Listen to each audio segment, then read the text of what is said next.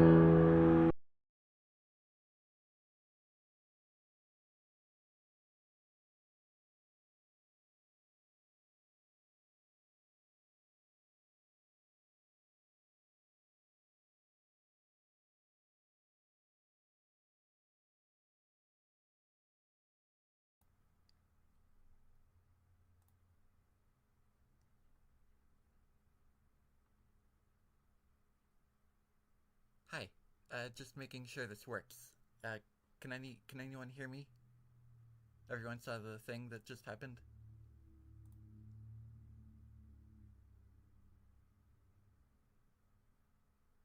Did that work? I've been dealing with technical troubles. I don't know if any of this is working.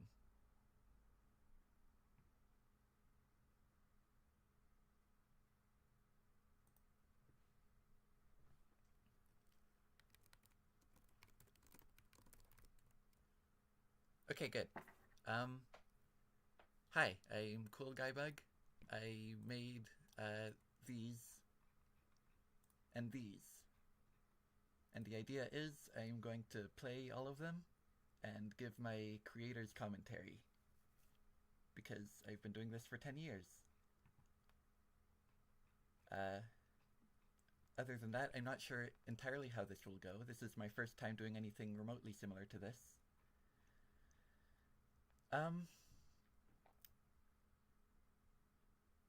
But yeah, so what I wanted to start with, before we go to get to the very first project here, I wanted to go a bit further back to the origin of the CoolGuyBug account itself. Let's see. This guy, a friend of mine from elementary school, he sent me an email telling me about this website called Scratch, and I was like, sure, maybe I'll check it out sometime. It seems like it could be interesting. My initial impression was that it didn't seem like it was capable of much. It seemed like just kind of a like children's program that was like very limited. So the one thing I remember about the thought process behind my username is that I didn't put any thought into it. So I kind of, all I can do is like look at it and work backwards to figure out what I might have been thinking at the time. I think part of it is I like the sort of cool guy archetype that like sunglasses wearing, arms crossed leaning against a wall, like that's just kind of funny to me, and like the irony of referring to oneself as a cool guy, and in the sense that like in the way that if you know you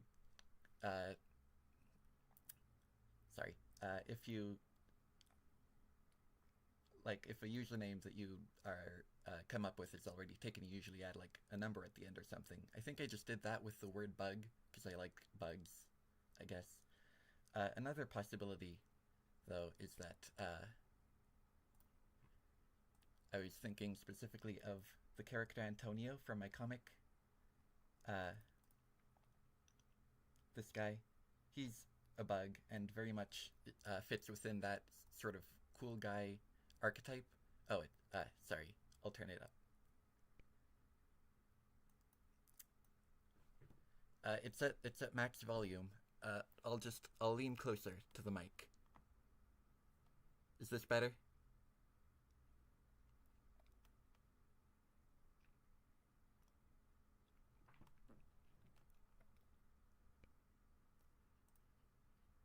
Oh, I was also going to add music, so there's less just silence. Is this good? The volume levels are okay?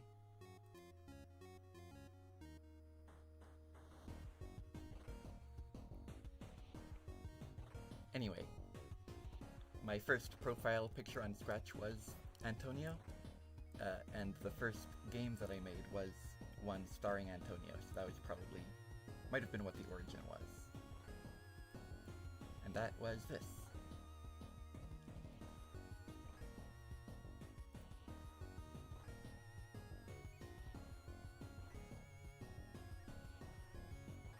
I felt the need to add that disclaimer at the start of all my old projects. I kind of, like when bringing them over to this account, I kind of stopped doing that at some point, stopped caring as much about, like, this isn't my finest work or anything, but I feel like that's just kind of apparent. I don't need to, like, specify that. These are graphics that had already been on my computer. I had already made beforehand for a game idea that I had before I learned about Scratch. So this was just a pretty simple, like, I was able to just program a thing without really needing to do much.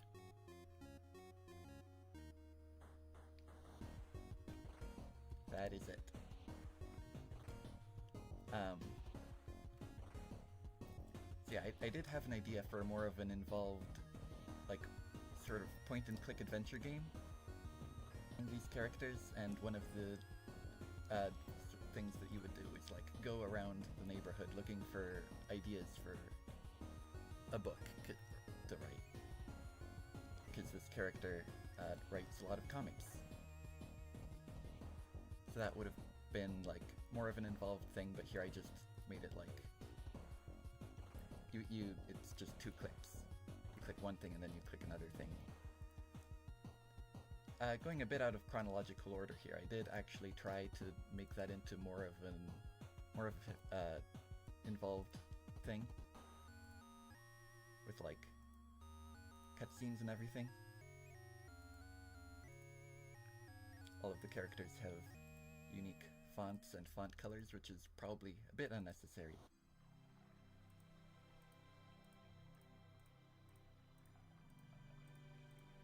I tried to make this a little bit too much like an animation, I think. Even though it's like you need to click to proceed with each frame, so it's like... yeah, it's a little awkward in that regard.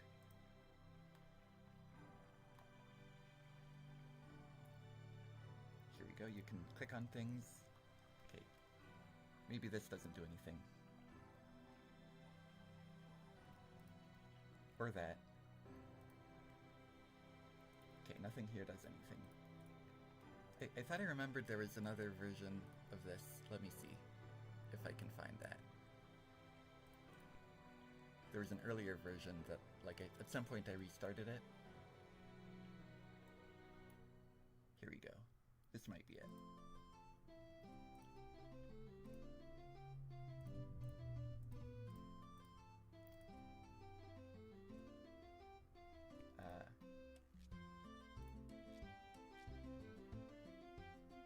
Oh, okay, this one is more like an animation. Proceeds on its own. That's weird. Why is that not in the newer version? I haven't looked at this in a while.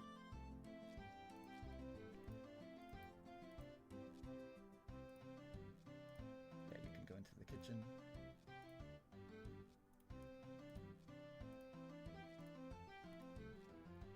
Is there anything else? I thought I remembered there being more scenes for like looking at things.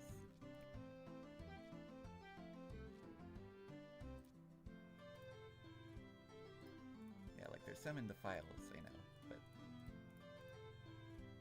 yeah, this is very unfinished. Moving on to the next thing I did though, is this.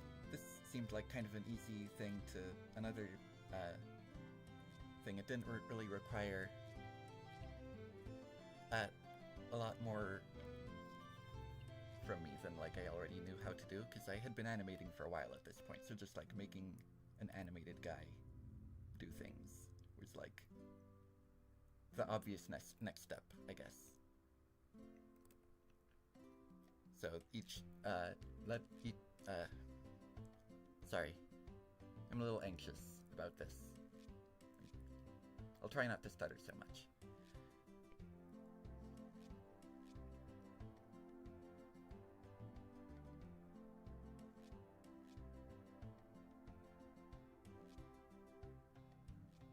So this is when you press A, B for blush, I guess, C for cold, D for dance, E for eat, F for facepalm, I guess, G for maybe growl, H for high. I don't know why that's I. I did all of these in alphabetical order. It probably would have made more sense to do them in keyboard order, since most people would probably be going QWERTY up order, just like left to right across the keyboard. J for maybe jolly, that's K. L for look around, M for that, and explodes.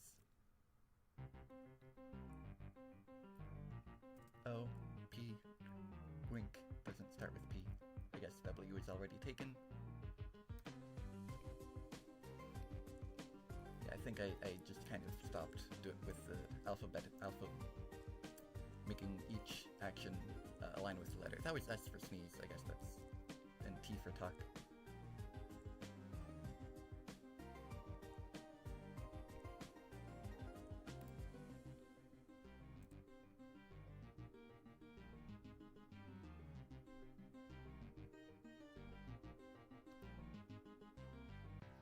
W just does like, oh, why?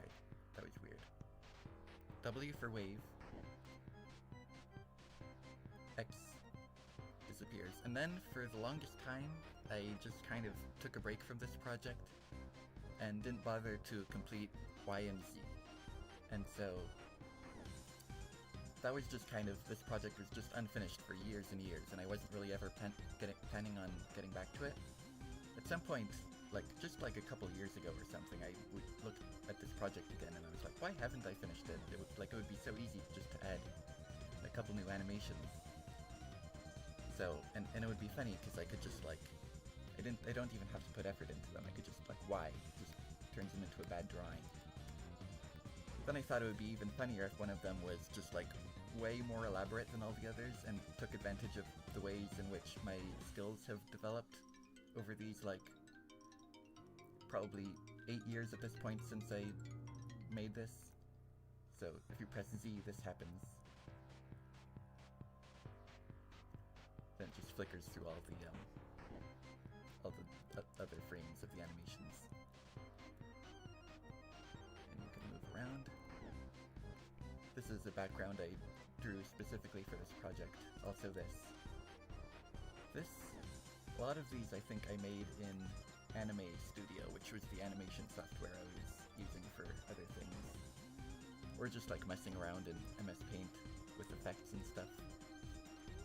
This is a photo I took on a vacation. I don't remember where this was.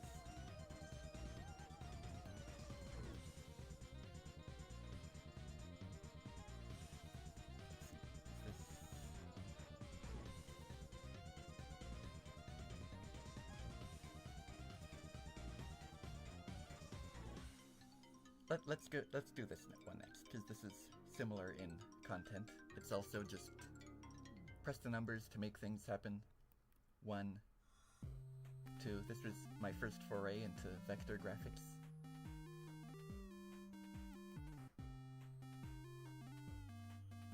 Messing around with effects here.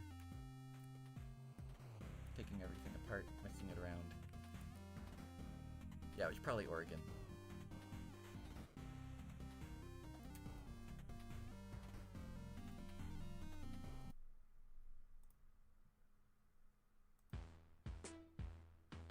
This is, I think, if I recall correctly, the first, like, actual game that I made that could be qualified as a game. I am. My mom was reminding me to look at the chat. Okay.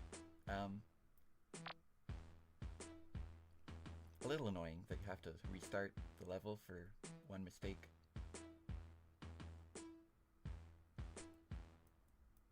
I like how when you click you go forward a bit. It would be cool if that like sped up the level in some way.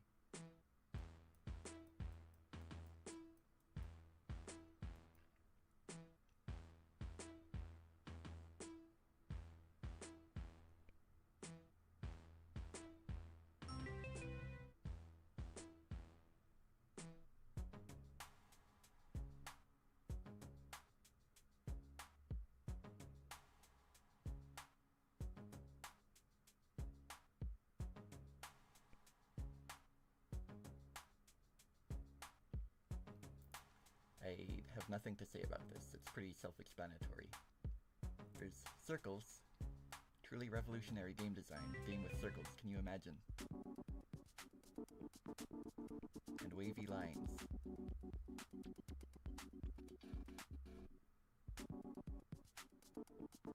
I guess one of the parts of this game that I had fun with was just thinking of a different color scheme. Does it count as a color scheme if it's just two colors? A different combination of colors for each level.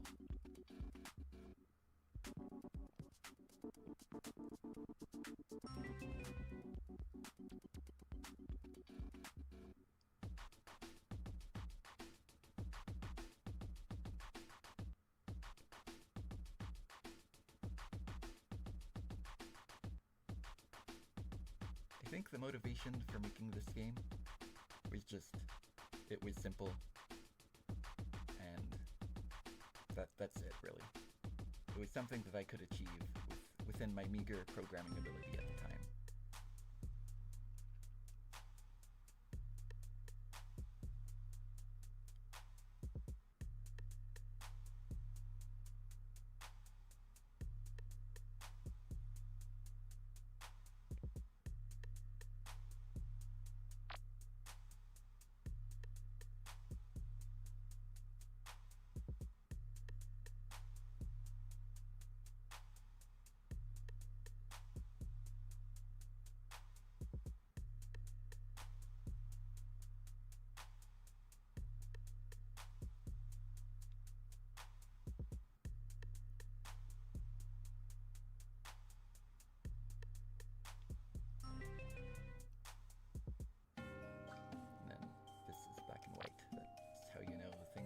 Serious. I was hoping I would have more to say about this. I think I'll have more to say once I get into games that have more going on.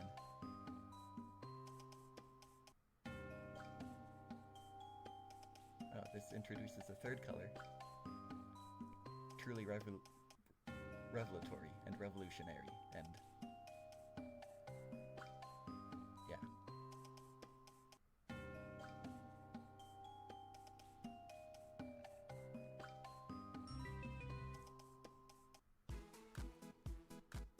Just a fake out outro, I guess, with it's starting a new level. I think that was a glitch, actually. That was probably a glitch. But I remember having fun with the, moving the face around, looking at the mouse. Honestly, I don't remember how I came up with the level designs. I think I just kind of... Let's look at this, actually.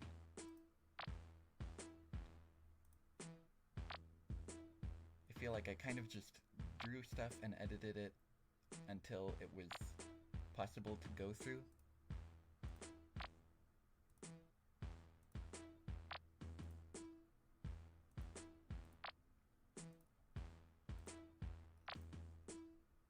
I'll definitely have more insightful things to say about like this. I think this was inspired by Ant-Man. I had just seen that at the time, and for some reason there's like a scene where he like shrinks infinitely, and that just like I don't know, that got me thinking for some reason. I was like, there are infinite things within things.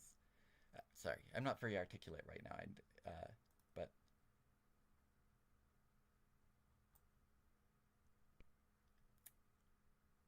yeah, that was just kind of an excuse to animate something weird.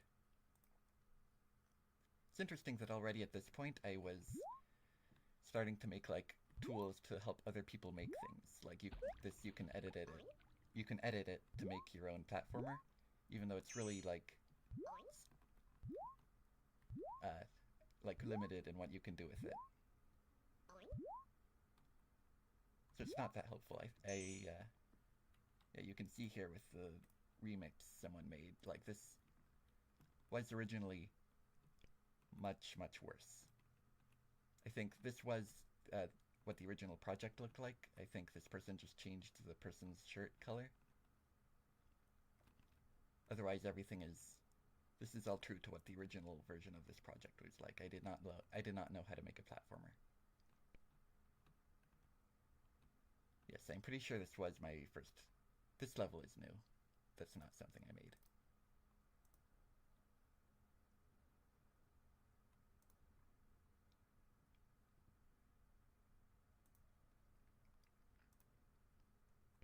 Again, with the unnecessary disclaimer.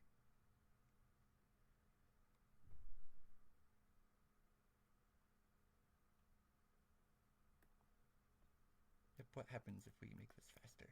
Not much. Yeah, that's kind of cool, I guess. This, I might not do this. It tends to crash the browser. There. I made it through unscathed.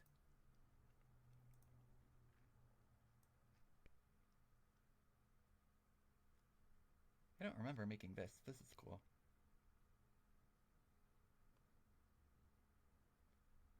I guess this is just, you can change how many.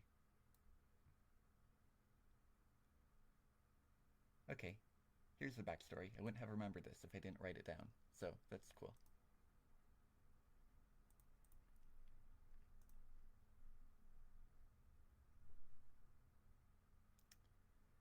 Not much to say about this either. I'm looking forward to getting to the more involved things.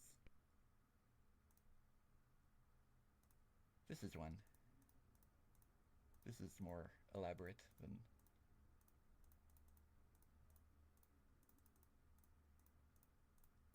I'll go with a mustache, why not?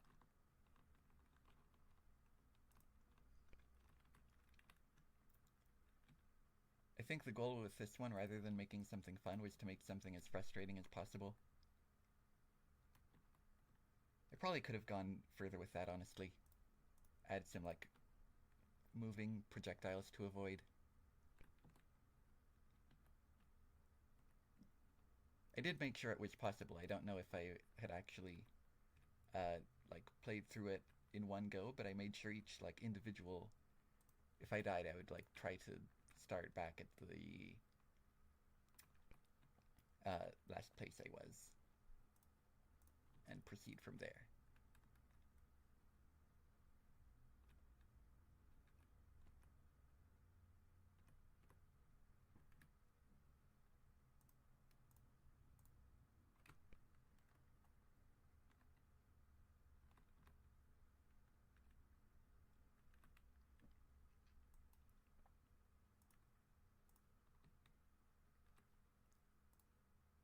Oh, when did I update that project?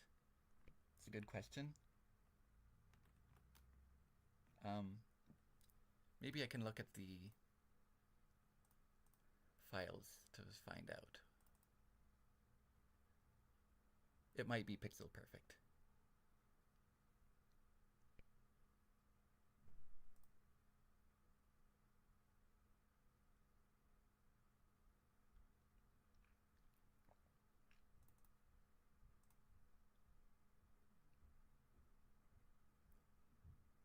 I was hoping I could like go into the like graphics for the platformer base and like look at the metadata to find out when I made it, but I think all the characters have the same hitbox. The annoying thing is that I think the outline, which you can't see against the background, also counts as part of the hitbox.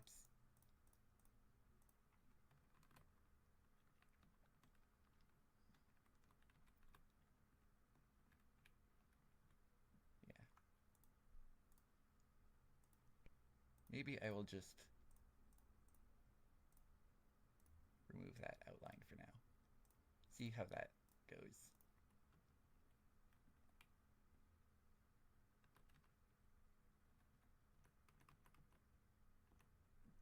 Not much better, apparently.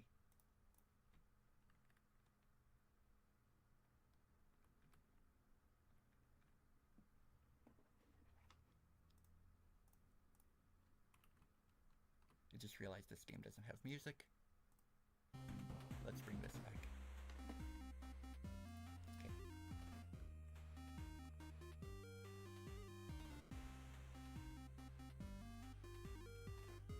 I don't know if I'll actually play through this whole thing, even though it would be false advertising of the stream.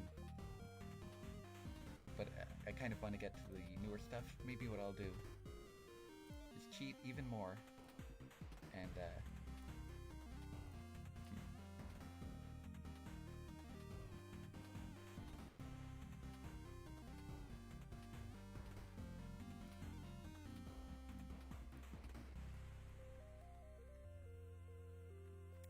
okay. Okay.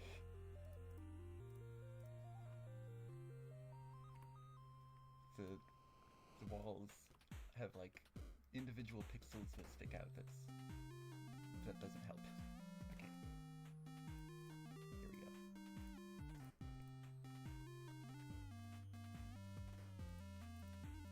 Truly riveting gameplay. You get to watch me finish my own game by cheating.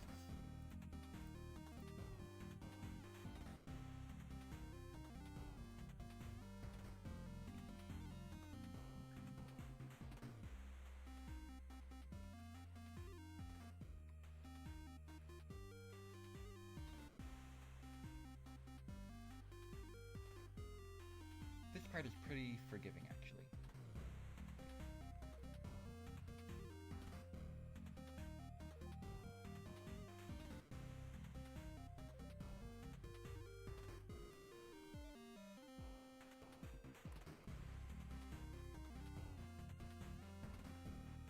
The title is accurate. This was pretty much the whole point, if I recall. It's just like making a game. I'm not confident in my ability to get through that. Making a game that is just purely difficult rather than much fun.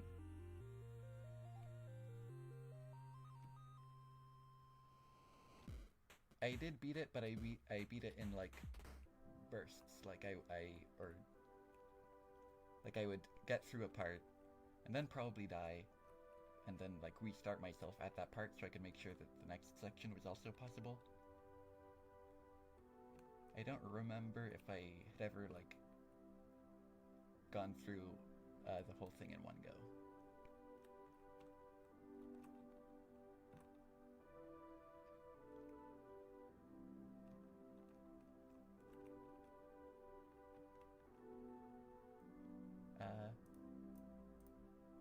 Okay. Let's do this.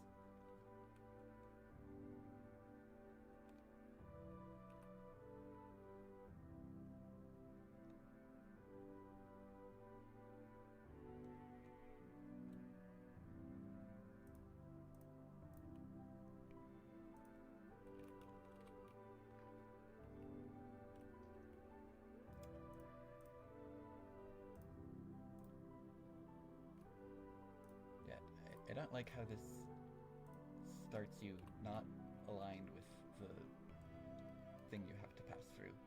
And then there's just like individual pixels that stick out of the wall.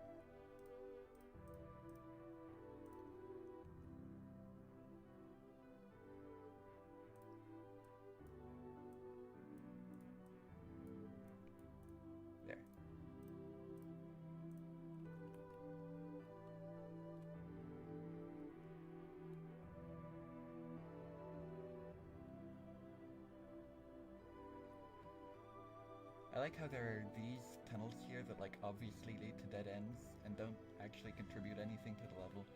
That's fun. Yep.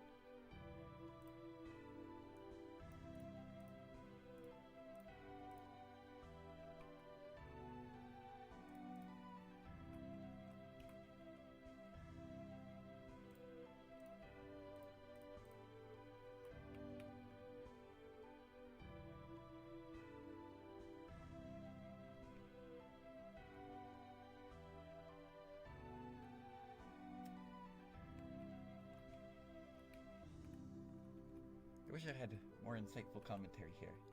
Someone give me something to talk about. While I...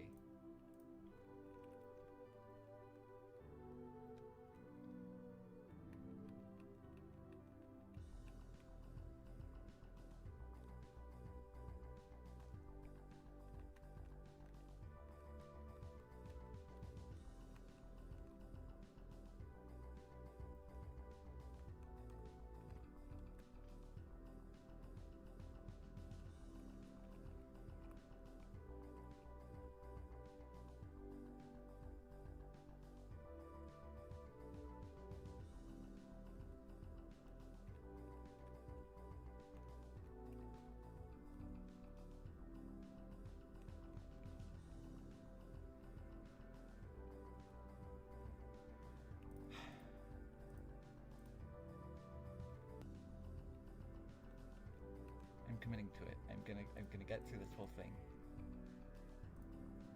Even if I have to cheat slightly or a lot.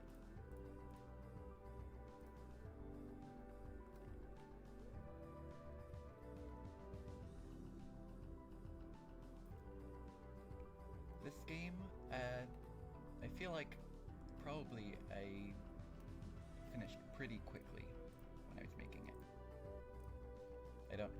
I don't remember how quickly, but I think if it was one of those projects that I just like have in my unfinished stuff for like years, I would have remembered more about making it. I think this was just kind of like made on a whim in like maybe a couple weeks, rough estimate. This was like 9 years ago. I don't know. Yeah.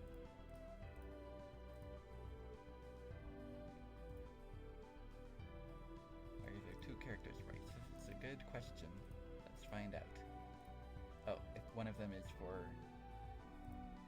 the character creator. Oops, I removed the outline of the character creator and not the actual in-game character. That didn't affect anything. Okay.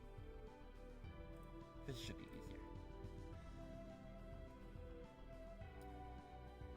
Playtesting did probably take longer than making it.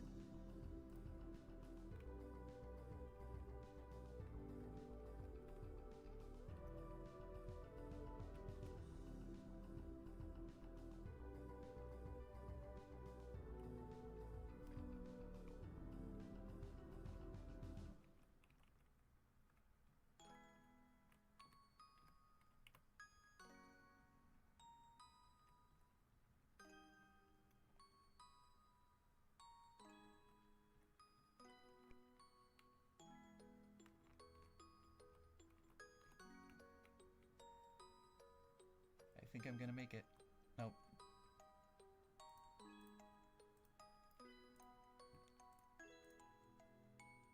I already got through this part. Let's just do that.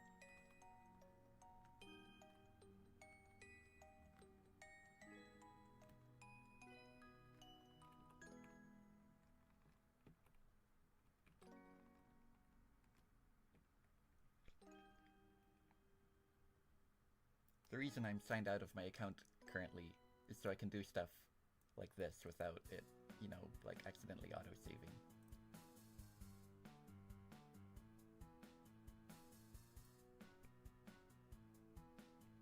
Apparently I had some fun making this ending screen. I think I mixed this up with the Don't Touch the Walls one, because I thought of I was imagining the Yayu one with the like character that looks at the mouse. They're two very easy games to get mixed up. Also, I think this specific phrasing is probably with the like unenthused, yeah, he won. I think it's like inspired by the end of the Homestar Runner game Oxum Cross, I think, ends with that specific phrasing.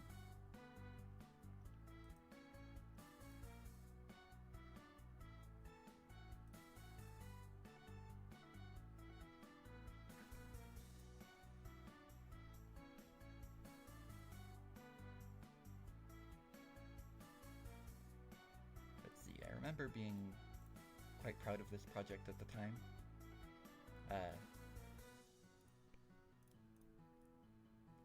The numbers are misaligned. This was kind of my first, like, really challenging myself to make something in Scratch that I kind of wouldn't make otherwise. Like, all of the other stuff was, like, stuff that seemed cool to me. Whereas this, like, there's nothing particularly cool about seeing a clock or a calculator. But, like, a common theme, I think, in a lot of my projects from this point on are just, like, they're things that I thought to do, like, to challenge myself or grow as a programmer, and I think this is kind of the start of that.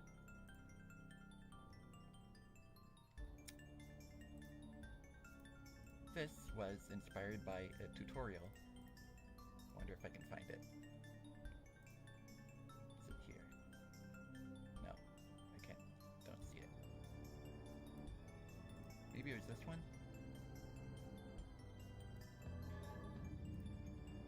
No, I think this was different. It was basically,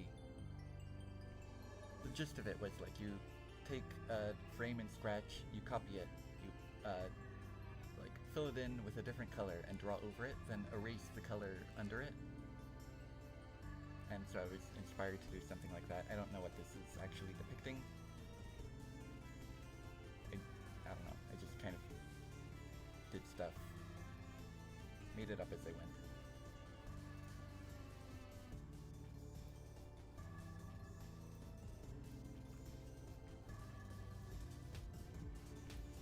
This one I remember is another one I remember being particularly proud of at the time. I think I thought it was my best game I had made up to that point. I think that's probably like still true up to this point, like chronologically in 2016. I think this is probably better than any project that's come before. Although that's probably not saying much. It is very polished. I like the smoke trail coming out of the back. The movement feels like, other than the fact that it just randomly like tilts sometimes, like that. Movement feels pretty good. I think this was inspired by, like, I think I saw someone at school playing like Geometry Dash on their phone. And that's this thing where like I would just like kind of refuse to associate with things that are popular. So I was like, Geometry Dash, that's dumb. That was just the kind of person I was at the time, but I would still like, when I saw a popular thing, I would still want to, like, if it looked cool, I would still want to do something similar to it. Just so I could like say like, hey, this is a cool thing without having to acknowledge the original. But this is very just blatantly like, yeah, also Flappy Bird. I don't actually know if I knew what that was at the time, but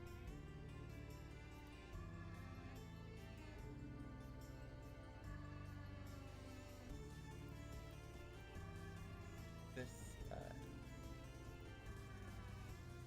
just a remix of this. I thought it would, the idea of like drawing with 3 different pens at the same time seemed cool, so I just like doubled it. It's neat, you can do some cool designs with this.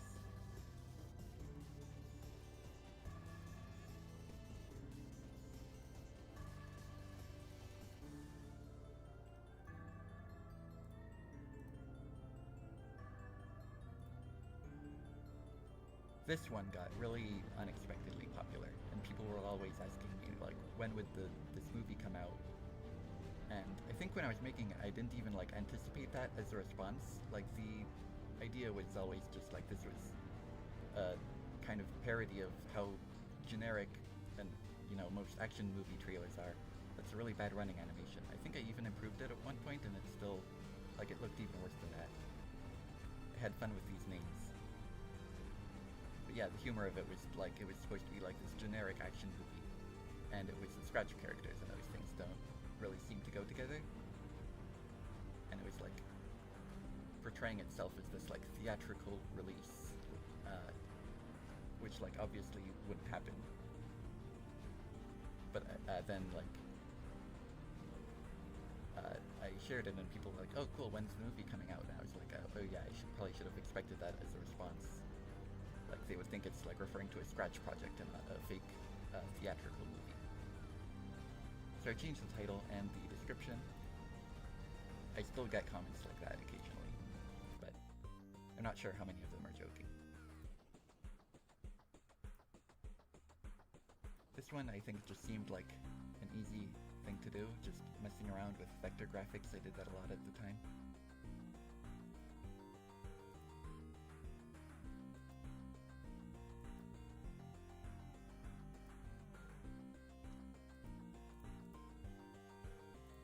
I never used any of these for anything. This one's pretty basic, but you can make some nice things with it.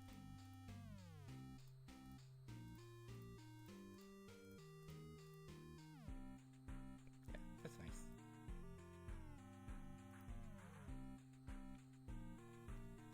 The story behind this one, I think I was in a class at school and I noticed they had like an early version of Scratch on one of the computers. And so I just started making this, and I brought it home on a flash drive and uploaded it to my account and shared it that way. So this was just like, I probably like improved it at home after the fact, but the basic gameplay here was just like made in a bored moment on the computers at school.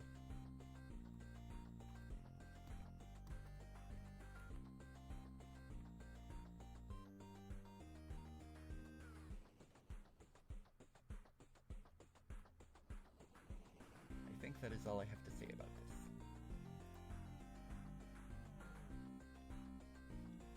I think this was, yeah, it even says here, it was intended to be an actual multiplayer game at some point. I couldn't really figure out how to make that work. So I added some fake players. They say randomized things. You can say random things.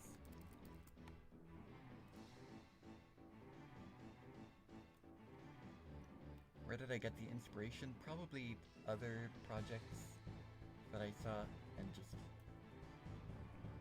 I would like just randomly think of things I wanted to try. Oh, I remembered actually for this one. One thing I forgot to talk about was the inspiration behind this. If I spent a lot of time figuring out multiplayer stuff, I haven't really looked into it much, but I don't know.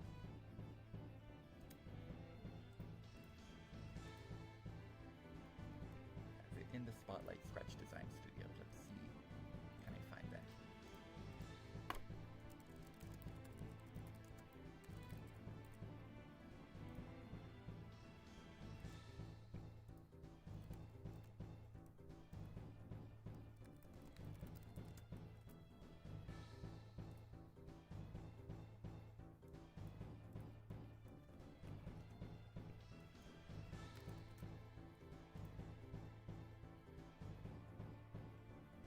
So Scratch used to do these things called SDSs, Scratch Design Studios, and they would all have like a specific theme.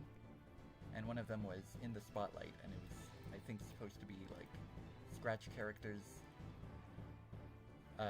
like modeled after, or in the world of a movie or show or something.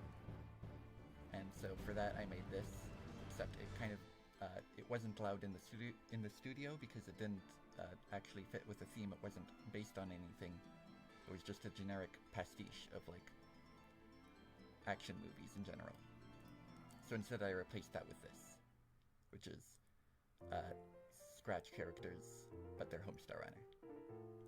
Which I could also probably talk about. why, like, oops, I didn't mean to close that. Why there's so many more Homestar Runner projects here than like any other franchise or like media property. I don't even know if I would say Homestar Runner is my favorite media, like, work franchise thing. I would say it's probably the one I have the most history with, and like the most kind of investment, I guess, in what happens to it, and like it was the one that I joined like fan communities of like really early on and stayed in for a lot of years, so like a lot of those ideas kind of came from there. Maybe they still do Scratch Design Studios, I haven't actually checked. Also, you're not late, we're still very early on here. We haven't really gotten to the stuff that's actually cool yet, and that I have a lot of things to say about. This is funny because it's bad. I probably should have waited until like April Fool's to share this. Apparently I was just so excited about it and I couldn't wait, so I just did it in November, and then like April Fool's came around and I was like, oh, that was fast, it's already April Fool's, I should have just waited. This is another one that's basically just me like challenging myself to see what's possible in Scratch. So it saves your mouse movements to a list and then uses that to recreate the same thing. I have my drawing tablet hooked up here. I can do something more elaborate, probably.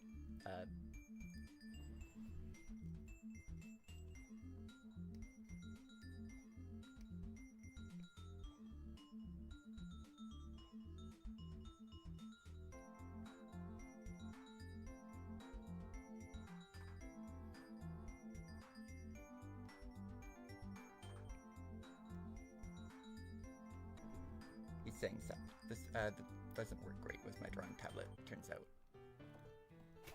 Yeah, it's a pretty simple project, but it served as the kind of base for a lot of things that I would make later on.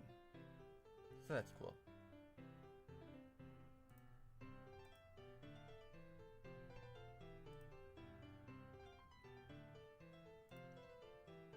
Let's go back to this account for a bit.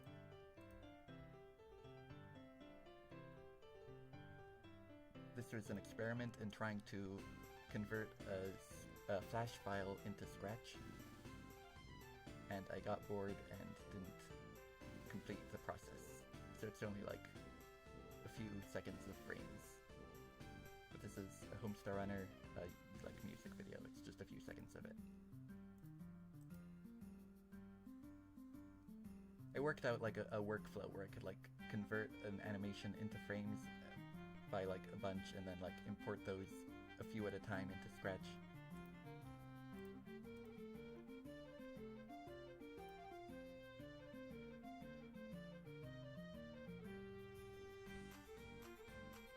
Yeah, a few different times I tried making tutorials and none of them ever really got very far. Until more recently I've been making a tutorial about just like game design in general. I think that one worked because it wasn't... These were intended to be like longer series of like tutorials on specific things. Like I remember one of them was going to... I might actually still have the files for the original tutorial I was going to make.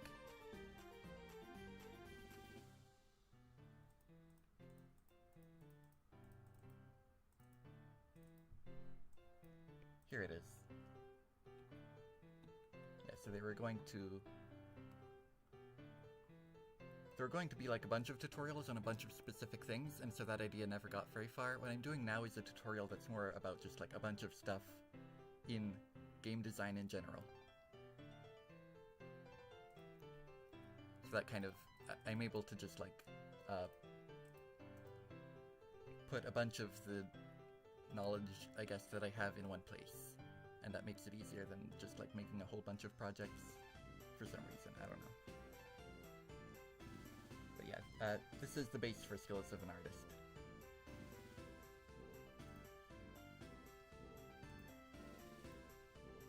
One tutorial that I was going to make of this was that the idea, like, if you make a,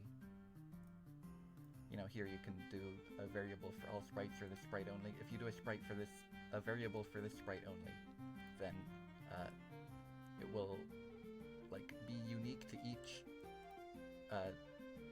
clone you create of that sprite. So you can use that to like create a clone and then have each one do different things, instead of just having it be like a duplicate.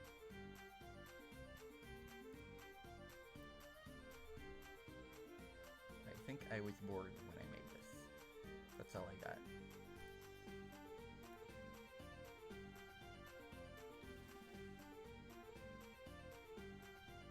These both say thanks for the original project. Which one is actually the original and which one is just the previous iteration? I guess this one would be the previous one because it has a higher number. So, people were making a Scratch platformer, and I decided to contribute. So I added some better graphics.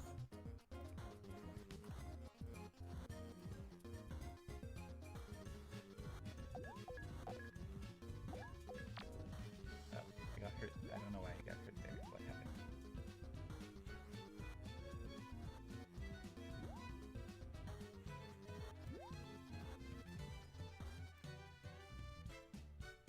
Sorry, I was accidentally playing both music. Playing music at the same time as the Scratch project.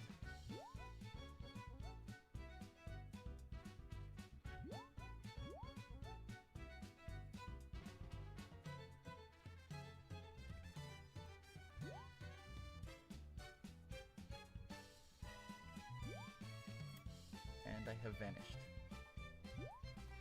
I don't know what to do now. Cool.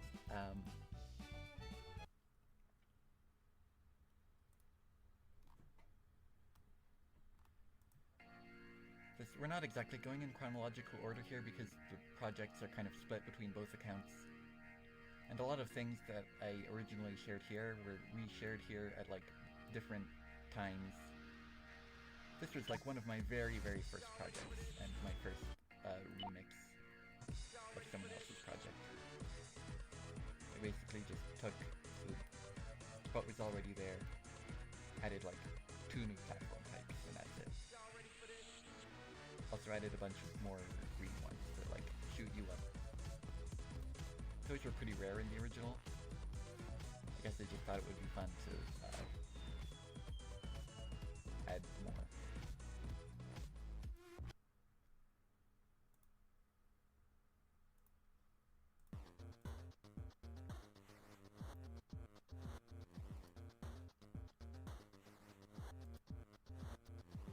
Yeah, this is effective, I suppose.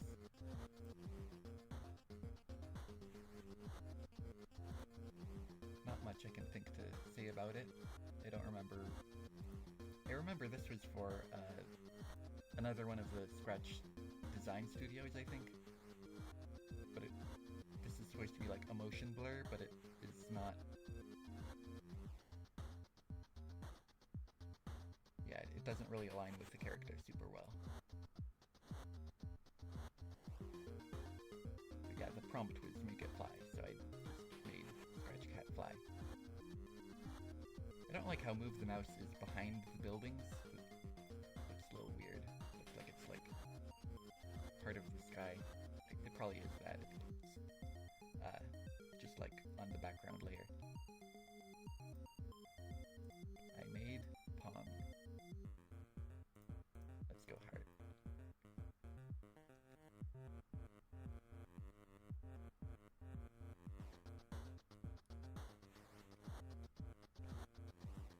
Get through these early projects faster. Yeah, this was an entry to a character contest. I think I could have done better than this, like even at the time. I think I was sort of like falling back on what I knew how to do. I was like drawing alien characters like this all the time. I think now I tend to sort of like push myself to experiment with new styles more, and yeah, this is just kind of. Also, you can drag it around. That's neat.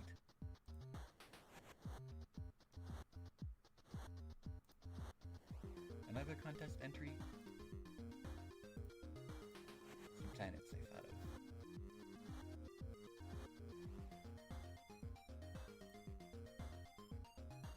How do you pronounce this? Volts Catan X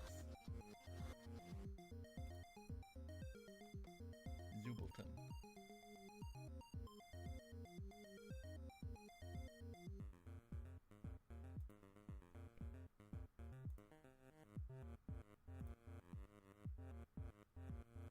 What's this doing here? Is this supposed to be like the mouth? I don't know why that got moved. This is a horrible gradient.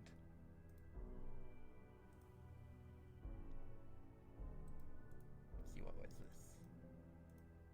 It's been a long time, I don't remember. Yeah, 9 years ago. It was for this.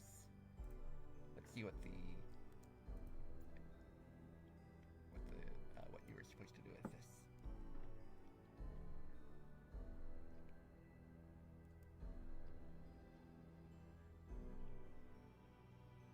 Yeah, so just like planets and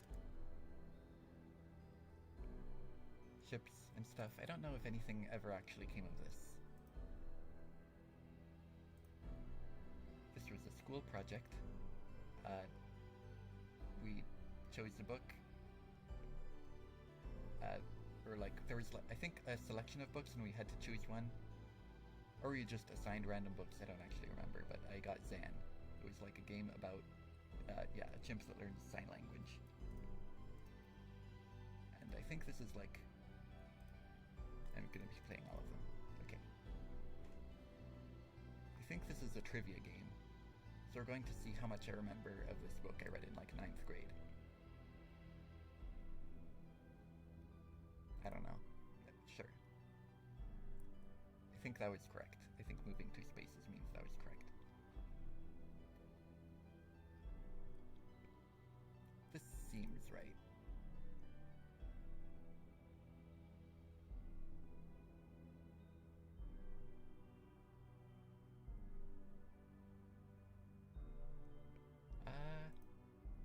Okay. Apparently not all of the answers are true.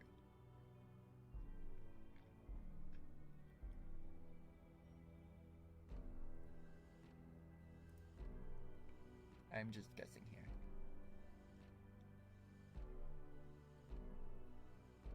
I feel like if more of this was about the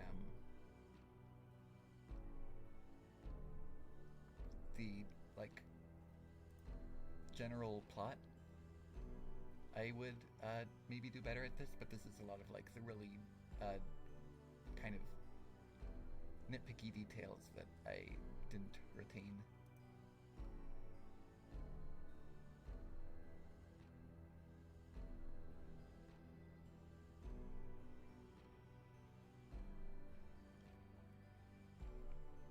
This is easy. It's asking me the same question 3 times in a row. That's 2 free turns, basically.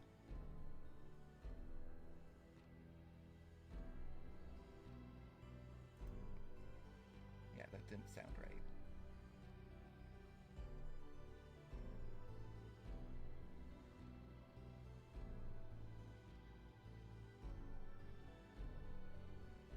This, I don't remember this, but this seems so specific that, like, yeah, what does that mean?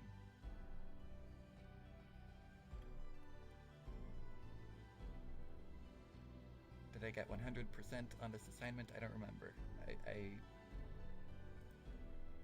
probably should have. This is like decent. Can't see anything. I guess maybe like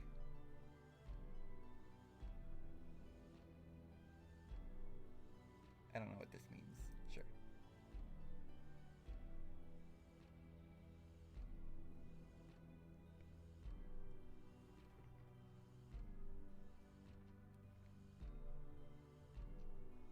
Maybe? Okay. Good.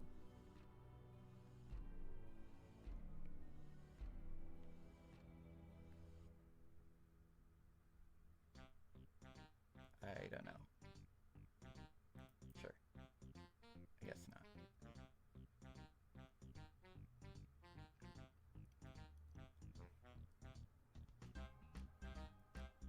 sure? Oh.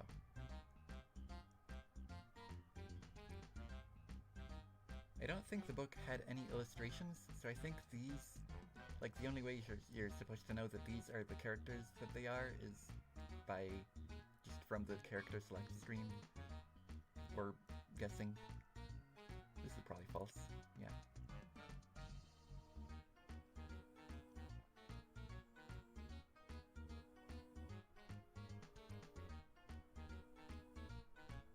Probably, yeah.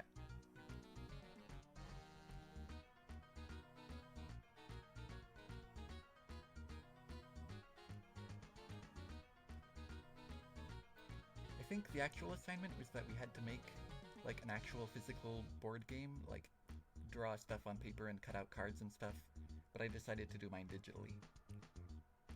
So I don't remember if that got me a better or if that like affected my grade at all. I might have done worse on the assignment because I didn't do it physically like I was supposed to. This was an earlier question, but I don't remember what I answered.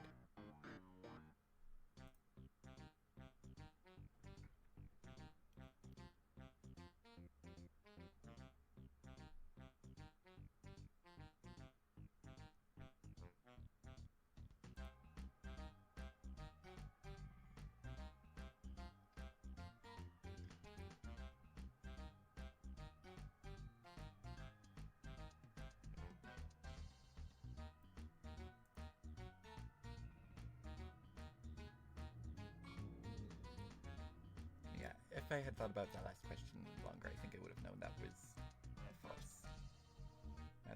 Now that I recall. I don't know this one, though. I chose randomly.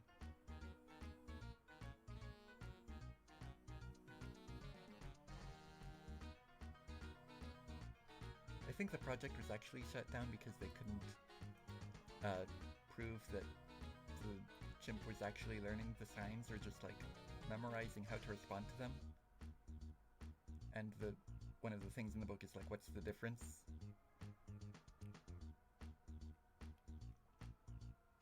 I don't know. Okay.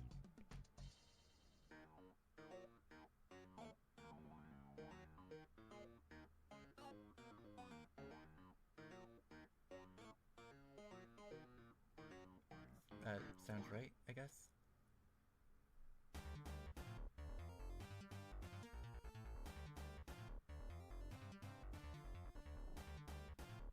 Oh, player 1. Player 1 won. Feel free to play again. No thanks. I remember making this a little bit. I was quite proud of the graphics here, but the animation itself was just improvised. I just came up with stuff as I went.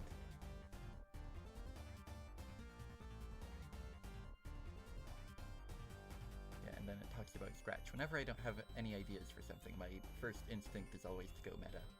I don't know why.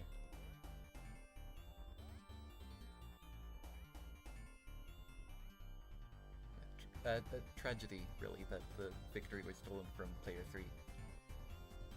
I don't think he'll ever recover.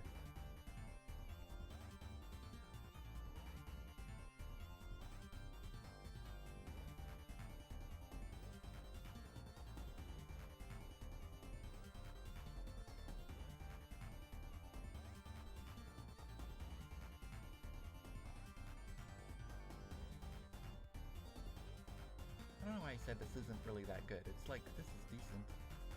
The characters are expressive. Oh, I guess that's why.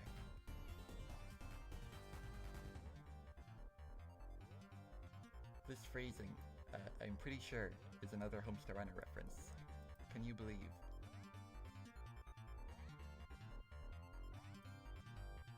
Then this was just messing around with code until I stumbled upon this effect and thought it was cool. Oh, while making stylized brushes for picture painting. Apparently that was what this was from.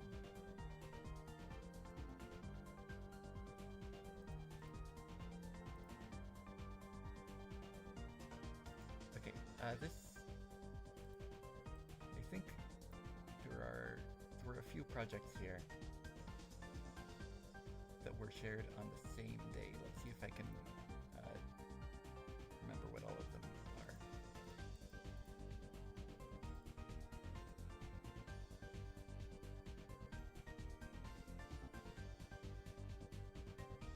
I remember I like prepared a whole bunch of like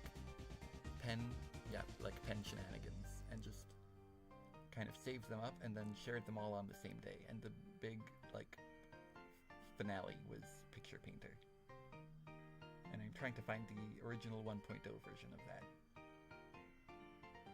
Where did it go? Here. Yeah, I think this was one of those things.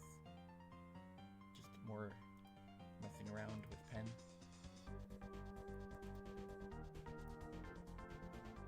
Yeah, it's just multicolored static, pretty much. Then this where you draw with the arrow keys. Wonder what I can do with this.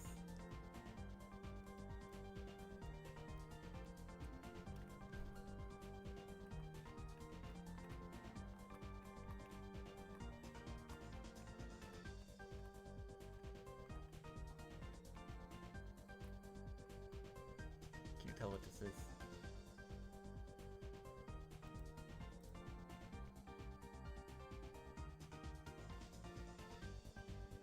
Yeah, I had a lot of ideas for things to do with the pen tool. None of them particularly creative. Yeah, that one. I should put a warning. This was the original. Hold on, this is music.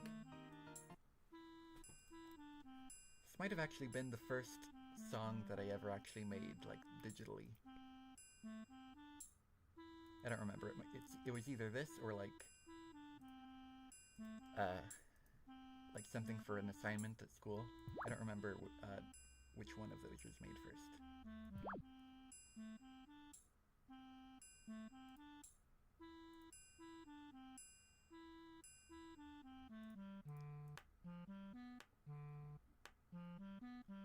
Yeah, this was Picture Painter, and then I remade it here. Much better logo, I like this. Sleeker presentation.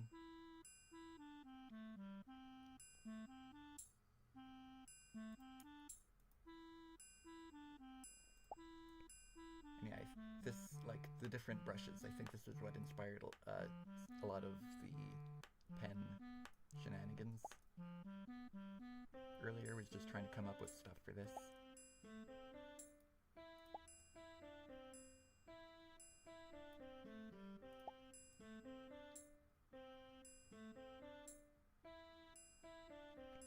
Yeah, Picture Painter 3.0 with the draw characters, that would be fun.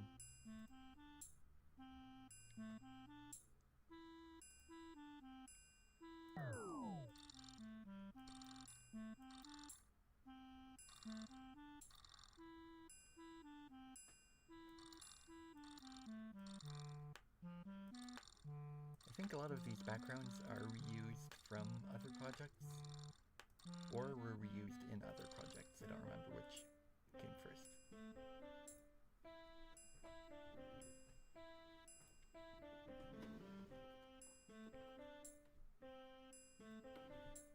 I'm gonna use my drawing tablet again, come up with something.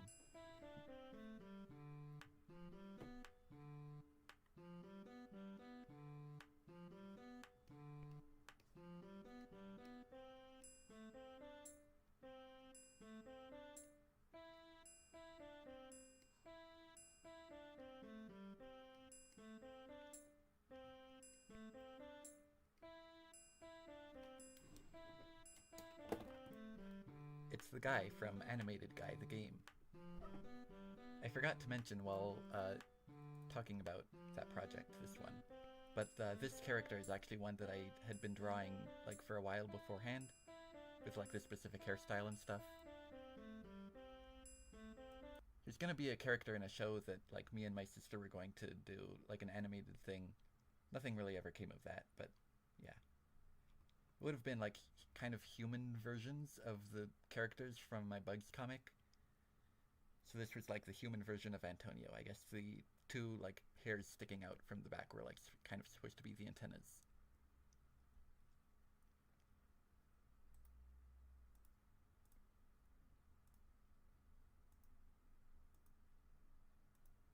More messing around with vector graphics.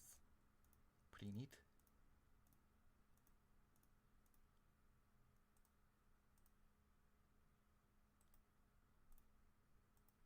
I think I found vector graphics fun to work with, and so I just kept kind of finding excuses to do more of them. I don't remember what the inspiration for this was, but for some reason I have a memory of working on it on vacation somewhere. Probably spring break, based on the date here. If this was shared in April.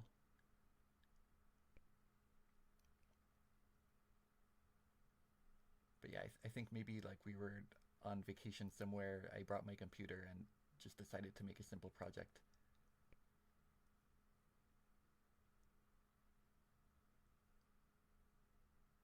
This is a game about drawing a circle. That's pretty much all you have to do.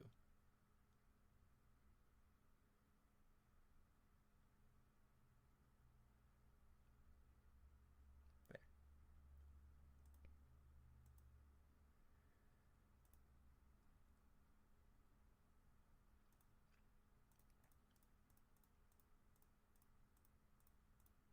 Let's go with red. I like red.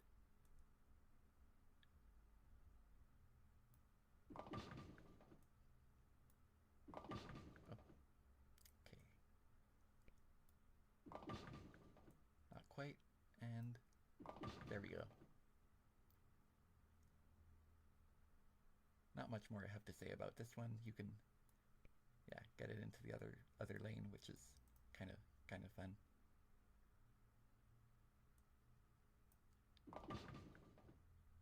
This is another example of a project that is quite polished and visually nice, but doesn't really have a lot to do in it.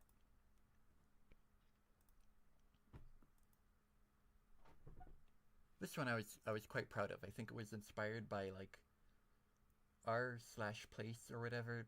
The like there was a thing where like people could it was like a Reddit thing. People could like place pixels every 5 minutes or something, and so it was just this big collaborative canvas of pixel art. And I thought that was cool, and I wanted to see if something like that was possible on Scratch. Unfortunately, there seems to be a cloud data like outage right now. It's just not working across all of Scratch, so the whole appeal of this project is not functional right now. So it's just kind of the basic template of accidentally placing those. But like if you refresh, then everything is lost.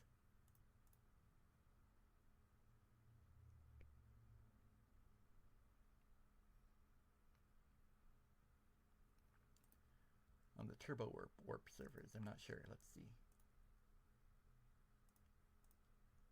We'll draw a smiley face.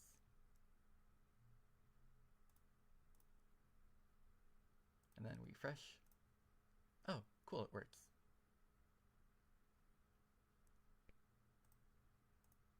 Nice. Okay, I will make note of that. I'll direct people to the Turbo Warp page in the description here.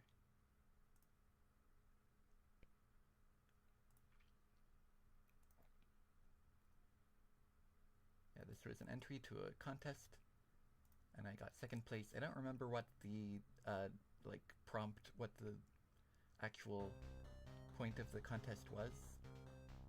I think I had something to do with digging, because this seems like a very specific premise that I wouldn't have done otherwise. Also, I was going to go with the title Gold Rush, because like that's a good pun, like you're rushing, but also the historical period, the Gold Rush. There's like a ton of games already made that, so I had to go with a less clever and more generic title.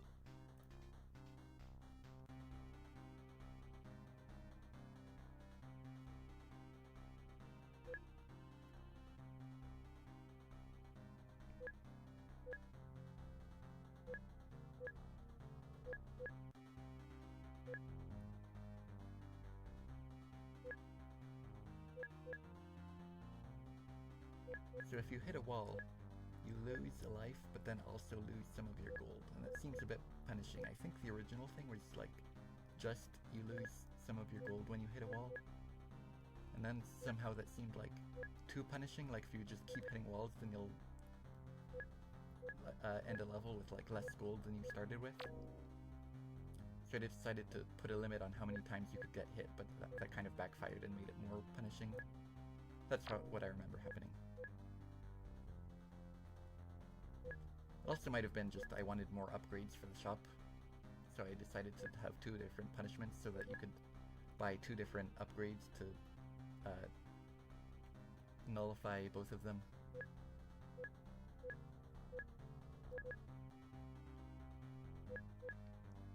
Gold mined, that's a good one. Oh. And I don't have enough for the next level. Okay.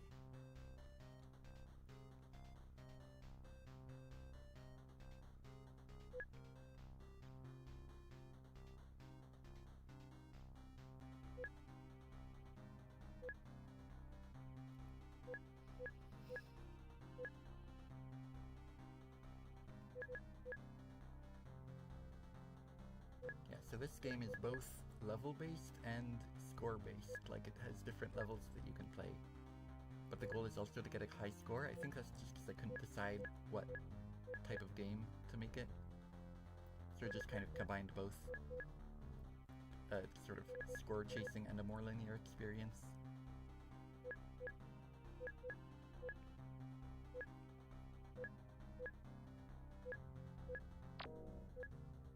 It's hard to fit through there.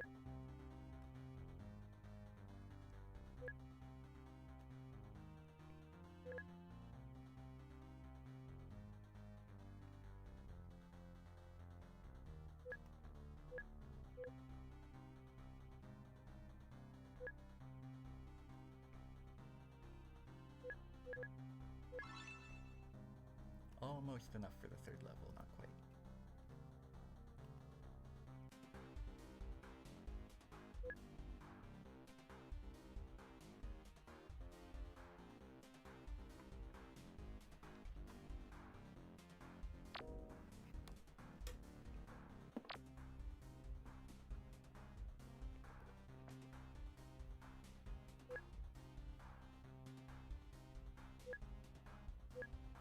Different levels have different music. That wasn't always the case.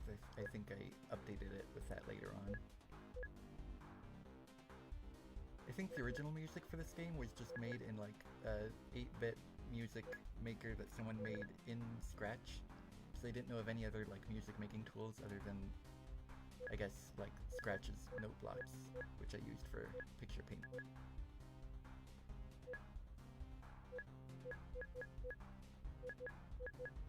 Then once I learned about beatbox, which I made most of my music in for a while, I went back and redid the music for this.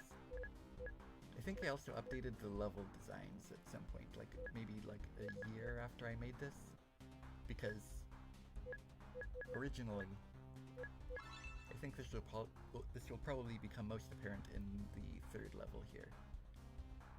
But there were multiple points where you would have to like, there was a wall, and the only way, like one of them would lead to a dead end, and the only strategy to avoid getting hit was to pause and then unpause so you were on the other side. And like most players didn't know about that strategy. And it kind of wasn't even intended. I just decided to like retroactively make it intended. So what I ended up like removing a bunch of pixels from this and those like dead ends, and making it so you can move between the walls. Hi! My uncle is here.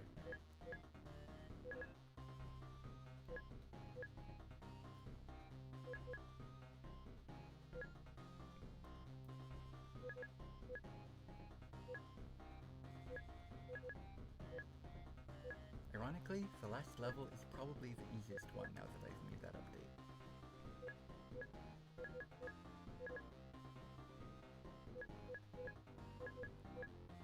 I think it also gives you the most gold. This seems to be spawning more gold than I remember in the other levels.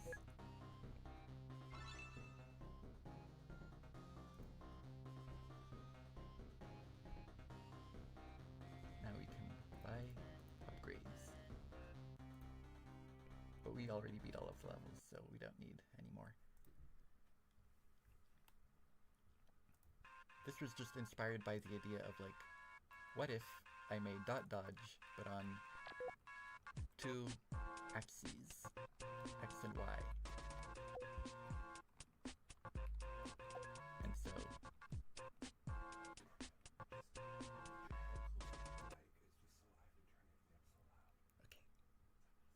Okay. I think so.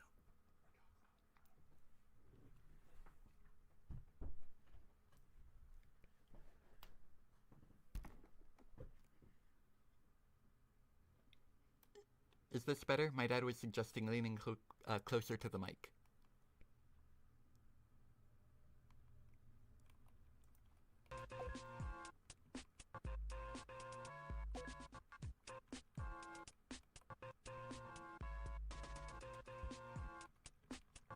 So yeah, I took dot dodge and made it so that you can move left, or you can move up and down this time. And added motion blur, I guess.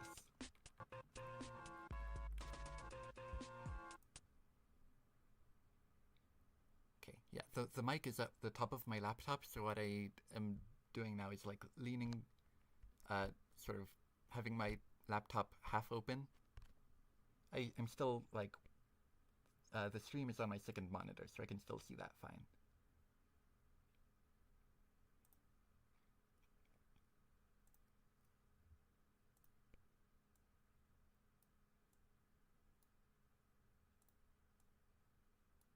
I'll just draw my logo again here.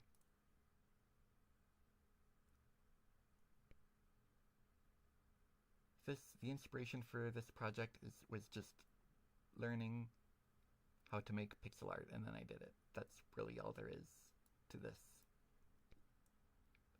Like figuring out how you could have the mouse snap to a certain position.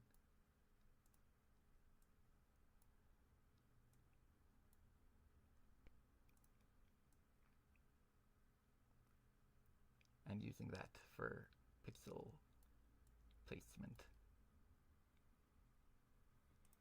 How many games have I made? That sort of depends how many you count as games, because there's 51 projects here, and on my sort of like account for tests and unfinished stuff, there's 100, and most of them are just like small like tests, and like there's this, which is just like a test of a motion blur effect,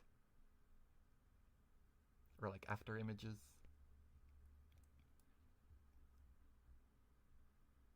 A lot of this is just kind of like messing around and seeing what I can program.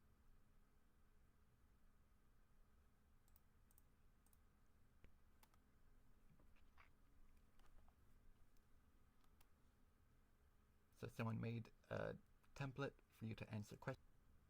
I shared it on my main account many years ago. I wrote this in 2008. So this, I reshared the project in 2018. So that would mean that, because my Scratch account, my main one, was made in December 2015. So at most this would have had to have been like 2 years ago.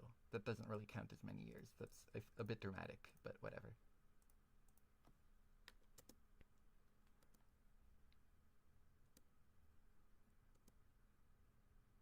This is still true. I think I chose this somewhat arbitrarily for this project, but then I kept it in mind, and now whenever I need like a random number for something, I use 7,256.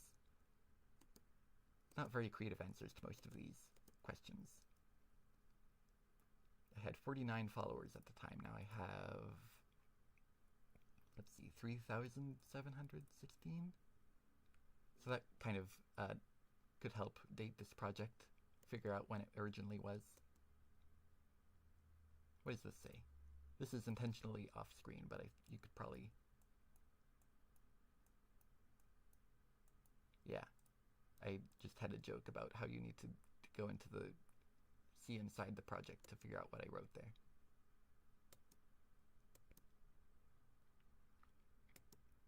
Oh, 8 months. That gives us a much more precise timeline here.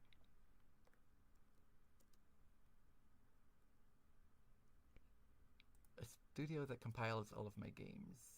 Yes. This. So if you count everything in this studio, that is 20 games.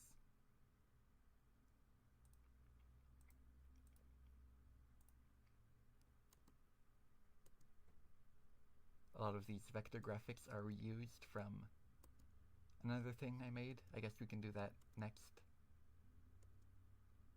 It's out of chronological order because, again, I put it on my main account at first, and then it wasn't very good, so I moved it to this one.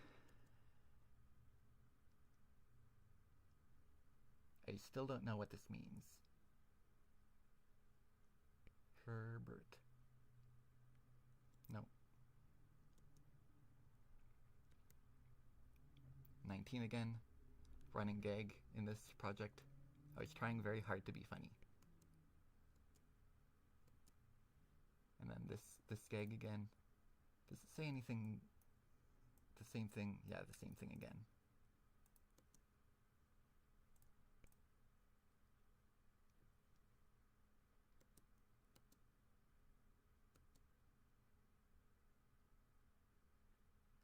I still don't know what my favorite song is.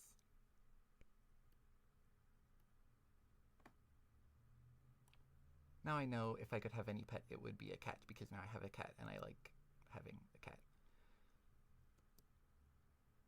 Now I do. Still a tough question. I like how for the favorite color question, I changed it to be not red when I said red, and then for this one, I changed it to be not vector when I said vector. 9, it comes back.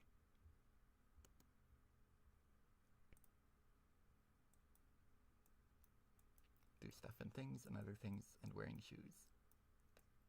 Pies in space, yeah, again, trying very hard to be funny here. Just random. Oh, and apparently I did this.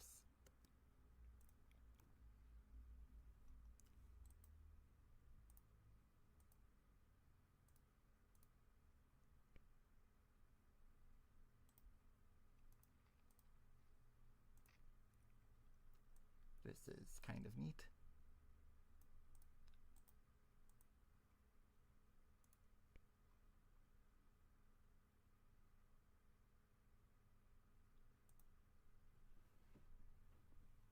Okay, this one, the story behind this one is kind of funny. It was in development for like a really long time. It was just unfinished. I would only get around to working on it every once in a while. I didn't have like a whole lot of motivation for it. So I spent a lot of time just not working on it. And then Scratch was updating to 3.0, and it would make this project completely outdated. So I was like, oh no, I need to finish this.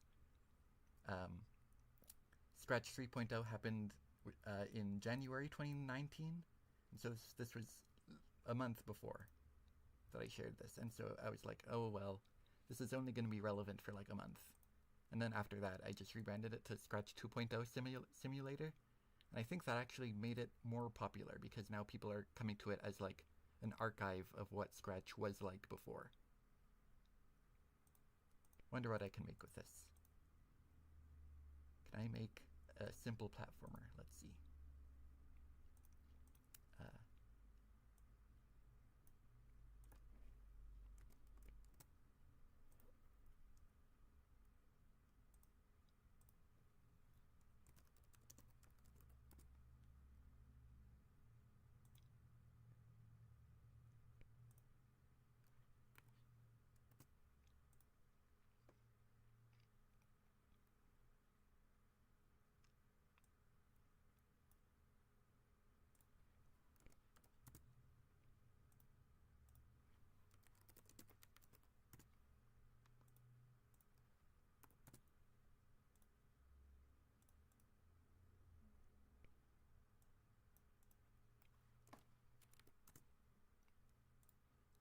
Let's see if this part works.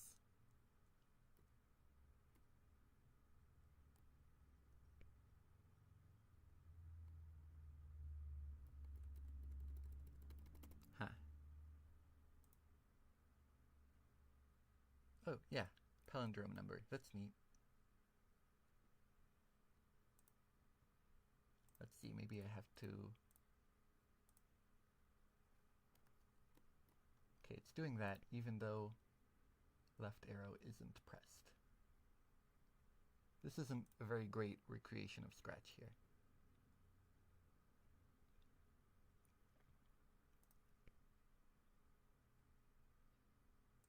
I'll turn the music back on so it's less silent.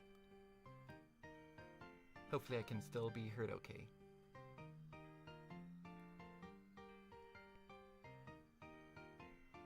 Is it that maybe you have to put the Boolean after the if block? That doesn't sound right, but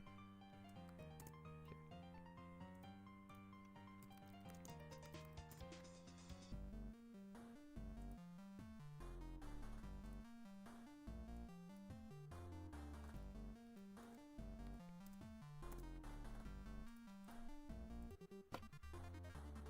Nope, it's still moving left on its own. Oh well.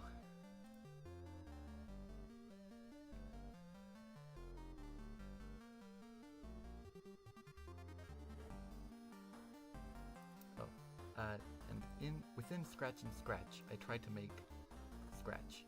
So this is Scratch in Scratch and Scratch. This project has become weirdly popular. I think people don't notice that this is the only thing added to this project is that I've like added these to the lists. I think they just think of it as like, oh, it's Scratch in Scratch, but that's already the original project, so yeah. And this isn't really even like, this isn't really even Scratch, it's just making a sprite do things in real time.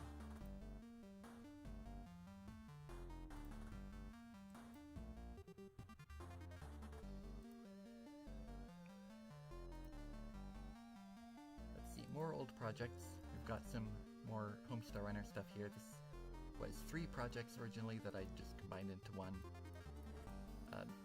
Yeah.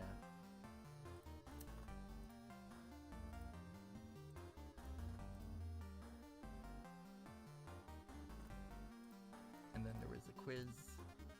This was probably in like early 2016.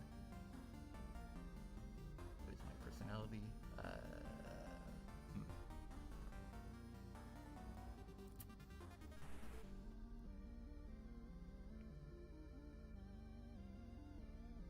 I would say creative and reserved, but that's not an option.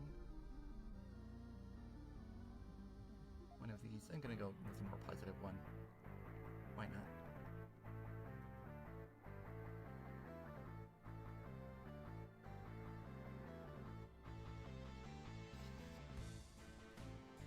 I like how if you know the series, you can like obviously tell which character each option will lead to. And by that I mean I don't like it. That's kind of like goes against the point of the quiz if you're just choosing the option that's most like the character that you like. But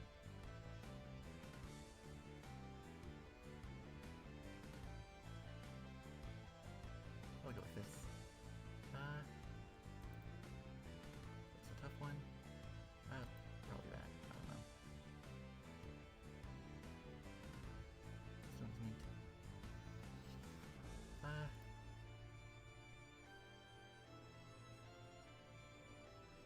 I don't know.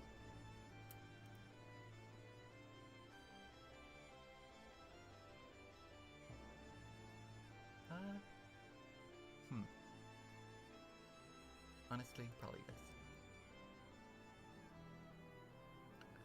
Sure. Okay. Is that just because I chose him as my favorite character? That's... yeah. This is Scratchiversary.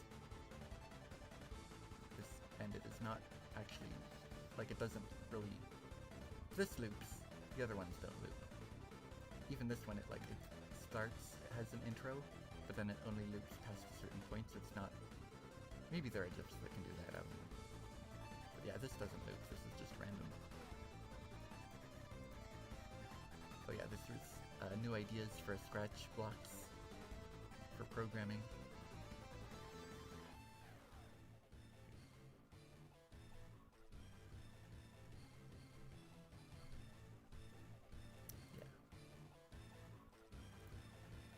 This one. I'm noticing a lot of background reused here, I think from the animated guy project earlier.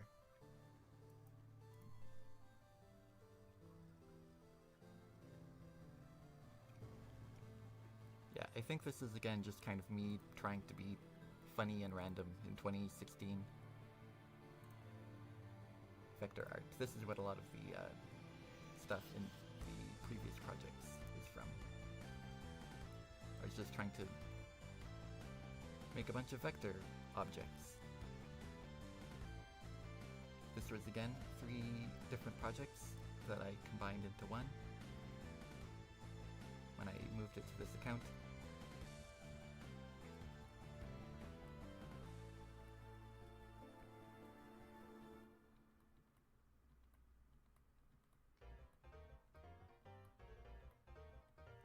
Yeah. Can't think of anything to say about that one. This one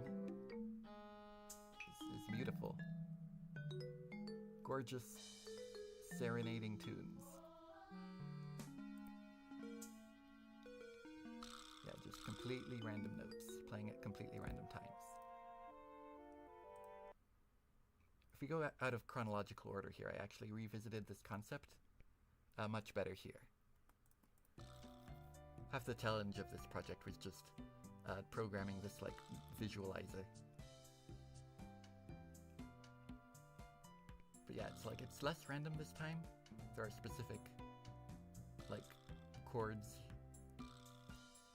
And like those chords always play in a specific rhythm.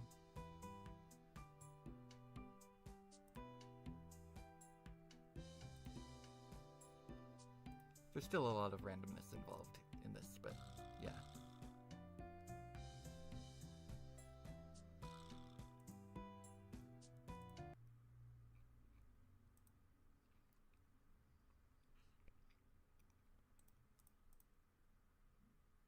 What else? An optical illusion. These grays are the same color, the same shade.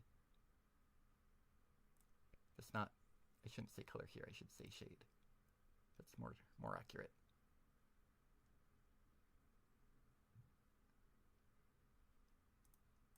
I don't remember where I got the idea for this one. Yeah, I'm looking forward to getting to the newer projects where I actually can say more about their development and that aren't just like things I threw together in a couple days or weeks, like 8 years ago or whatever. Yeah, this, like, about 10 minutes. I don't remember anything about this. It does look like TV static. This was, I had made a lot of attempts at just games or projects themed around Homestar Runner, but this was supposed to be like the ultimate one. A big platformer with just everything in it, and I didn't get very far. It has a secret manual, like one of the Homestar Runner games does, with like broken English, like it's translated from somewhere else. So that's a reference.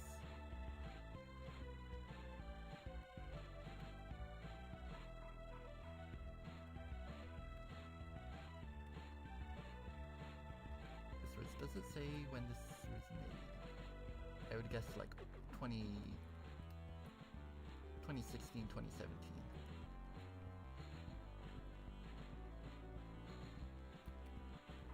Somewhere around there.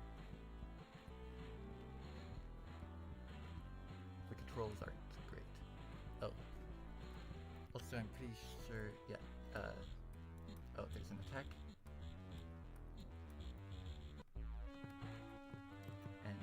Which characters.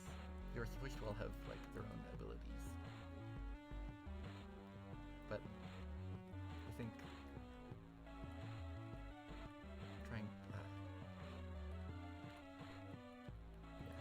very unfinished.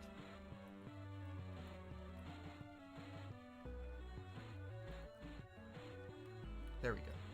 The only character with a special ability that I actually programmed is this one. Let's see. There we go. Breaks. And now I've clipped into a wall. Whatever, that's fine. It was the end of the game anyway. Someone requested a logo from me, so I did that. And then another person did, and I did this. And I guess, yeah, they also requested an intro, so this is an intro. I don't know. Yeah, it doesn't seem like they ever actually used it, so that's kind of funny.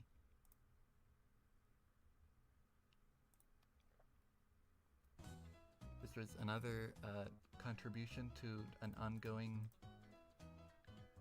collaborative effort. Let's see what it looked like before.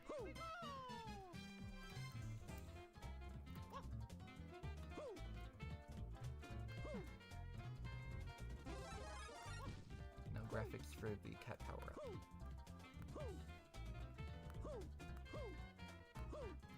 I don't know if that's because of a glitch or they just hadn't added the graphics for that yet.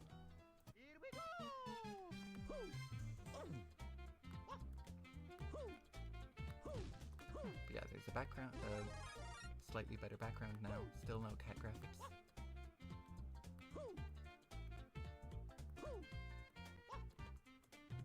And I have clipped through the floor. Cool.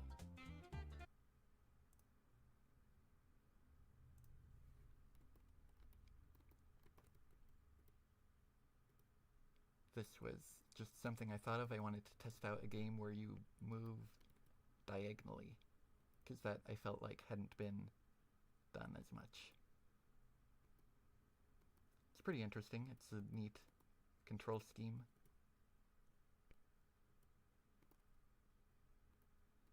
Not a whole lot to it, though. These letters are really weirdly spaced. Okay. This is cool. I like this. You can make some neat designs.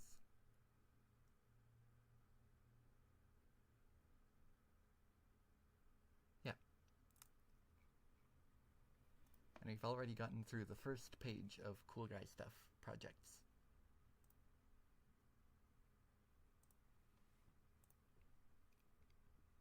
I wanted to make a Scratch show with the Scratch characters, but I didn't. At some point I realized I didn't really have the motivation to make it into a full thing. I spent a long time programming all of these, like, programming a whole engine basically to make the animation process as simple and streamlined as possible, so I wouldn't have to put nearly as much work into it. And I think I just realized, like, if I'm trying to put as little work as possible into it, why am I really even doing it? Like, why not just make... Yeah, one thing that I did do is make a whole bunch of, like, poses and expressions that could be, like, animated separately. So you can see that here. There's, like, a separate body and mouth and eyes. And there's, like, lip sync that's automated. And then I repurposed that for this. You can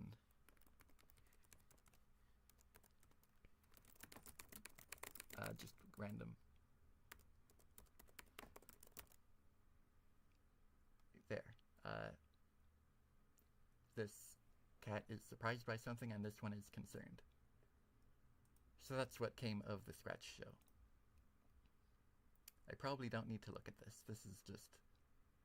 I downloaded a Mario fan game. It came with a bunch of music. I figured I might as well upload this on Scratch so other people can use this in their projects. There. We have now looked at it. This one's kind of neat, although it's mostly built on this other person's project. I just thought it looked a bit awkward with every layer being outlined separately.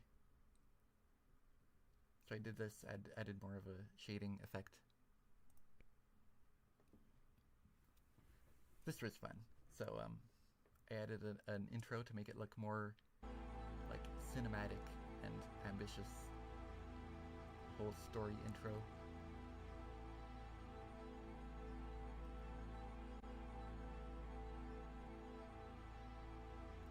It was fun coming up with whole like sci-fi premise for a concept that I would be like spoilers that I would be throwing away in 2 seconds.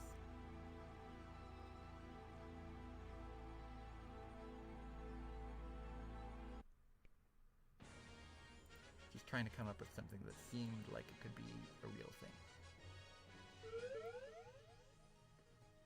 I think it's supposed to have a different background here, actually. I don't know why it's still the title background, although that does look cooler. It should have been that. August Fools. So this was an entry to a contest where you have to make a fake game. Yeah, seems like a real project, but it's actually fake. I think I went further than most people did by actually making like a brief playable segment.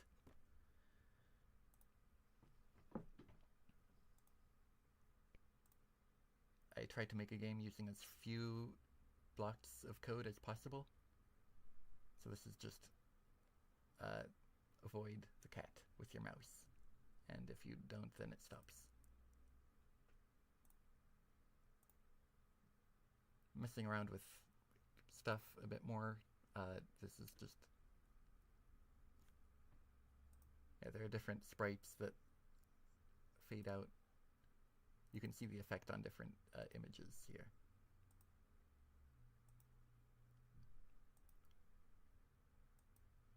Just one of many random things I decided to try, and then it combines all of the images.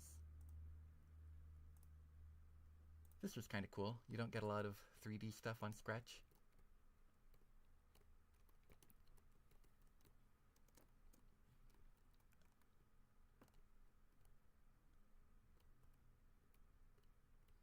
This was just, let's see how this was done. Yeah, math.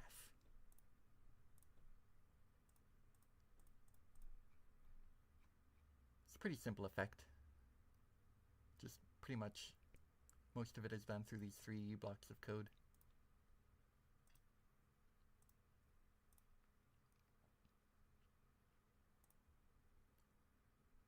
This I was thinking about like really big numbers and how it's like impossible to like visualize how big they actually are. So I started making this to be like an interesting thing that could do that, and then I didn't get very far with it. I just kind of gave up.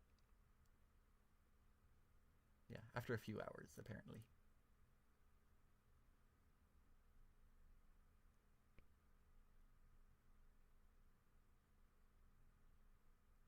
I went further than this than I remembered, but it's still just basically like the same animation repeated. Not that interesting. This generates a random joke. Let's see.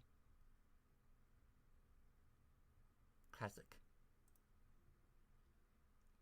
Let's look at some other random generators. Going a bit out of order, but why not? Keep to a similar theme.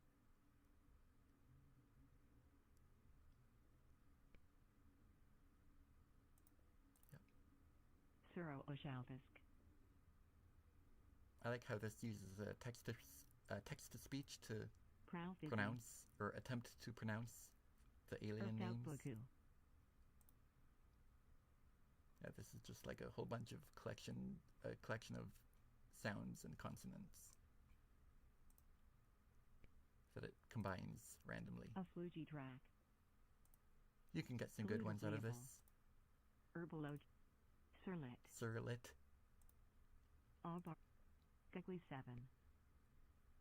Goggly the 7th. Jibe. Yeah, okay.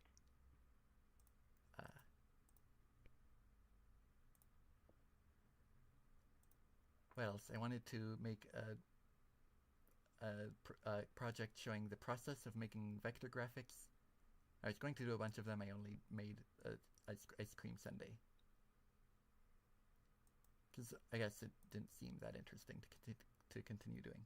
This project I had high hopes for. I think I restarted it like a few times. Yeah, like you can see in here,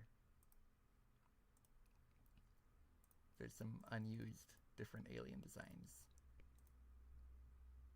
The inspiration for this project, I wonder if I can find it somewhere here. That's a lot to go through. Probably not, actually.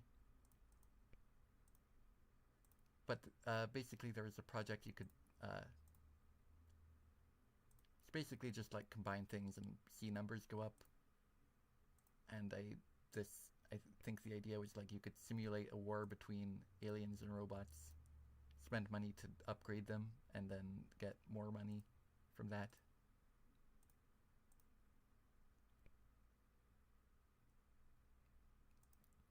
I think maybe the reason I scrapped it is because the gameplay loop wasn't really thought out very well. This was another contest entry. I don't remember what the contest, or like what the specific theme was, other than make an OC apparently. But I imagine there must have been some criteria that I had to follow. I'm just kind of going, these are, yeah, I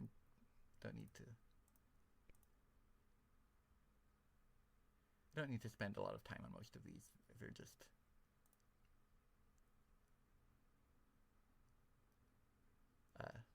tests and stuff mostly. This, I think, was because someone requested that I make, someone asked me to create an engine for an RPG, like, turn-based battle system. So I just did this with, like, really quick placeholder graphics. This one's kind of neat. I think I remembered this one looking worse, but it's pretty decent. And the sequel, which is this. Just kind of messing around with what I can do with having stuff follow the mouse.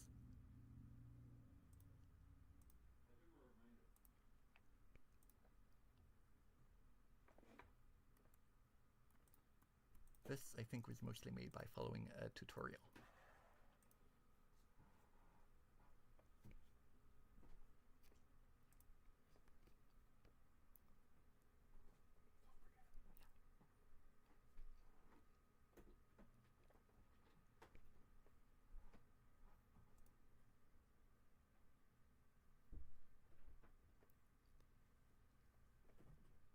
Sorry, my dad was just reminding me to talk louder and closer to the mic again. This is a thing I saw. Yeah, there was this tutorial. I felt like I could do more stuff with it, so I did this. It detects what fonts you have installed. This I didn't finish, so the third panel is always the same. It's just randomized, gives you a random collection of Garfield panels. Very long time ago, apparently. I did that. Let's save this for later. Okay. Back to the main account. To the good stuff. Scratch libs. It's like Mad Libs, but on Scratch. Keep this going fast. Let's choose one with not a lot of words.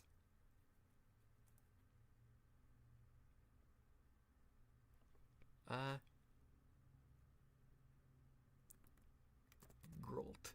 That's a name. I just made it up, but it could be a name.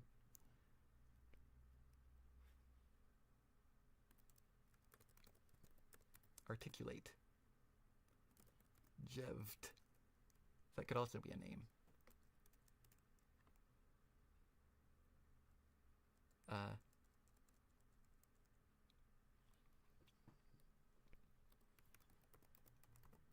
Beeswax? I was going to go with Fiddlesticks, but it's right there, so now I need to be a contrarian and choose something different. Not Fiddlesticks.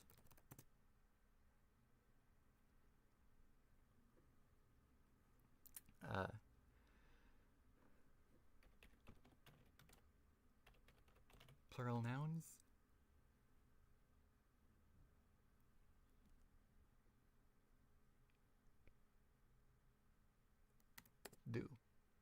The most generic verb.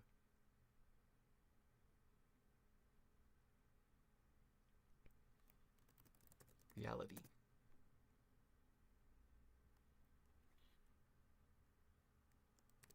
Introspective. Introspectively.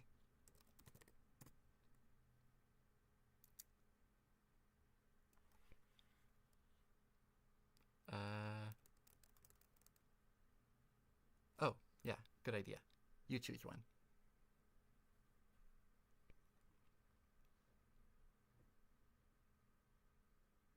Or I can do another one, and then that one you can choose the words.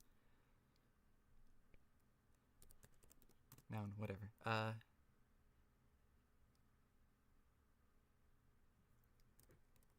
Trying to think of like funny ones for this. But I don't know. Good thing. Less good. More good. There. Hey Grolt, did you articulate the noun? Yeah, Jevd. It was introspectively introspective. What about the reality? Was it good? No, it was less good. I thought it was a beeswax. It was, but it was a less good beeswax. Wait, not fiddlesticks. Isn't that a good thing? No, just some plural nouns. Oh right, I forgot about the plural. I forgot about the plural nouns. So, do you want to do it with me sometime? Yeah, that sounds more good. Okay. Now, what one should we do now? Maybe there aren't enough people here, actually, for people to choose words for a whole one of these.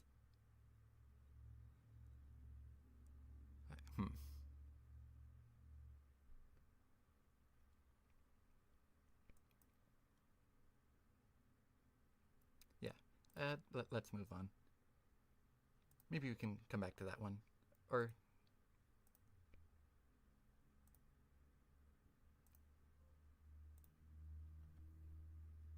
first name.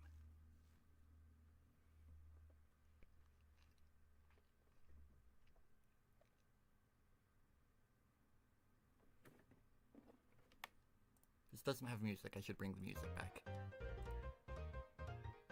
That's better.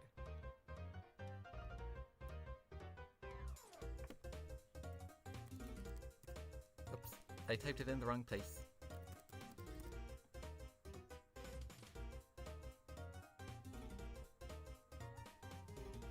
Adjective.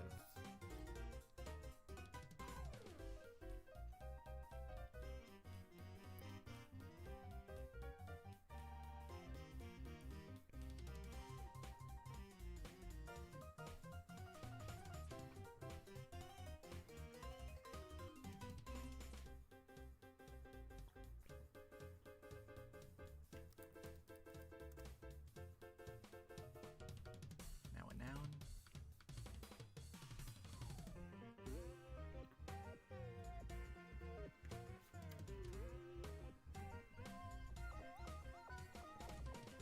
I forgot about the settings. I should have enabled text-to-speech.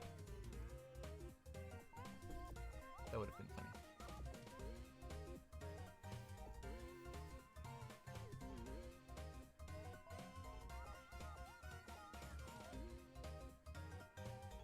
I always liked doing Mad Libs as a kid. I think this project kind of...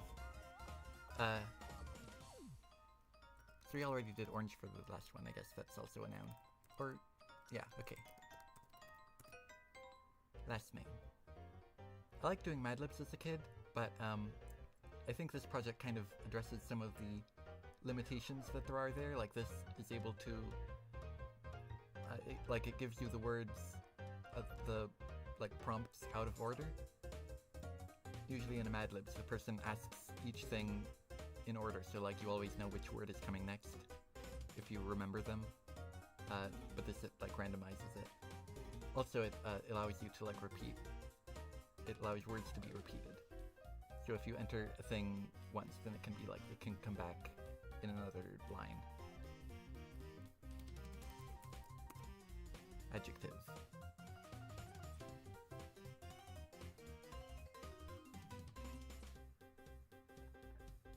Like in the last one, it was like, I thought it was a beeswax. It was, but it was a good beeswax. Like, the word beeswax, on just like regular paper Mad Lib, it would have to say a specific thing, like reuse the last word here or something. But I can do it much more easily. Be like much more kind of creative with how the words are used.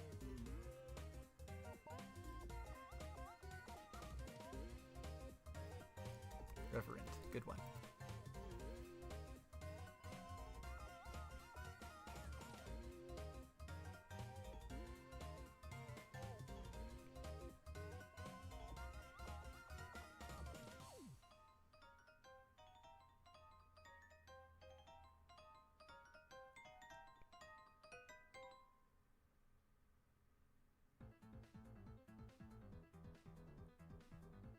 So adjective,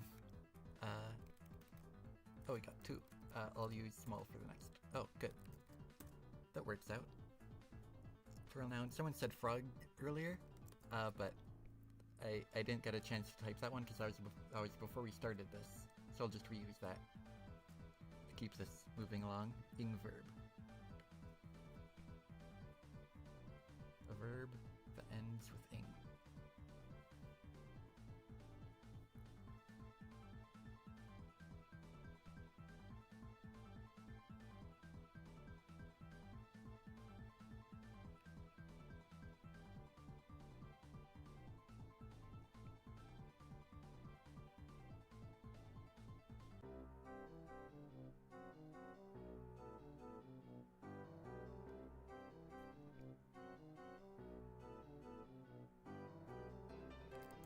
Snoring? Good. There it is again. 7,256. Except this time there's a decimal in there. But you see what I mean when I said I keep reusing this number.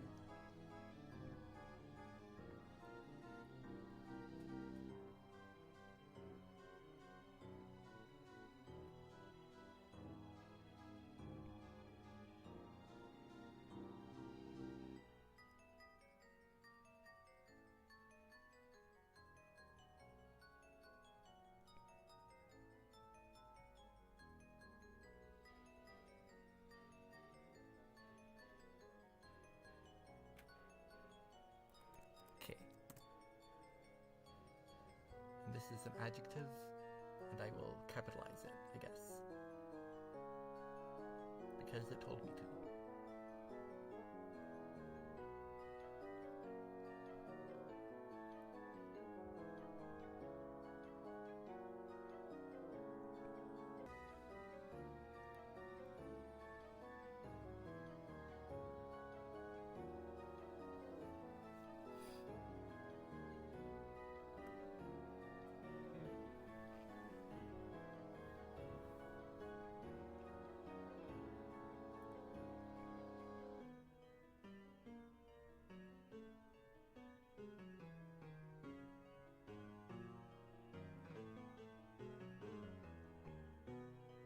Okay.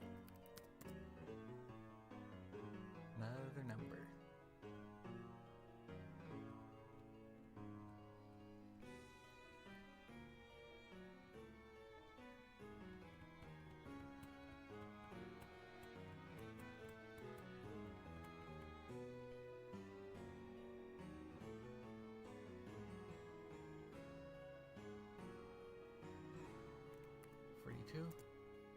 The answer to life, the universe, and everything, plural noun.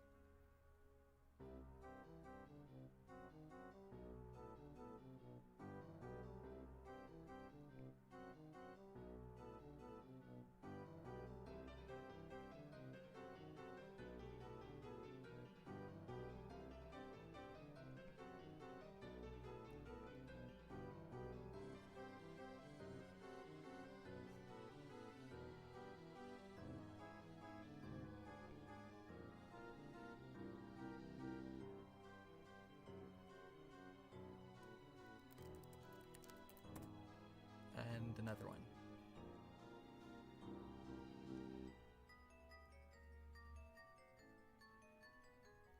I could do dinosaurs again, see if that fits.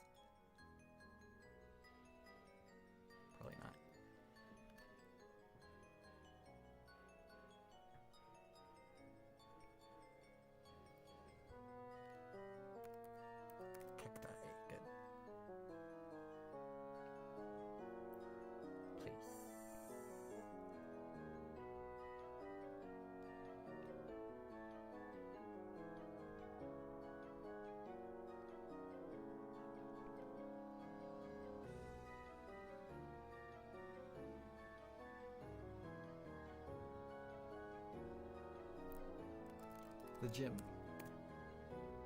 Adverb. The... Yeah. Word that ends in ly, usually.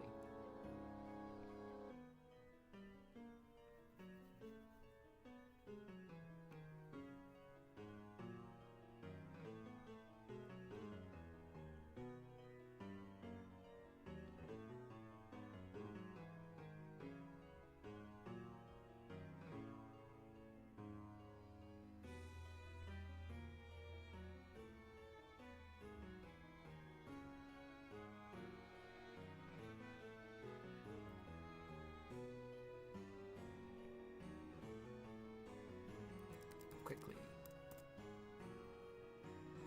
Now.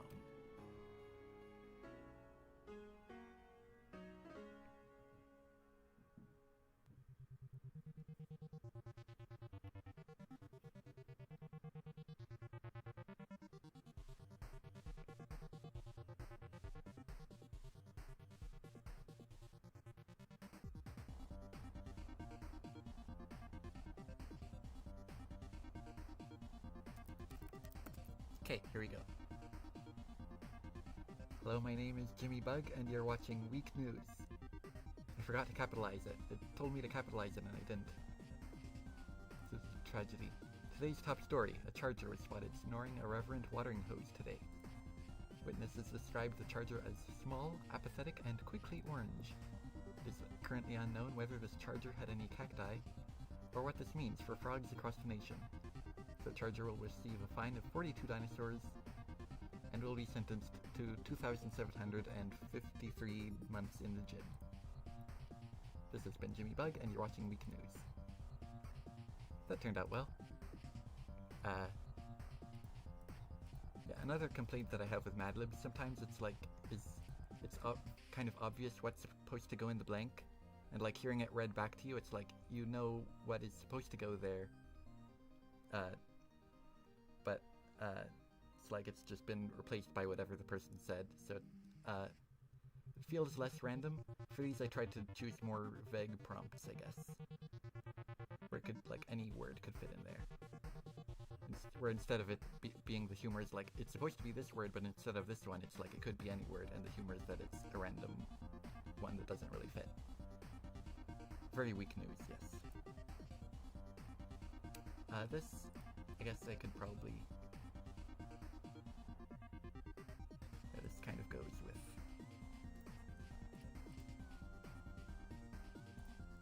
This is the intro that I used in, like, I think one project total. I don't like adding intros to my projects for some reason. I just like to get into it. But this was... Yeah, I shared this on the day that Scratch was updated to 3.0 alongside this project, because Scratch added translation tools with 3.0.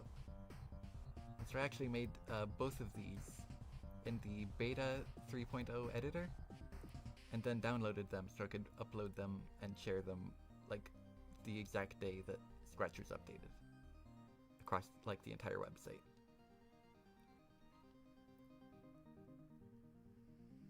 More preset words between the custom words, that's good. Yeah, that's probably a good idea. I probably went a little, leaned a little too heavily on just like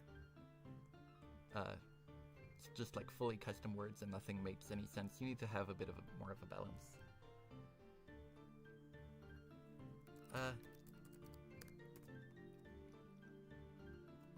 I don't know what I'm doing with this. What I want to translate?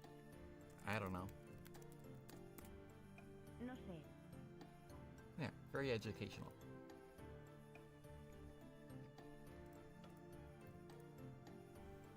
Space dodge. Hold on, this is music. I feel like I remember this being... I think I thought of this as like one of my better projects at the time. And yet it's also weird because I tend to... it's kind of forgettable at the same time. Like I often forget it exists. And I think that's because I don't play it a lot, because despite being very polished visually and everything, it's not very fun. Like, the things are really easy to dodge unless you run out of fuel, and then it becomes impossible. And so it kind of feels too random for you to feel like you're in control of much. With stuff like Use Your Eyes, my most recent game, I really spent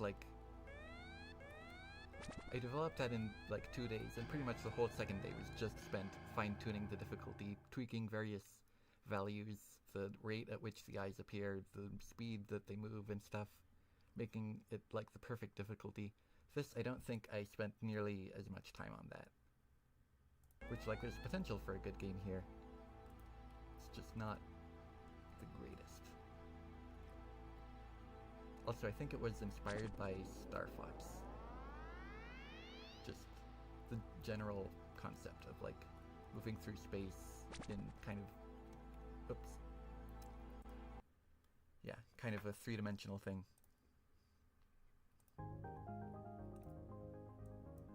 This is this. I don't know what I'm doing with this, but you can make shapes. More pretty much just messing around with the pen tool.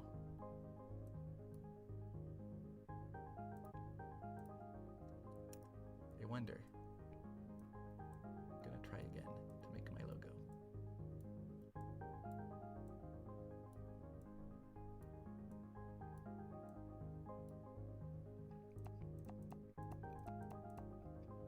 Let's see if this can work. If this can be recognizable at all. Pen shenanigans, indeed, exactly.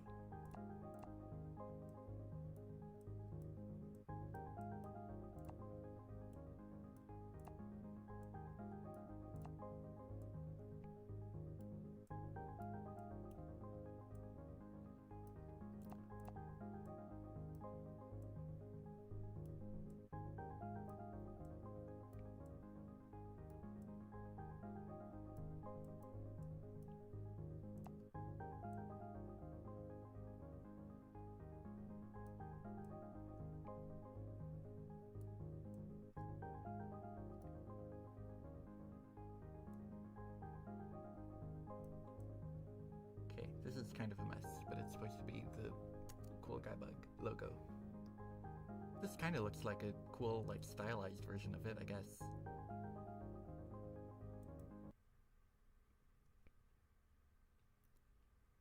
Where's my logo from? I made it based on the username.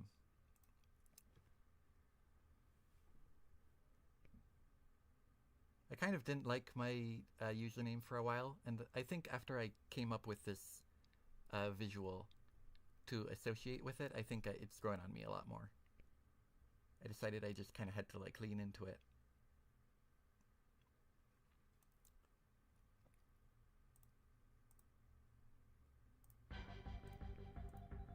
Yeah, speaking of Star Fox, this music is from that. More involved character creator this time. I feel like probably between an extremely difficult game 1 and 2, I think more people have probably spent time on the character creator more than anything else in the game. It's needlessly involved for how quickly this is over.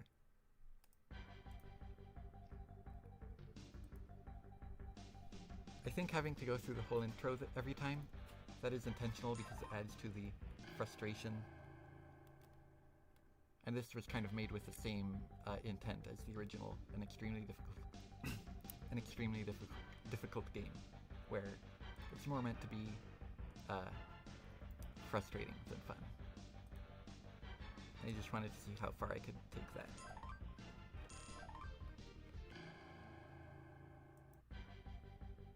Fine though. It's a decent enough sort of high score based game.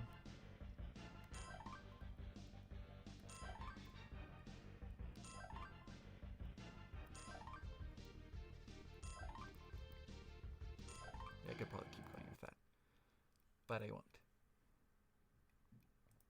This is another thing that is based on the redraw project that I made.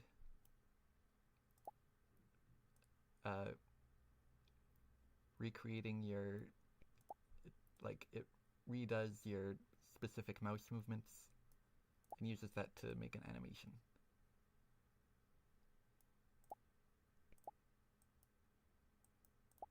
There. And then if you click the green flag, then it saves, and that's how you can remix your animation and show it to other people. Maybe I should do something more elaborate with this.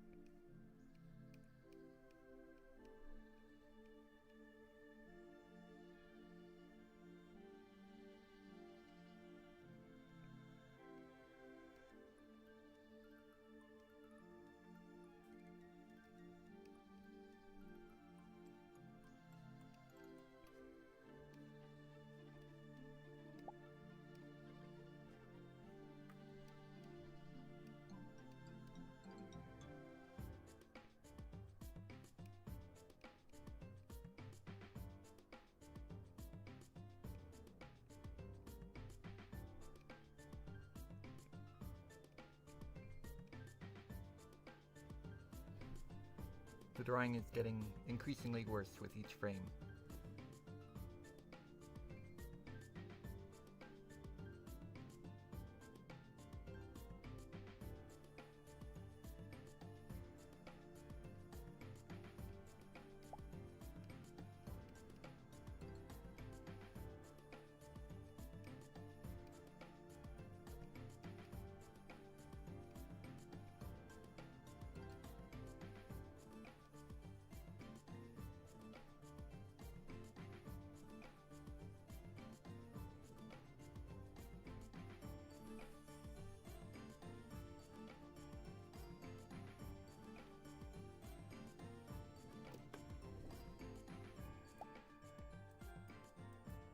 There, it's a guy running.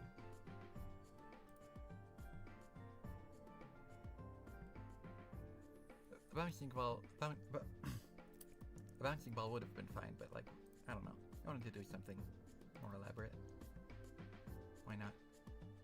This is another engine that people can use for their games. I've gotten a lot of comments on this, like, this is really easy, I beat it in like a minute. Which, the point isn't for it to be challenging, it's like you're supposed to...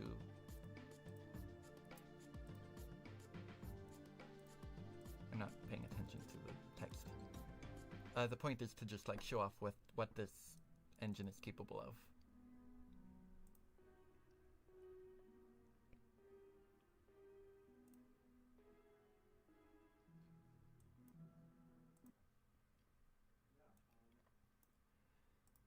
This one is a Christmas project.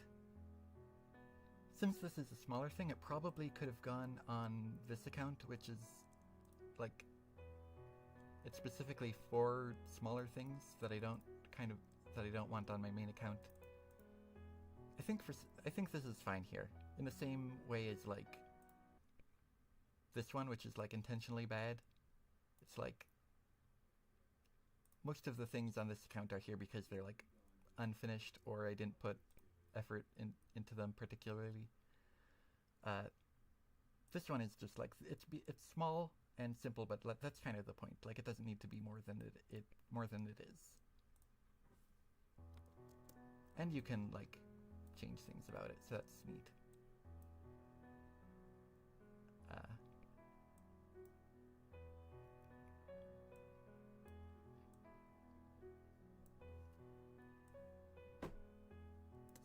You can do stuff like this.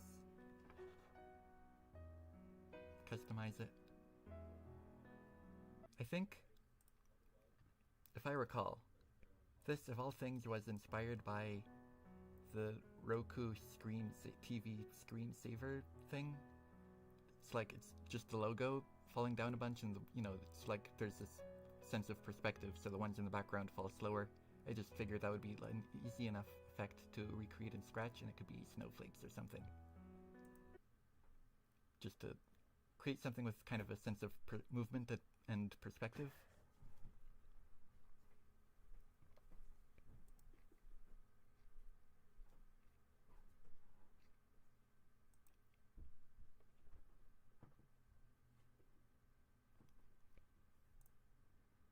Yeah, is it mentioned? Yeah, it's mentioned in the description. So you can press space to make those appear. This one, okay, the first like real game that we're actually kind of, that's more of a thing.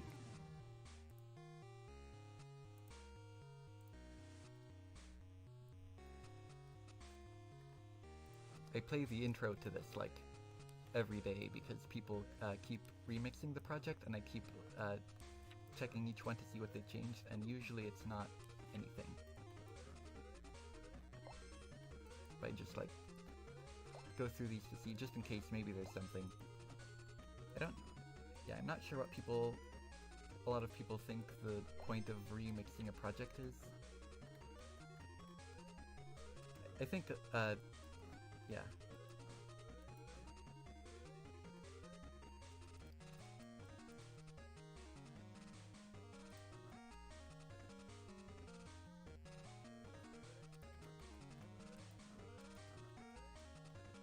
Oops. I meant to jump there.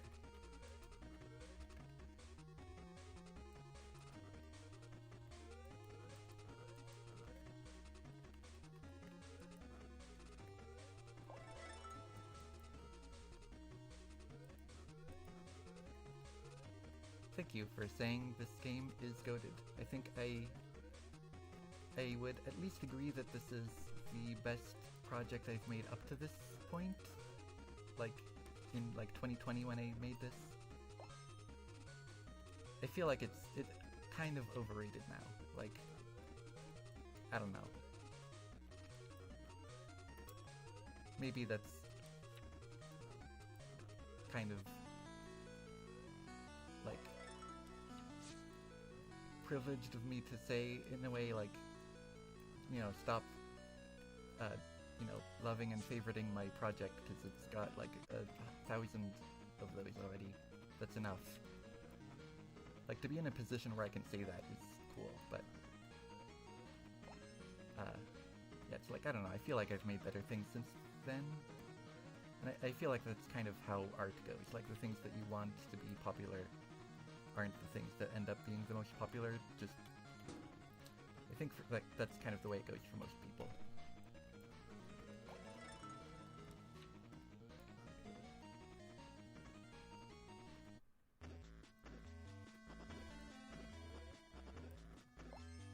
Yeah, it's you can't draw while moving. For me, I have like my left hand on WASD and my right hand on the mouse. So that makes it a little easier. I think if I was doing arrow keys, then like both of my hands would be like on the right.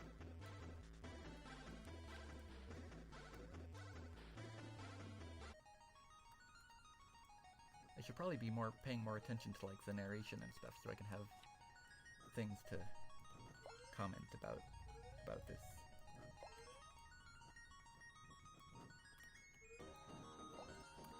I don't think I knew how long this game was going to be. A lot of this was kind of like made up as I went, to the point where I'm not even sure I know from experience being confined in an inescapable skull isn't what it's cracked up to be. I can't remember if that is foreshadowing of the twist, that the narrator is the villain, or if I had even thought of that yet and it was just supposed to be like random, like, it's funny because it implies that the narrator has been to jail. It might have been a combination of both, like I was considering making the narrator like a twist villain or something, but I hadn't fully settled on that yet.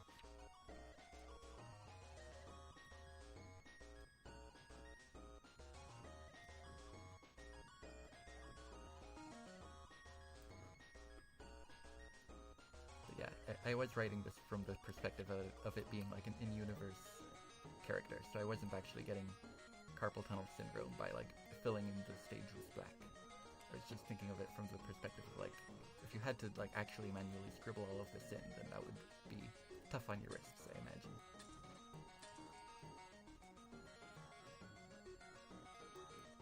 Let's skip through there. Speedy strats. This is where I realized like, hey, I can do more things than just generic like blocky levels.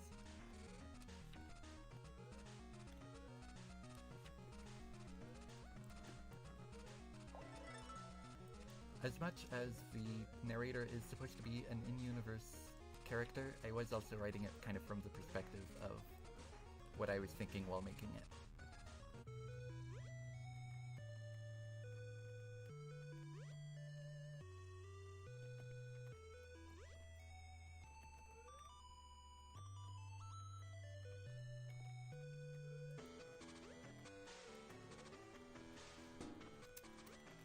You can basically skip this one by doing that. Oops. By doing this.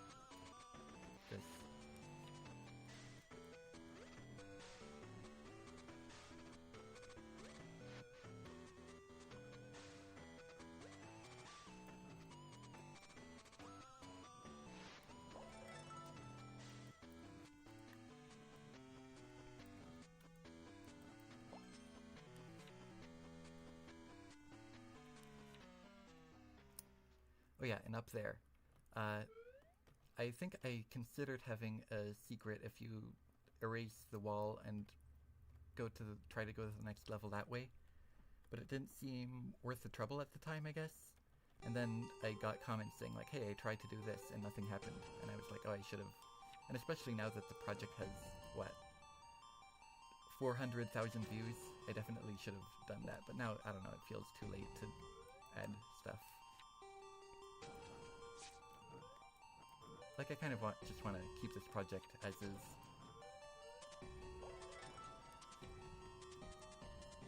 If I keep going back and redoing stuff in all of my older projects, I'm never going to get around to making new stuff, so...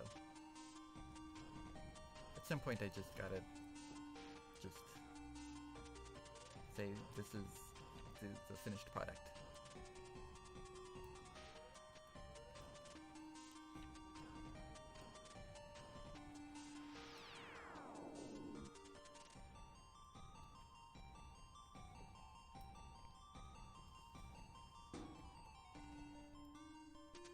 Yeah, this could have worked as post-game content for the sequel. Probably would have made more sense. It's kind of weird to have this be a simple platformer and then the sequel like an entire a completely different type of game that's like hours long. I have been thinking, like, I mentioned before that I'm making a remake, Godot remake of the sequel. Or, I guess I'm not exactly working on it yet. It's just in the very early stages. I haven't really gotten around to doing much of the work. And I probably won't for a while. I'm busy with other projects. But eventually I want to do that, and I've been thinking of how I can kind of... Because it doesn't make sense... Why is this one so difficult? I didn't remember this one being so difficult. It wouldn't make sense to have it be just a remake of the sequel, because like, then, like where's the original game if that doesn't have a remake? That would be weird. But if I did include it, that would also be weird, like, so yeah, I've been thinking about what I can do with that. That's an option.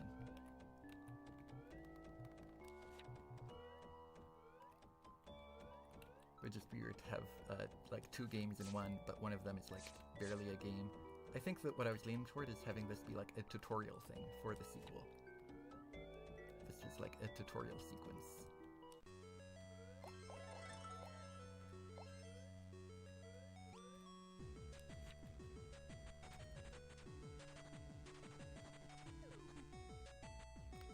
Yeah, maybe that was it. I wasn't pressing up long enough, holding down the button.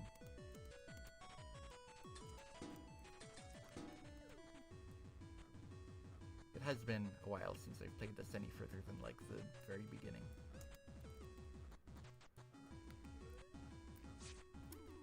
Okay.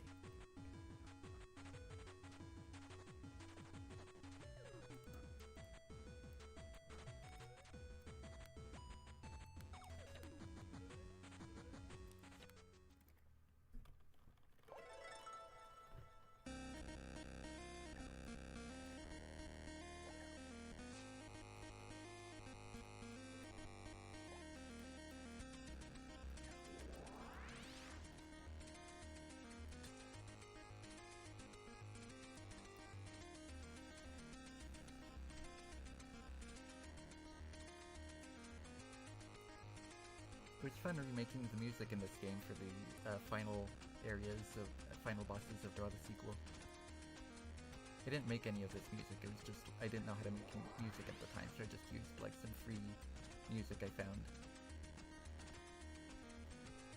But then for the sequel, that was after I did learn how to make music, and so I saw an opportunity, like, hey, I could you know, repurpose the stuff from the original game, like, in a new style for this new context.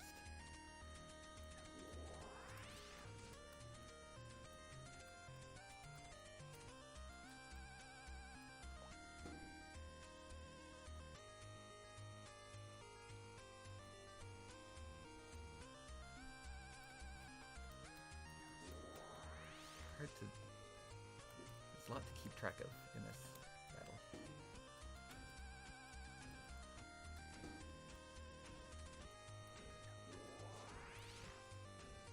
And it goes on a little bit long.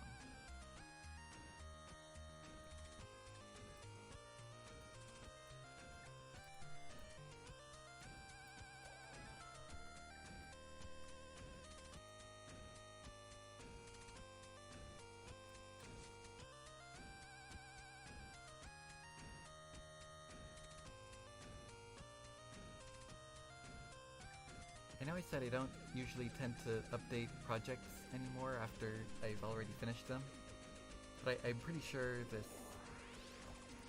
battle was updated at some point, because I just really wasn't satisfied with it at first.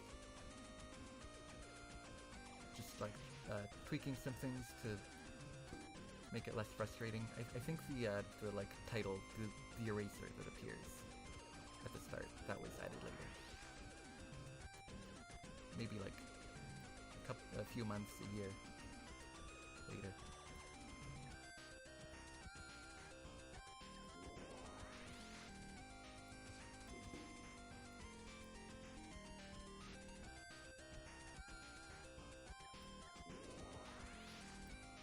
Yeah, in his final stage he goes a lot faster.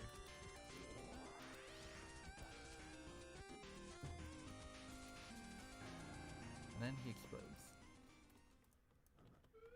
This created a conundrum where for the sequel I wanted the eraser to come back, but I replayed the original game and I noticed, oh wait, he explodes at the end. I feel like that would be hard to come back from, so I had to make him a ghost. And then get the infinite ink blob, and surely nothing bad will come of this in a potential sequel. Save the world. We sure did.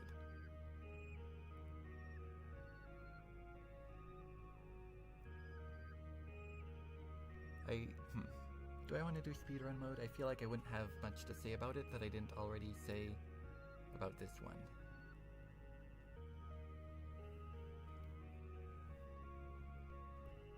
Yes. The eraser is a descendant of the sages.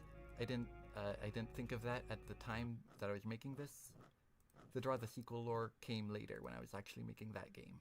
But retroactively, yeah, I did make that the case.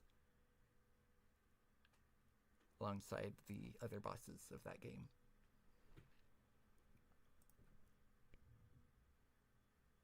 I also made this. I don't know if I don't think I've played this since I shared it in 2021.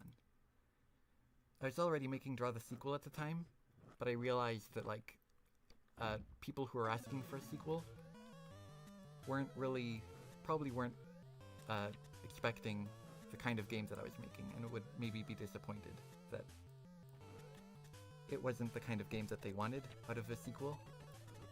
So I was just, hey, maybe I could just take the original and tweak some things and have that be a version for people who like the original and want more of it, who maybe wouldn't like the direction of the sequel because it is very different.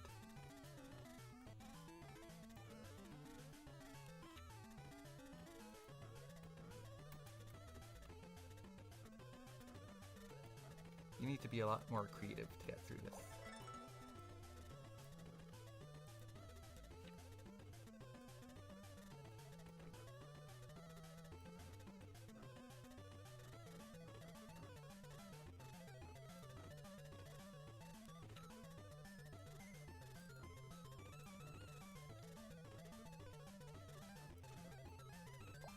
Still reading this text doesn't seem like the best use of your time. I think that might be the first Undertale reference we've come across. I think it said something like that in the Sans fight.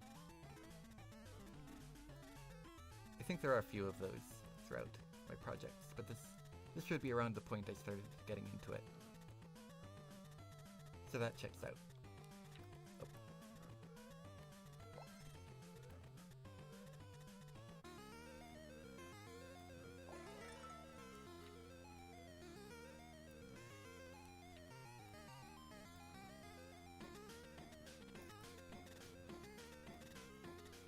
It was fun coming up with new narration for all the levels. But it didn't really fit with the Draw the Sequel lore, which I was already making at the time. So I made it just kind of... This is a non-canon continuation of Draw the Platformer.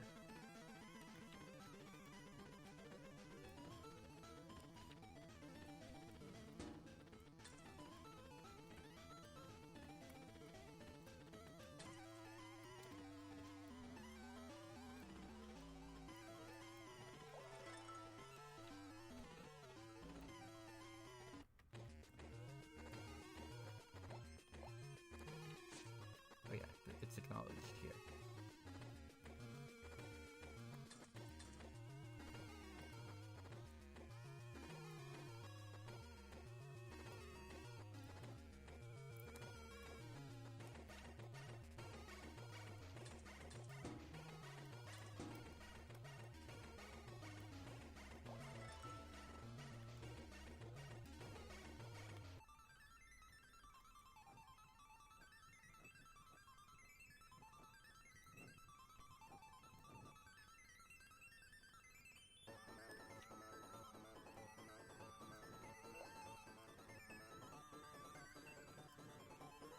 The first part of this is true.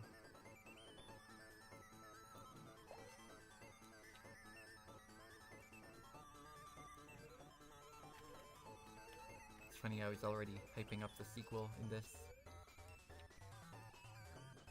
like 3 years before it would actually release.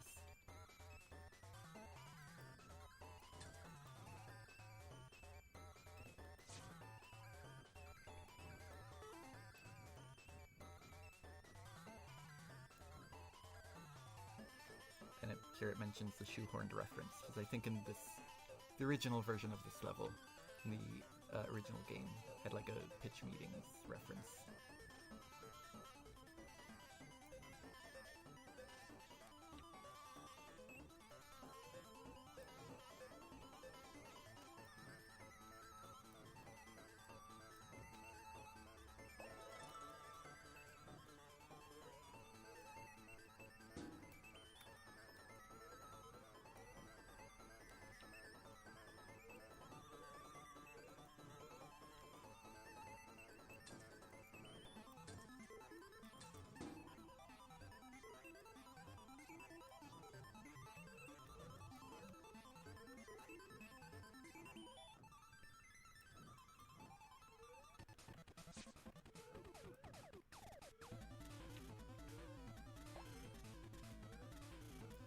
That is probably a Mario reference. Angry Sun enemy. Oh, yeah, the sun is also red there.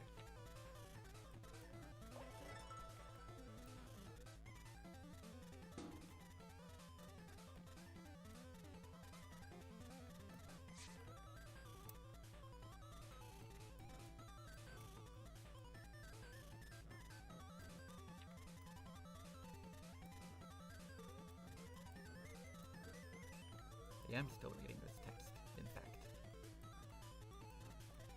I just don't have anything to say about it. It's gonna do the trick here that I attempted before.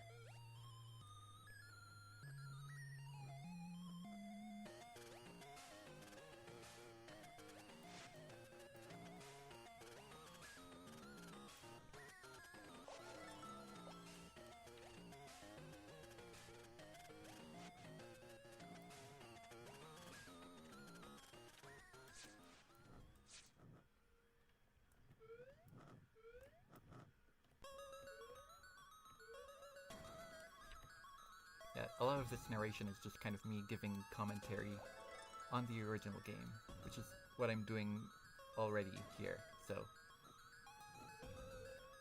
feels a bit redundant.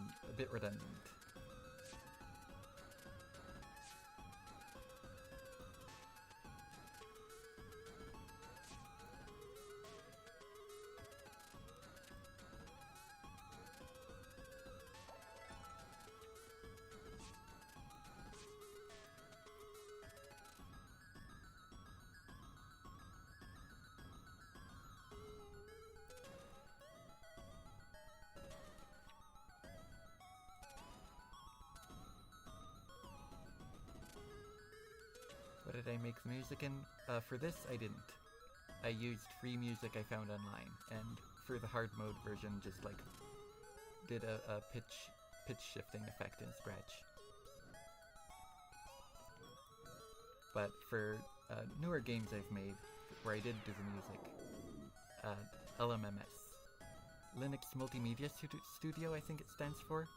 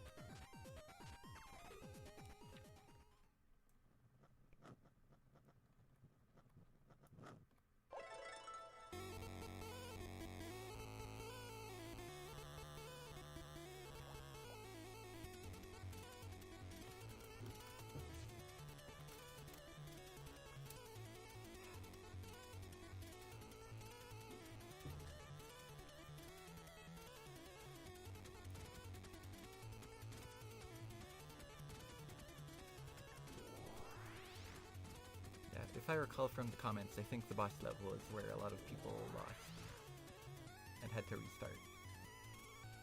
So hopefully this goes well. I don't actually remember how difficult this is. It's been a while since I've played this version. Hopefully it isn't like brutally unfair. Or if it is, it's at least entertaining in its brutality. Seems fine so far.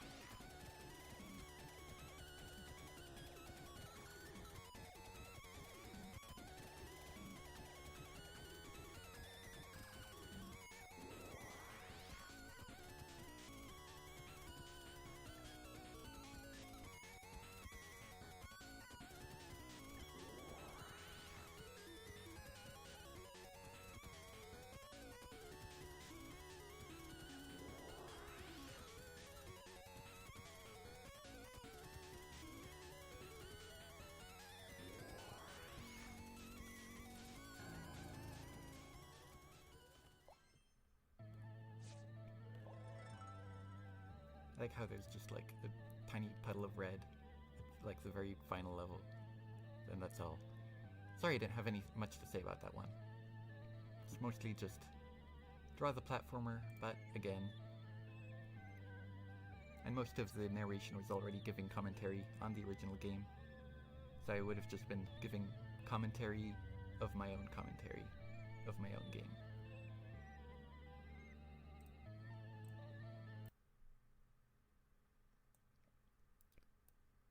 Oops, I closed that.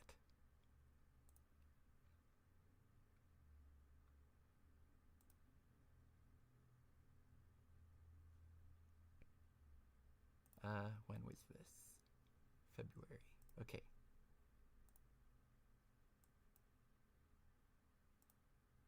I shared a lot of projects in February 2020. Very busy month for me, I guess. But let's do this next. Another text adventure engine, more advanced than the last one. You can choose from multiple options. I'll eat the bird. Sure, why not?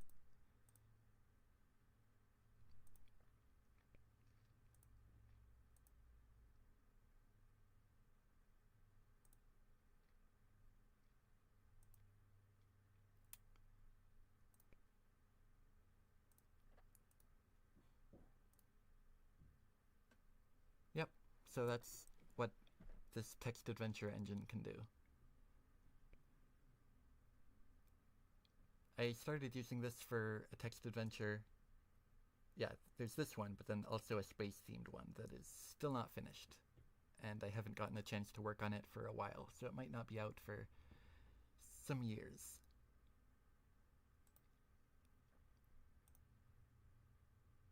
But we're sort of skipping ahead here because... So this was February 9th. This was February 28th. I think this would have been in between on February 23rd, except that at some point I unshared it so I could make some improvements, and then I reshared it in October. So we're finally getting into this, the thing that I'm sort of, the big thing I'm working on now, except it's not really this anymore. But let's watch the original February version first.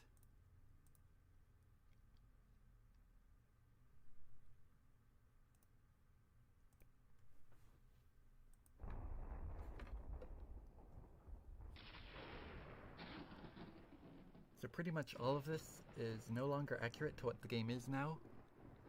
I thought of a bunch of better ideas.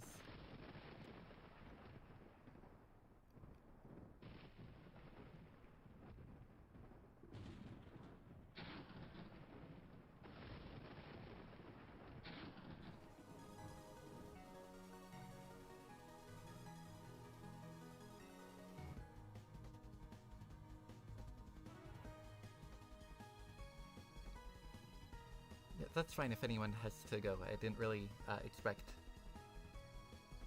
Honestly, I'm kind of impressed that people have stuck around this long. I was kind of hoping I would have more to say about a lot of these. But like, maybe I should have prepared more. I thought that because I hadn't looked at a lot of these projects for a while, it would kind of help me think of things. Maybe that doesn't really make sense.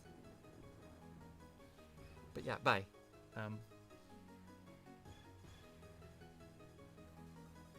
Yeah, I think that like by viewing these projects after it had been a while, I would sort of I would think like, oh, I forgot that this had this in it or whatever. But it kind of just ended up making it so that I didn't have anything to say about most things. Anyway, this is the new version of the trailer.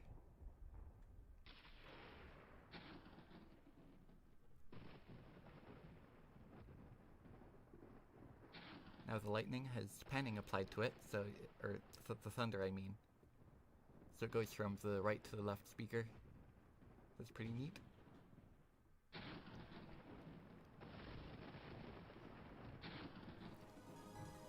I still quite like this trailer. It's more epic than the one that I made for the game recently. That's not because the game has become like less dramatic and epic or anything. It's like it hasn't really gotten to those parts yet. It's still in like the early tutorial stuff. So I had the new trailer reflect that. Not this one, I mean the hold on.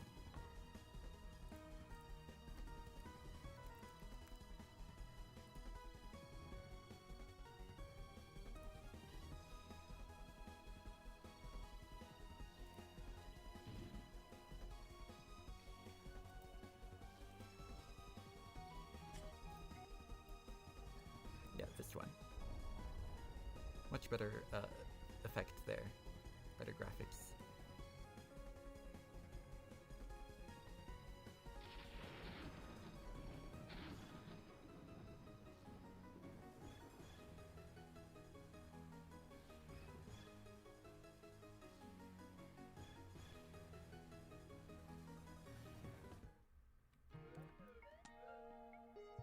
So yeah, now you have a character following behind you. There's characters you can talk to. You can go inside a room.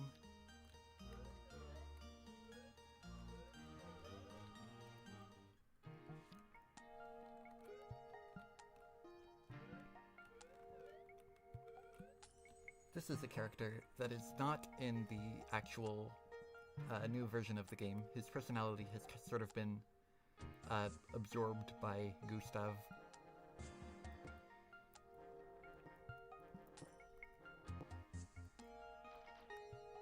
Yeah, he would have been like the save system. I ended up going with a more traditional just save point and EXP system.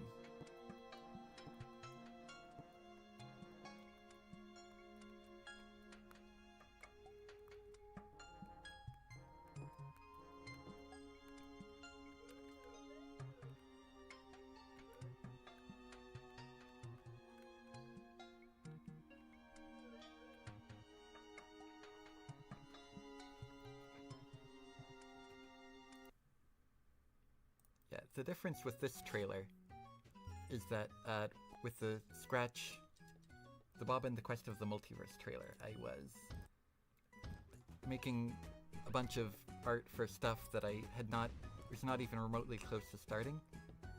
And this is all stuff that is already done and in the demo. So I can't include like, you know, future bosses and things. It's much more understated in that way, I guess.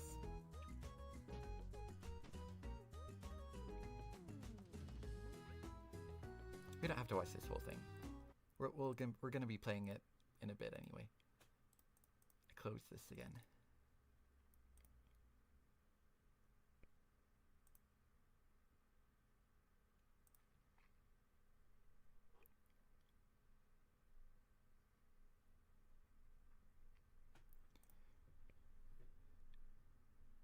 here's something for this game. This was going to be like the game's hub world, back when in the like really early stages of development, just to test out scrolling, I guess. Big scrolling areas, and then placeholder dialogue that I just came up with on the spot, just to test.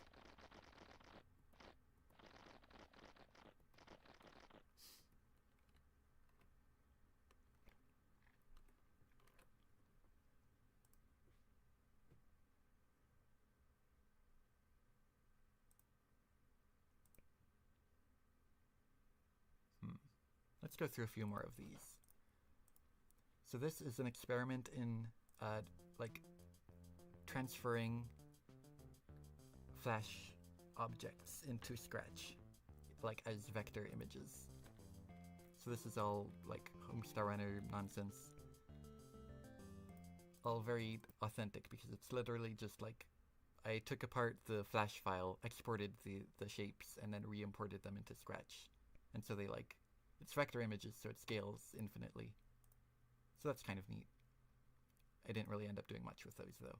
This is all of my old logos, or profile pictures. Like I said, I originally had it just Antonio, the character from my comics. Then I sort of formatted it more as an actual square profile picture.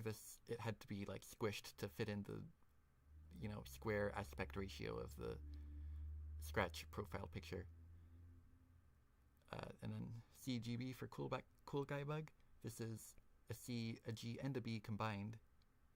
And then this is when I decided I should just make CoolGuyBug, like I should lean into it and have like a visual associated with that, like the sort of mental image of a CoolGuyBug.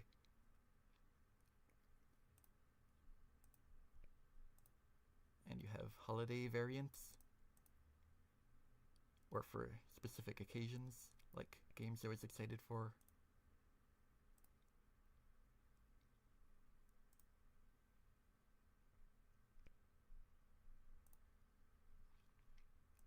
This is another, I think, another instance of me just challenging myself to make something just to see if I could. It's turned out kind of satisfying. Not really much of a point to it, though, other than improving my programming ability. This was for Draw the Sequel. I wanted the soundtrack to adapt kind of seamlessly as you transition between areas, which I did end up doing, and this is an early test to see if that could work.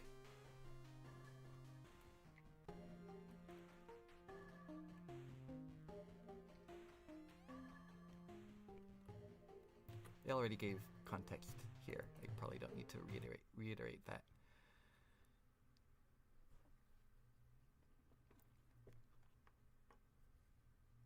Game with no visuals. Level 1. Click for instructions. So this is just... Level 2. You have to memorize the path, the correct path. Do I want to get through this whole thing? It's more fun just to...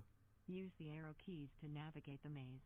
If you hear A, that means you're going the right way. Yeah, these are the instructions. If you hear A, that means you died somehow and have to start the level from the beginning. This is... If you hear A, Scratch's that means you went text-to-speech talking. Finally, if you hear A, that means you won the level and can start the next one.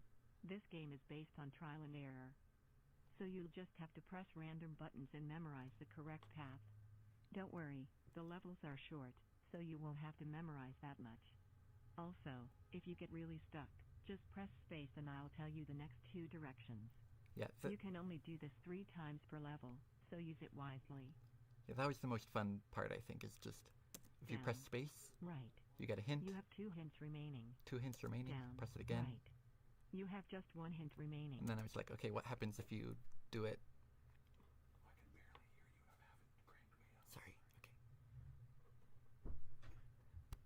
My parents keep coming in to remind me to talk closer to the mic. Okay, so, Down. Right. yeah, so it's like, You what have 0 happens hints remaining. if you run out of Sorry, hints? You're on your own. And then keep trying again. I So I already just told you. You have no hints left.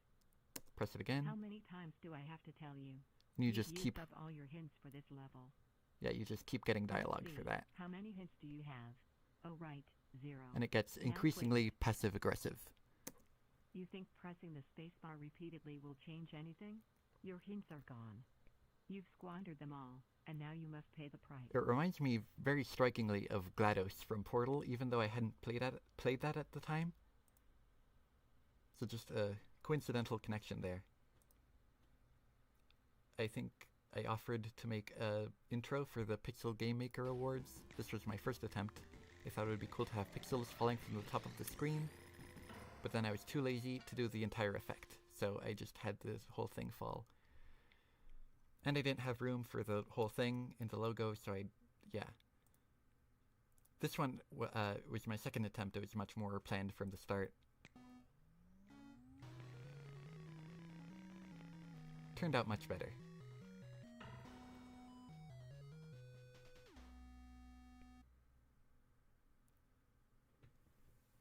Yeah, I think they did end up using this one, and they even like improved it to make it more seamlessly go into the project.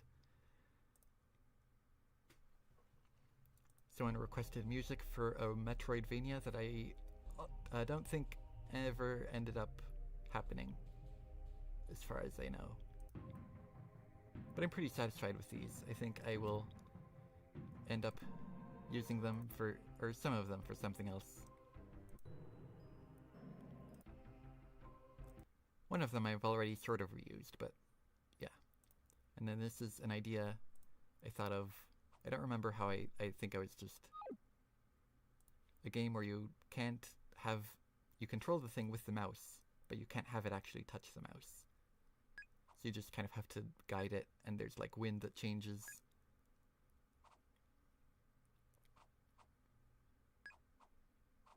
I think this was just like random inspiration. I thought this would be a cool gameplay concept. But I didn't want to make it into a full thing, so it's just, I made like a little mock-up as a test and then shared it on this account.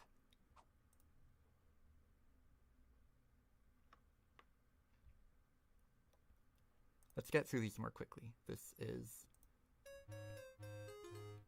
a Cyber's world from Deltarune recreated in note blocks on Scratch.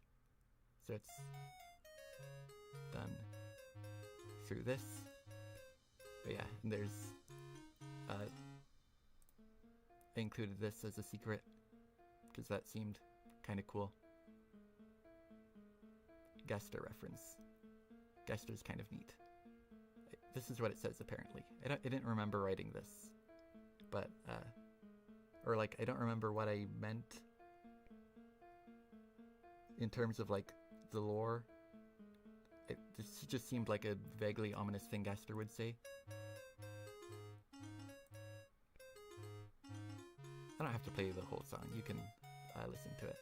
I'm trying to most of these like just cool guy stuff, like really simple things I'm trying to get through quickly so we can move on to like the big stuff here. This song I think is pretty good.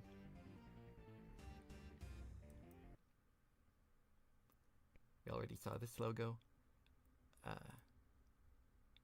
going back to this account.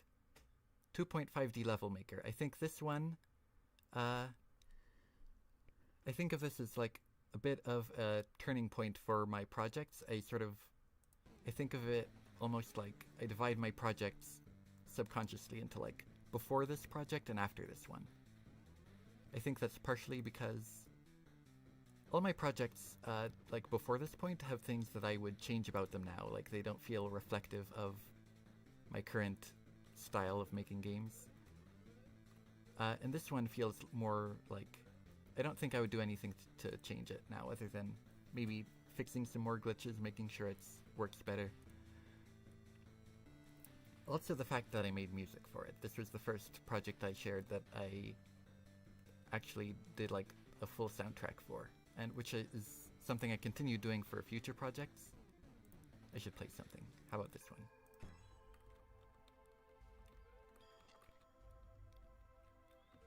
So yeah, I guess the music is something I feel like I would improve now, because I feel like that is one area in which I have improved since then.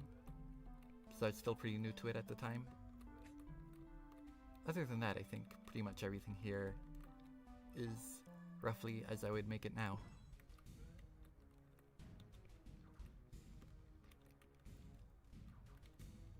I just realized I accidentally skipped over some things on this account. I'll be going back to those in a second.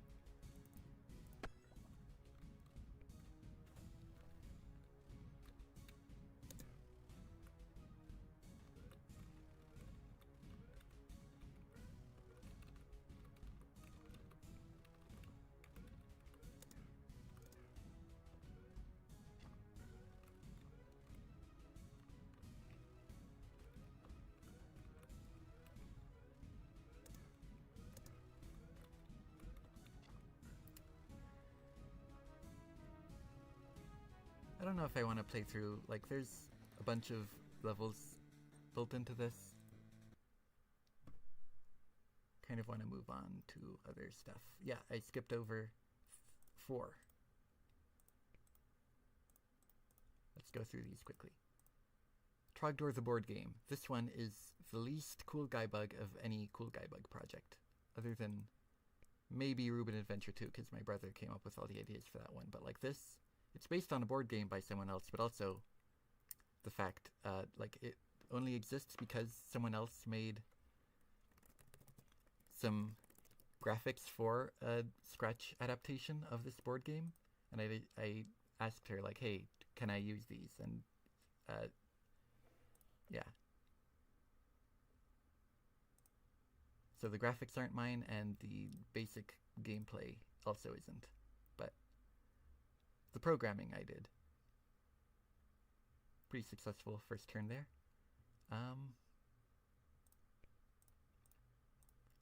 Not really thinking about my strategy here.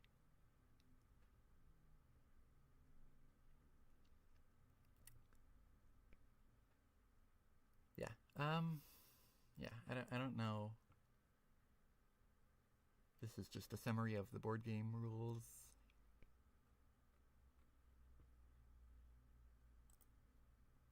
Another Homestar Runner thing, 2 in a row. This one requires quite a bit of context. There is a DVD. So there's the DVD of the email cartoons, and then other DVDs of everything else. Hence the title, Everything Else. They released this DVD, and the theme was video games, and the menus were all animated. Like, they had, like, visuals that were just, like, looping animations of a fake video game. So I was like, hey, what if I take those and I make them playable?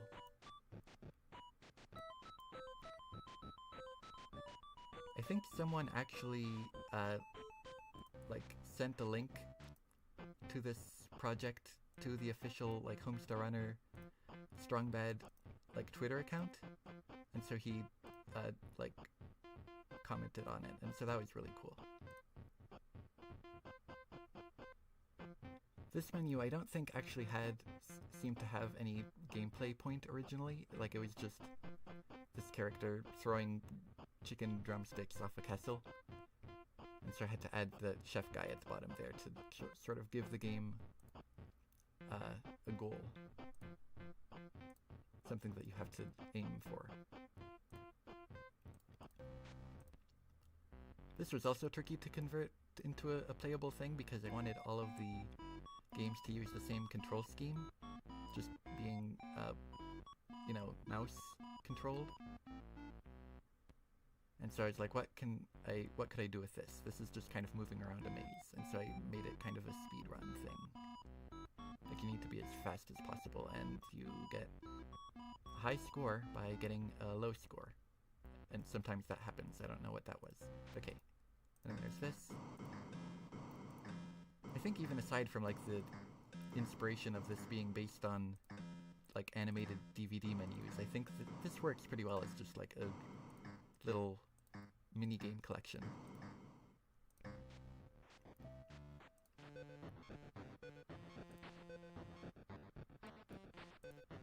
And all the music is also taken from those menus that each of the games was based on. And then this option I think was originally just play all, and it would play all of the things on the DVD, but that didn't really work in this. So I turned it into a high score menu and just combined all of the game visuals. And then I did this. Lots of options here.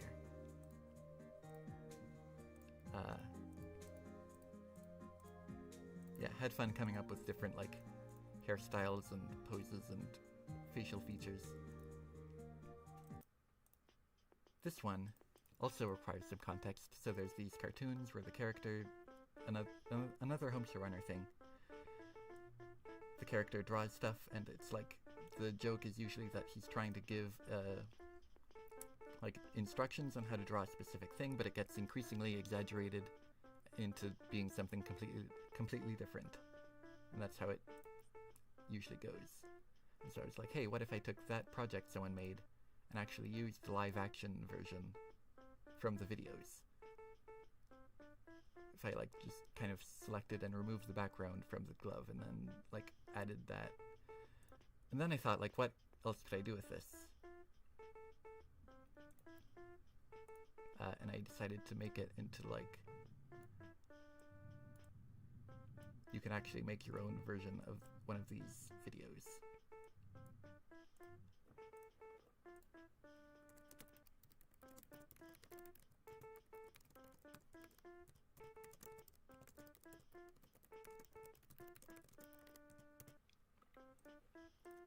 You can time the dialogue.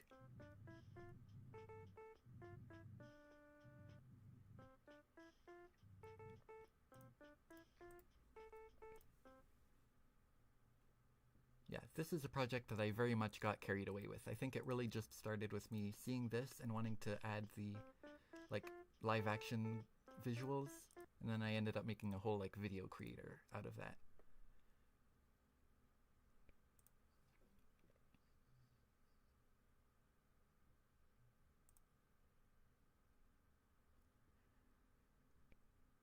I think the next thing was I realized that I was making a lot of like really big projects, and not, at this point I stopped sharing as many projects as frequently because each one was getting like bigger and bigger, and so my output was less consistent. So in February 2022 I realized like, hey, I should give updates on like what I'm working on and maybe make some smaller things. So I did this and this as well. This is a smaller project. I have a lot of ideas that are just in like a text document that are just, they're like lower priority. They're not really things I ever really planned to get around to making, and this was one of those for a while.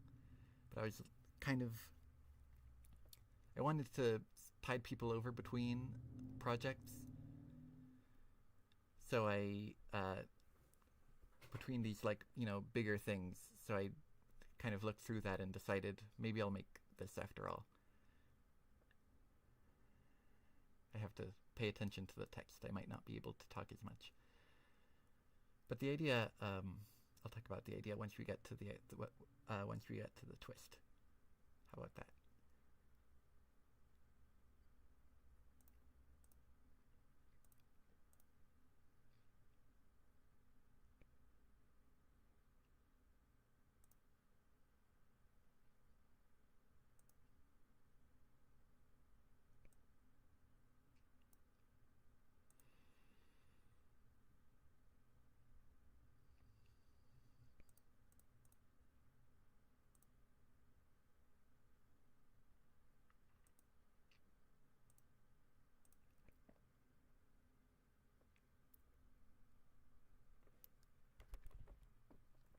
The document with my ideas. I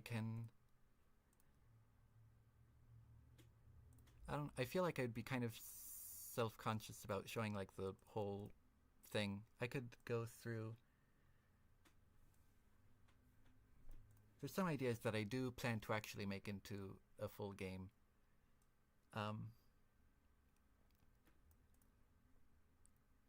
Here's I'm reading it now. Here, one that I thought of was a game called Don't Touch Anything, which would be a sequel to Don't Touch the Walls, except instead of it's just like you're moving forward, it's more of like sort of dodging bullet patterns, like things are moving at you from all directions and you need to move the mouse away from them.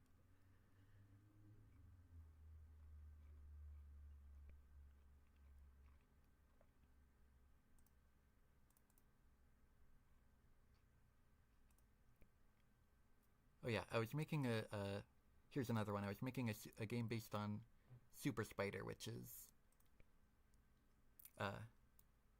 in my comic there is a fictional TV show called Super Spider, and I wanted to make a game based on that. I think I attempted that a couple times, and none of them, or rather, I planned it a few times, but none of them really ever went anywhere. Oh yeah, and the 3D crowd. I was going to use that as like this sort of 3D effect to. I wanted to do a like detective, like mystery solving game, and I thought maybe I could use this effect to have like you have to move toward things to inspect them or something.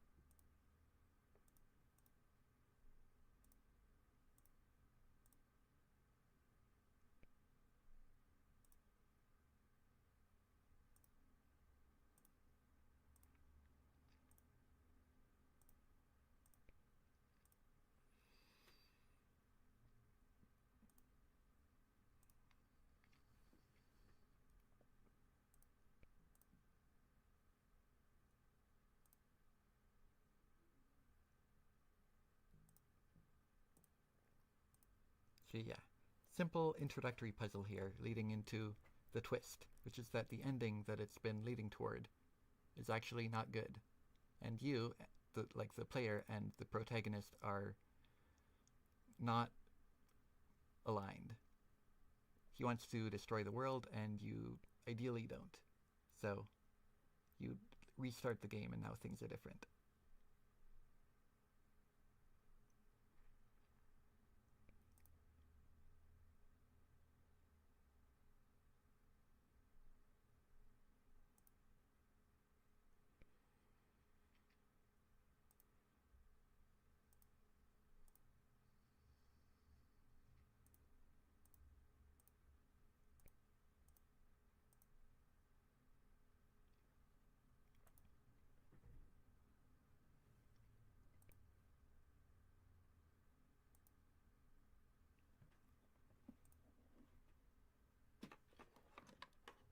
You know what I should do? I should turn the music back on.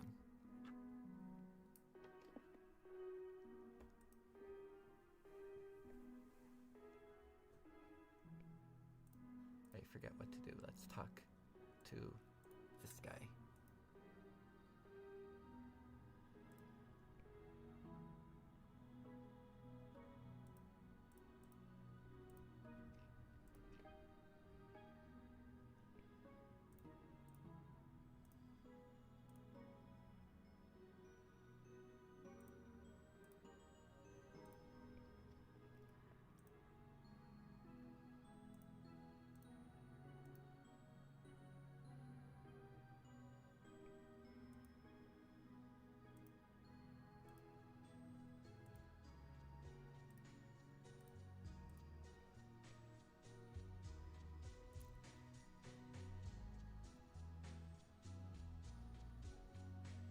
How do I come up with these story ideas? I don't know. I think I was just...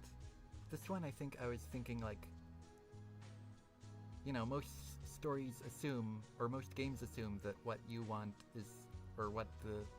Like, what the player character wants and is trying to do is also what the player wants. And so I was like, what if there was a game where that wasn't the case and you're actively trying to sabotage the character you're playing as?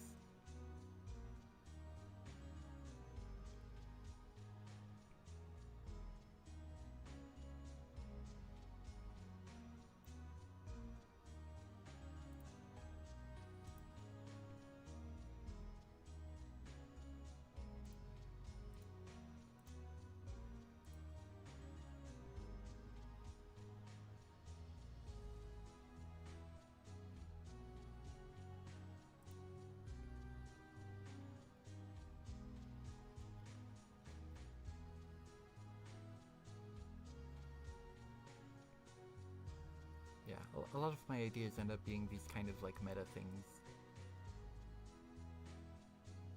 That's always been the case for me, I think. Like I had always been interested in like fourth wall breaking stuff. I think getting into Undertale sort of like uh, exacerbated, is that the right word? It took that further and like it made me realize like what a game that breaks the fourth wall was capable of, like how it can use that for more than just like meta humor and stuff. It can actually employ that in a dramatic way and say something.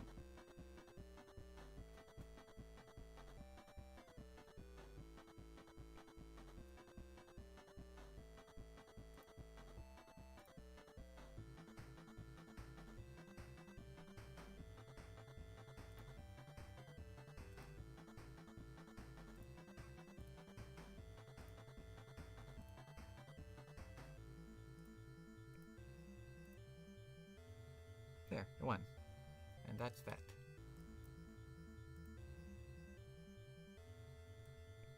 So that, I think I talked about that here. Yeah, simple text adventure, where you play as a supervillain bent on world domination. That is what I played.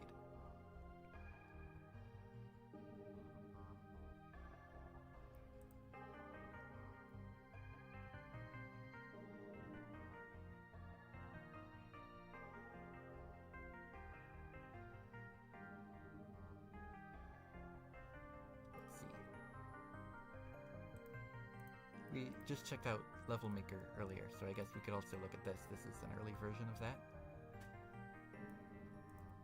An early build.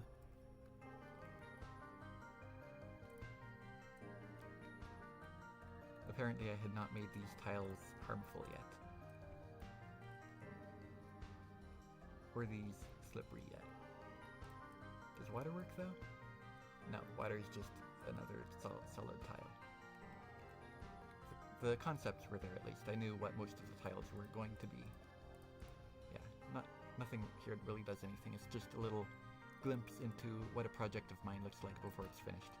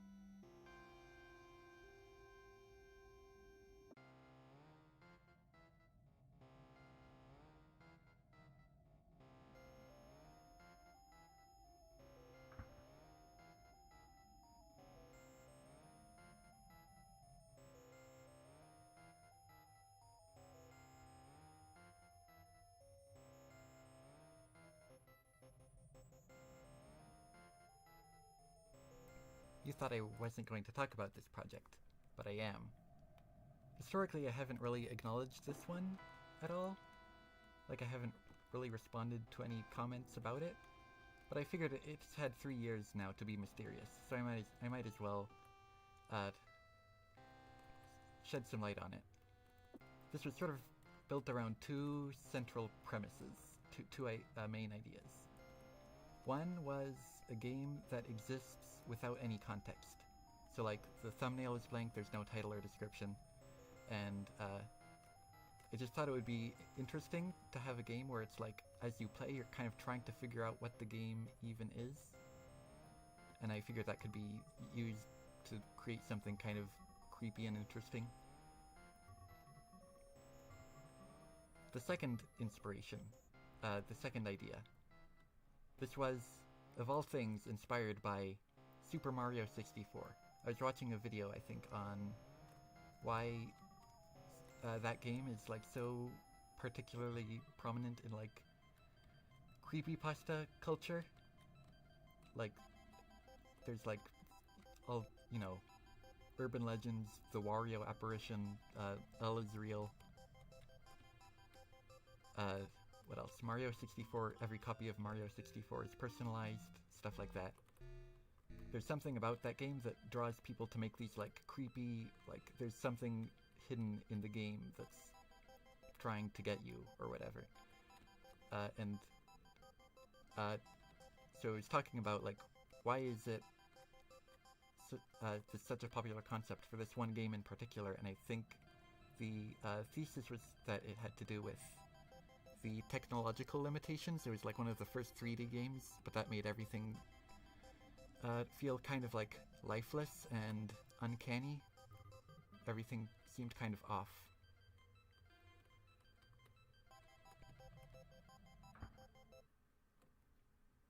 So yeah, I decided to take that to its logical extreme and make a game where everything is kind of weird and creepy and off.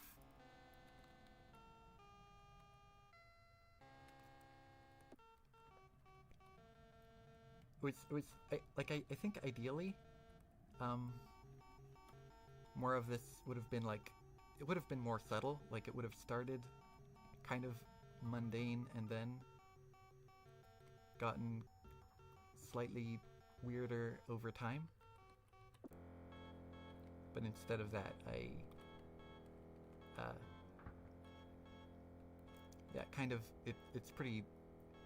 it shows its hand pretty early, I think, and it kind of removes the point. It makes it feel more like just a spooky creepypasta thing.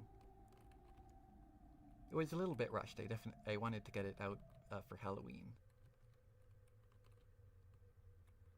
So I think I would have made it a little more subtle. Also, the fact that the game takes place in a house and it's way bigger on the inside. That is also Mario 64. That is reminiscent of that game.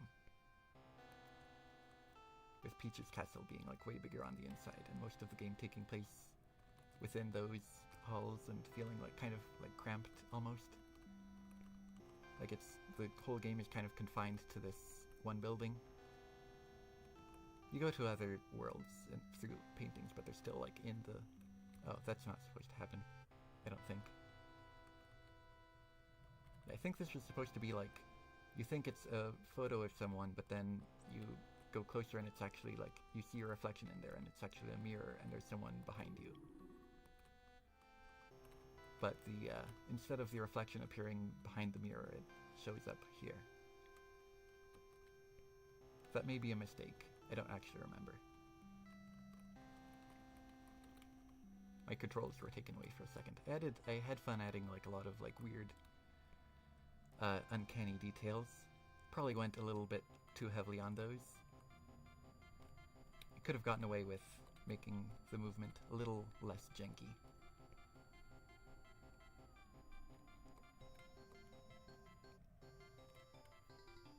This project does have lore, but I think like the lore itself is less important than just the fact that it exists. Like, I wanted to create this impression that the weird details were deliberate without necessarily giving away the explanation behind them.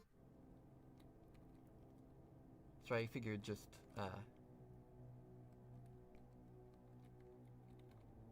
like coming up with something and having that inform the various weird details. Like, you don't need to know why these details are the way they are for it to feel deliberate. I wanted to create a sense of intentionality is the word I was looking for.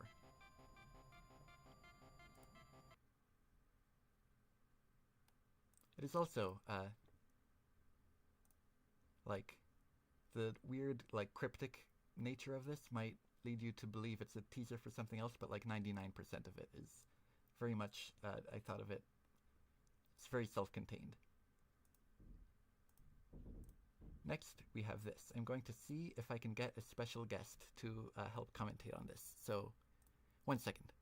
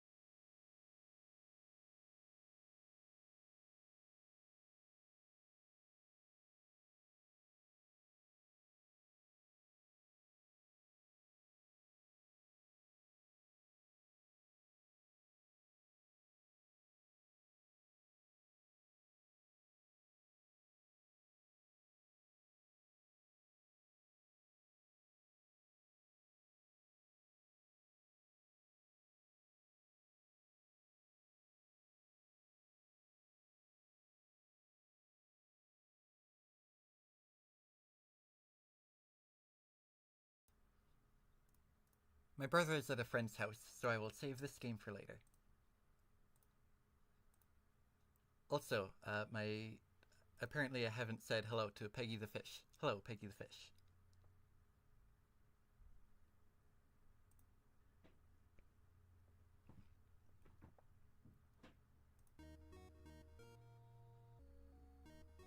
So, this is not entirely a Scratch game, but I'm going to play it anyway.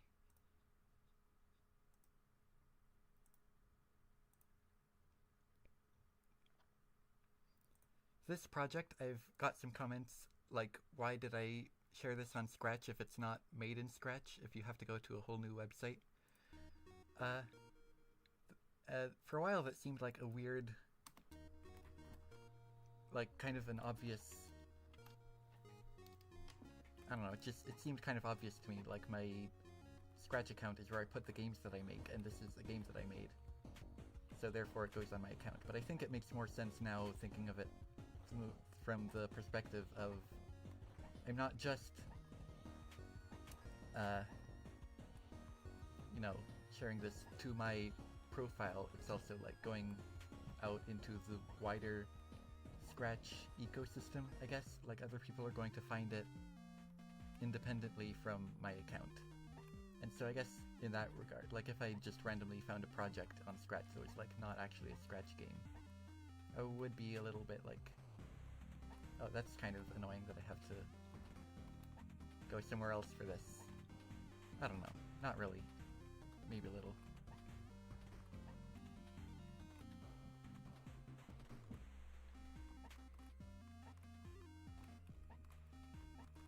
Yeah, I guess I was thinking of my account as more of like an archive of my work, is what I was thinking there. I made this game in Godot. This was a test to see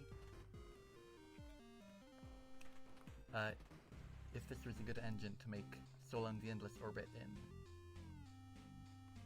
And I think this project feels like somehow it's like, let's see if I can put this into words. I don't want to be too negative about it, but it feels like the result of like what a project of mine is like when I don't put like the same amount of passion or like effort into it as I usually do, because I kind of just I wanted to get this over with so I could start making the game in this engine that I actually wanted to make. I put effort into the soundtrack.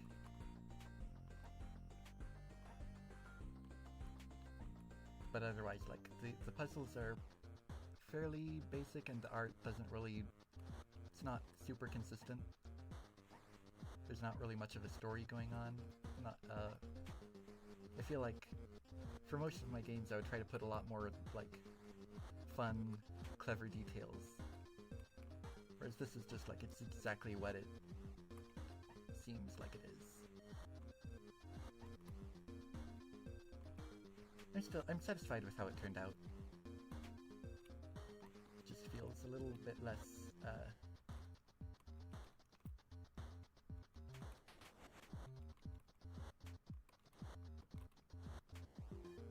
yeah, not quite as much detail.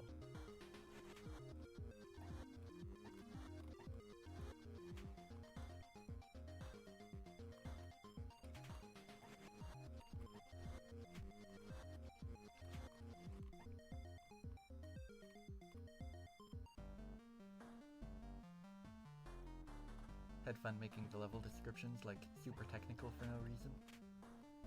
Make it seem more robotic, I guess.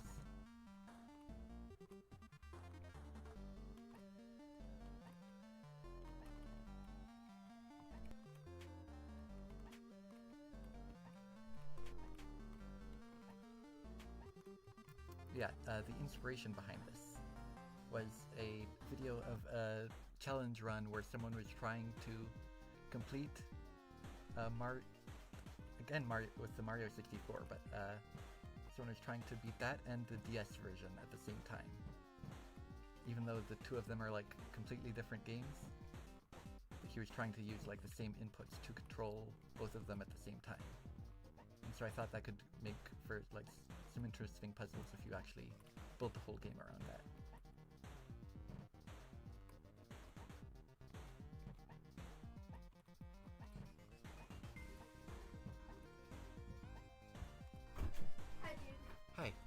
Hi, my special guest has arrived.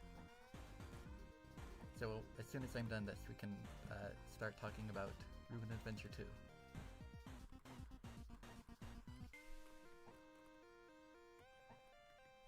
So is it happening downstairs?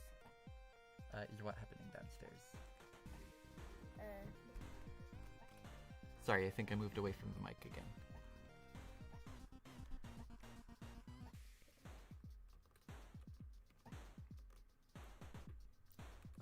What do I like about Godot?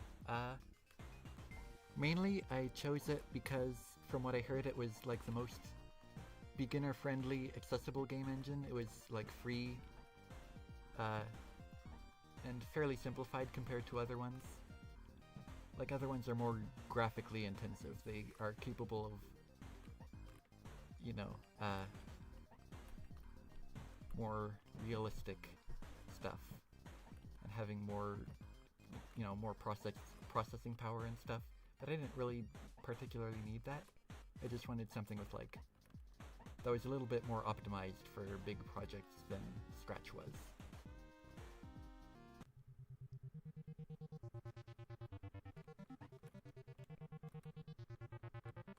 Also, what I like about Scratch, or what I like about Godot now is just kind of that I'm used to it. Like, if I tried, like, Unity instead or something, like, that would probably be fine, but, like, Godot works for everything I need it for, so I just might as well stick to that.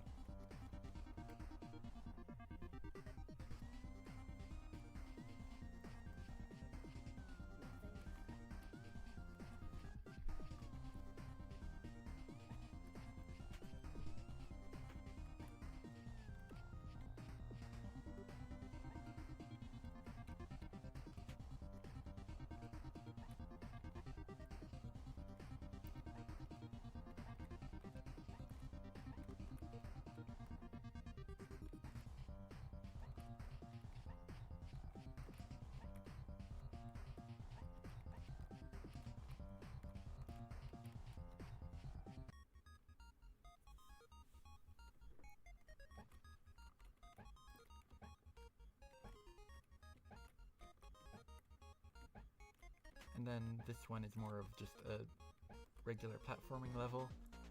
I had to change this one a bunch because the game wasn't really designed with like tight platforming sequences in mind. So it's quite a departure from the puzzle solving gameplay earlier.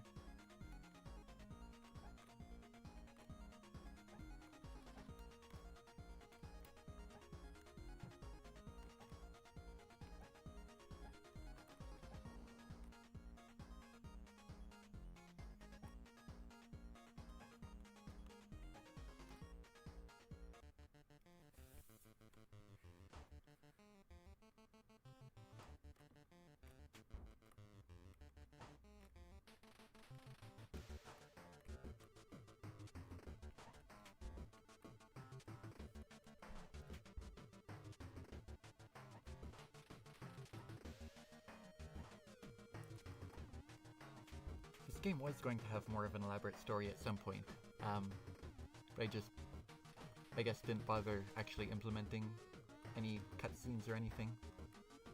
It's going to be like the robots breaking out of wherever they are. The game starts with like, you are the network, and so I think it would have ended with them breaking free of the network in some way, like you are the thing that's controlling these robots. It didn't really end up doing anything with that though. And this boss, I don't even know what this boss is, just a generic larger robot.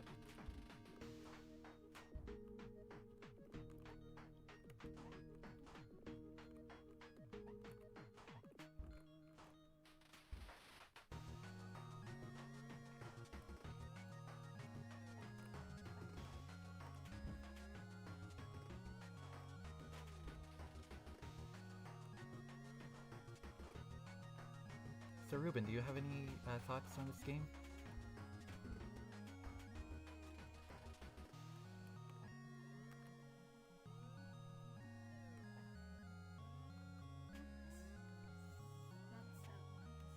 Not so much.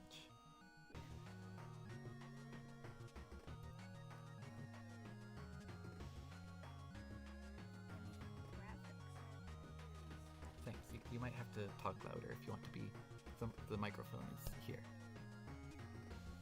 Okay.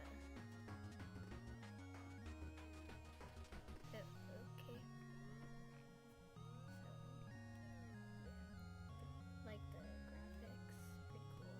Thanks. That's probably it. Okay. I also like just the platforming, like the strategy kind of puzzle kind of the strategy thing you got here. Thanks. Challenging, but in a fun way, I'd say. Good.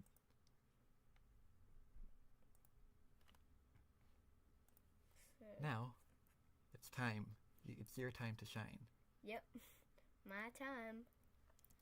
Ruben Adventure 2. It's my game. Yes. My game. So, tell us about the title. Ruben. Why Ruben Adventure 2? Uh, I could tell the story, Welcome but to I want to hear your version. well, just I was little. get all back the then, gems to get the and golden gem. I was very, Complete very game. little, and I remember I didn't really think. Well, I don't know really how to explain it. You might have to talk louder. I don't really know how to explain it. It's just, like, I was little and I didn't know really how to name stuff that well. So that's why I forgot. That's why it's just 2 and there's no 1. Yeah. How I kind of remember it is he was always making up ideas for video games, and one that he would always talk about in particular was Ruben Adventure 2. Yeah. And I never heard about a Ruben Adventure 1, and I thought that was kind of funny. And so one year I thought like, hey, maybe for like a Christmas present for my family, I could make Reuben Adventure 2 into a real game.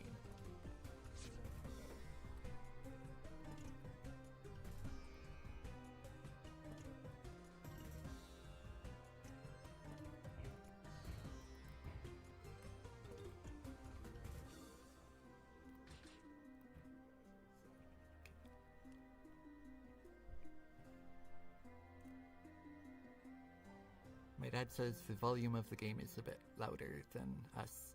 So, how's this?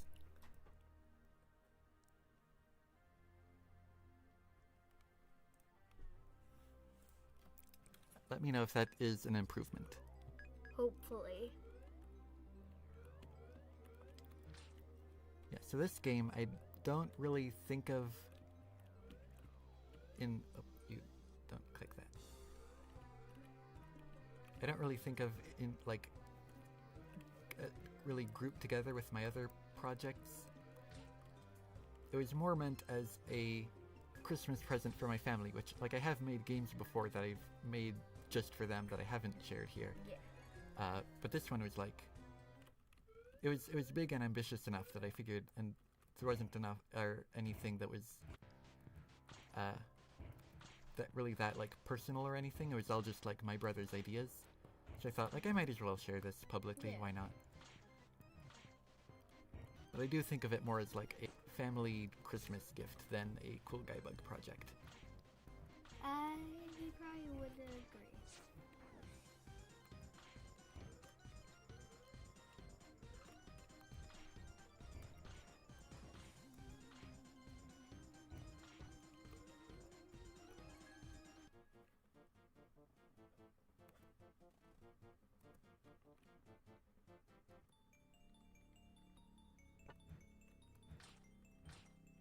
So, tell us about Kingsway. Kingsway. Yes. Well, I remember just like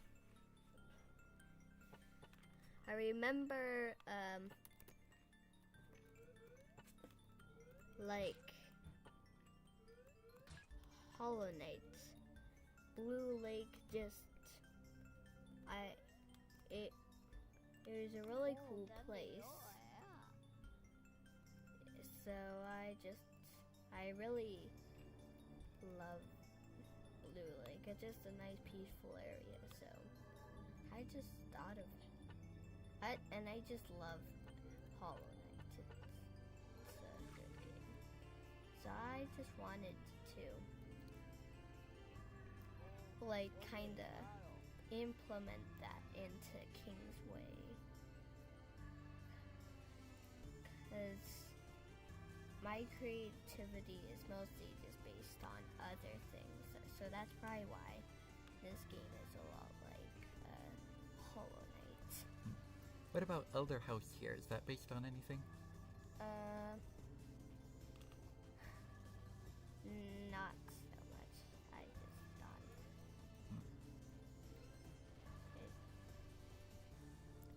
Someone in chat asked what your inspirations for this game are. Would you just say like Hollow Knight? Probably. Mainly? Yeah, probably Hollow Knight. Nothing else comes to mind? No. Me.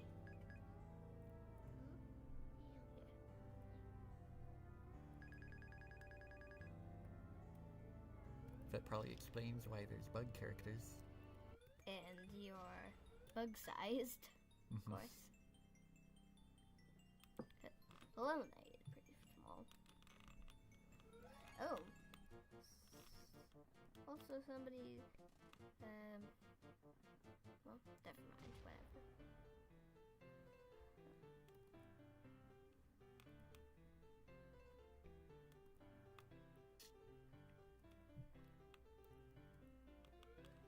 Huh. Yeah, this bringing a flower to someone also reminds me of a Hollow Knight thing. Yeah, like the delicate flower.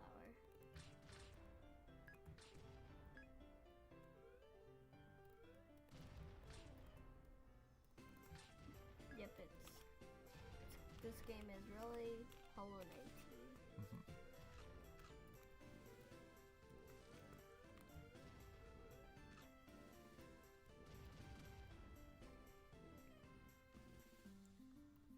Yeah, I think probably the flower town is probably, I don't know why, but I think it's the hardest area. Because I keep on dying. It is quite tough. You've got the flower to manage as well. And there's lots That of adds a whole... And there's also lots of splood mans. Yeah. Lots of cheer bombs.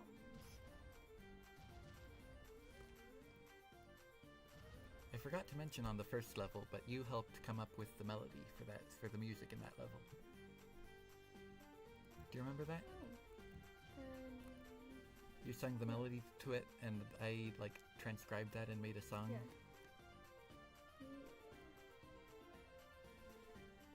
And you drew this, of course. Yeah. Is pretty bad drawing back then. Cause what is his name? Shingando? Shingando.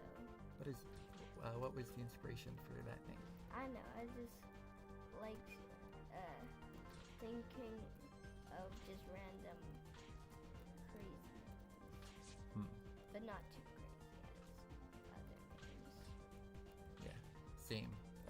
We were doing like Mad Libs earlier, and for a name I chose like Groft and Jevt or something.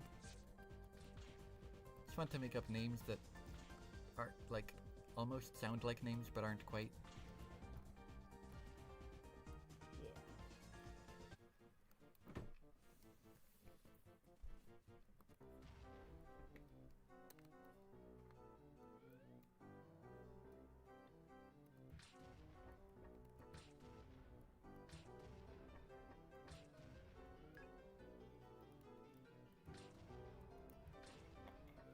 And I also came up with the skeleton guy and Yeah, that was your work there. yeah, definitely my work.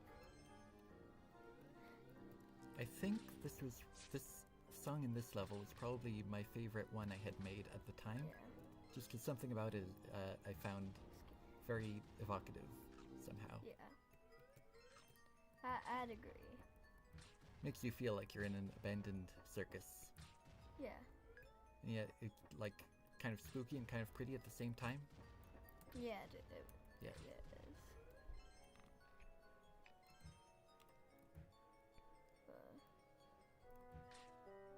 I think you also came up with most of the ideas for the boomerang types. Yeah.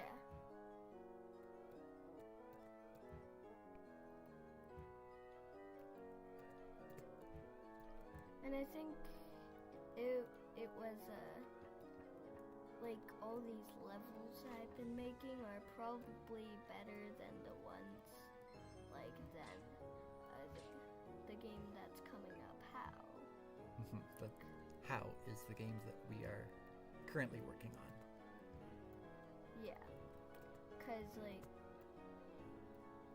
well, in the old one, it was just like, so start with just flat ground, and then there was just a difficult puzzle at the start, so it just when this like Tumbles the spider, it just like you start off with the basic spiders and two guys, then two of both, it just comes along together pretty nice.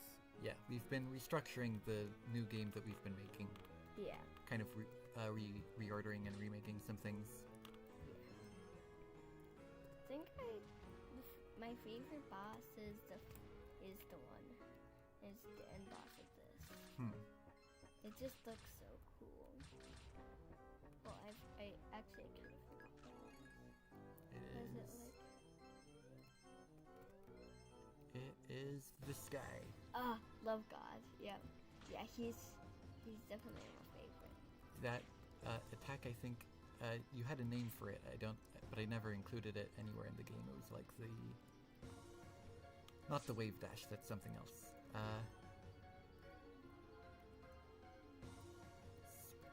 Not the spin dash either. That's another thing. What was it? And I think you were like at one point supposed to get that ability for beating this boss. A wave dive, maybe? wave dive. Yeah, you had a name for one of these attacks. Yeah, I know either.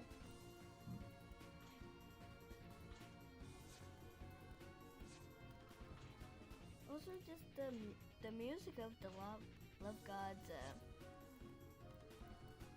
It's just really cool. Oh, thanks. Yeah, and I like all the Lake of Sorella.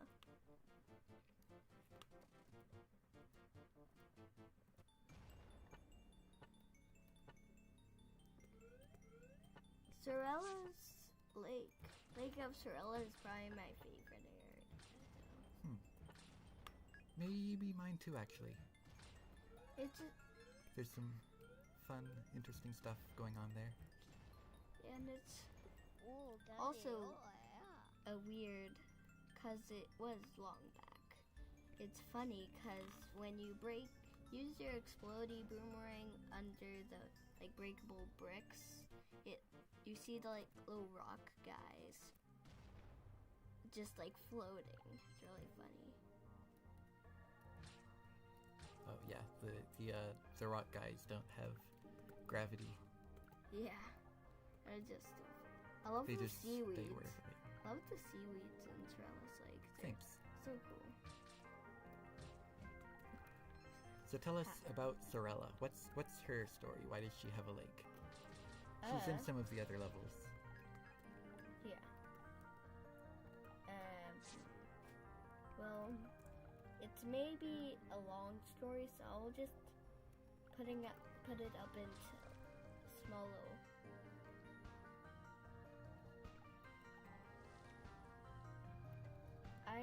I'll just tell just a small bit of the story.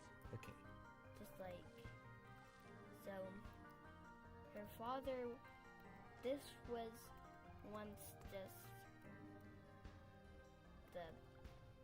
her dad's lake, because of course he's a big fish or whatever. He's the Blue King. And once he was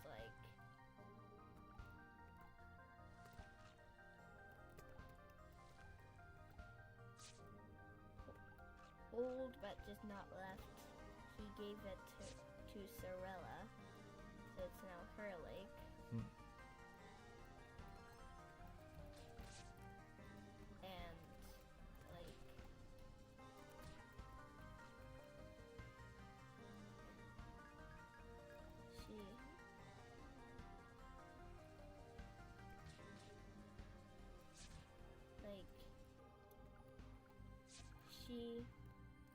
she just didn't want her dad to be here, because just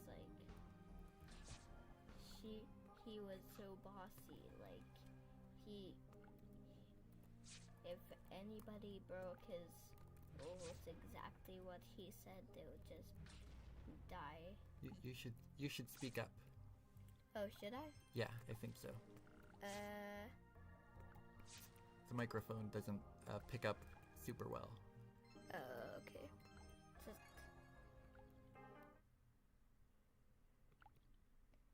Hi.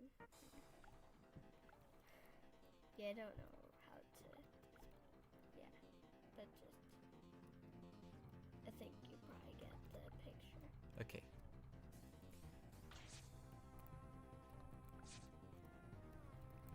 I know probably the Blue King is probably the hardest boss. I'd say. I don't know. Well, maybe. Yeah, maybe. Maybe indeed. Oh, hi, you're back.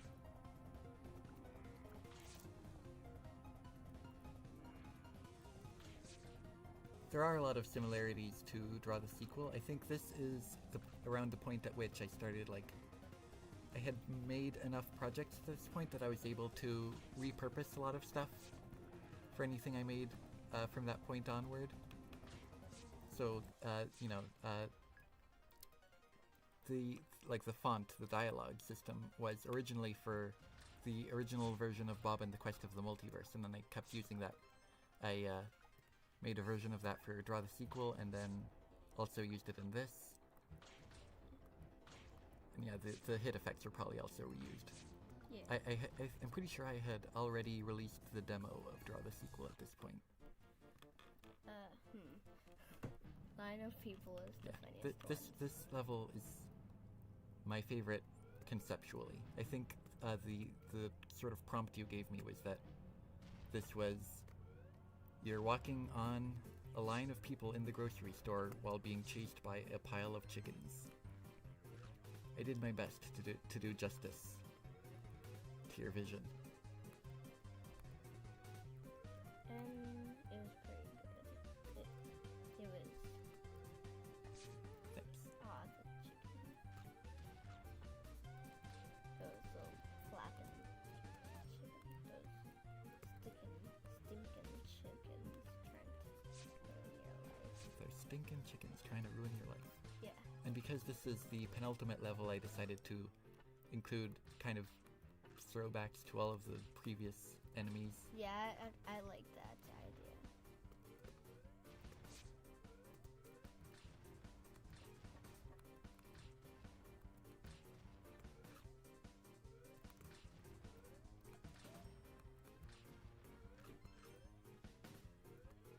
And it made the most sense to put an octopus there, because, like, octopus stay out of water.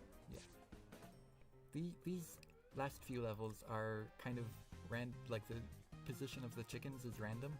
The challenge here is just getting out of the way of the chase, the pile that's chasing you. Get the lives! Think the king beef, yeah. Yeah, that's my favorite boss. Yeah, cause beef isn't his meat that he gives. Yeah, but why beef? It should be chicken. Beef comes from cows. Yeah, I wanted it to be funny. It wasn't it was intentional on your part. Yeah.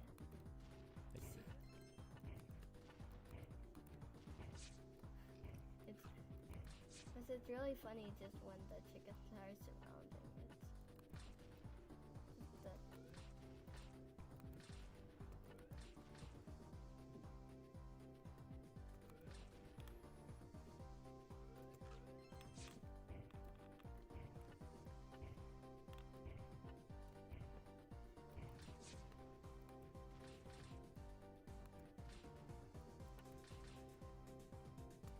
This was a very fun boss to design, if I recall.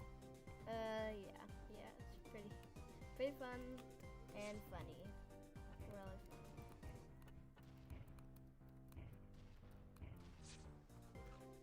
And the gem is shaped like a... Oh, that's not supposed to happen. What? Okay, just go in Teacher's Grove. Oh, I don't think that's supposed to be there either. That is from the expansion that we did later. Yeah, what? Oh, there's the knight. I love him. He's so cool. He's probably my favorite enemy. Out of all of them. Yeah. He reminds me of, like, the King's Smold or something.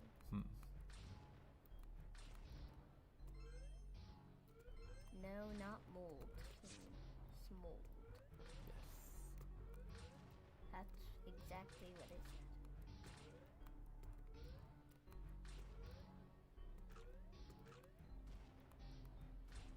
I think the explodey boomerang is probably the most useful.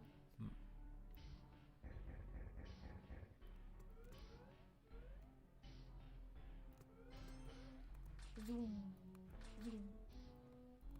Zoom.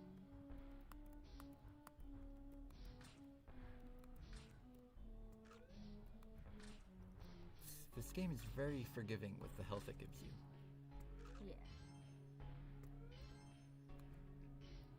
I think that's because when I gave it to my parents for Christmas, they found it slightly too difficult. Yeah. And so I updated it.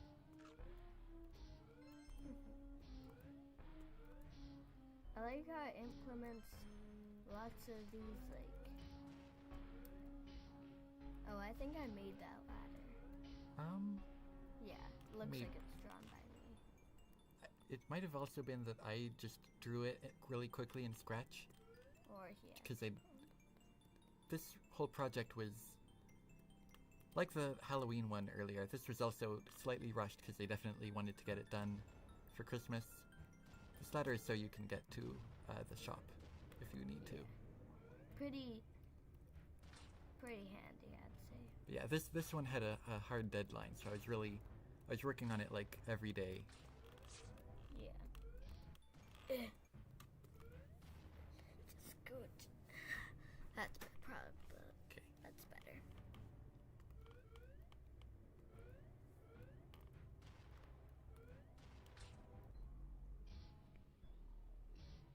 And then over the next few levels, it slowly desaturates Yeah, that's until really it's cool. black and white. Yeah, that's really cool. You get a bunch of hearts, and you fight Ruben. What was the motivation to make the final boss a robot Ruben?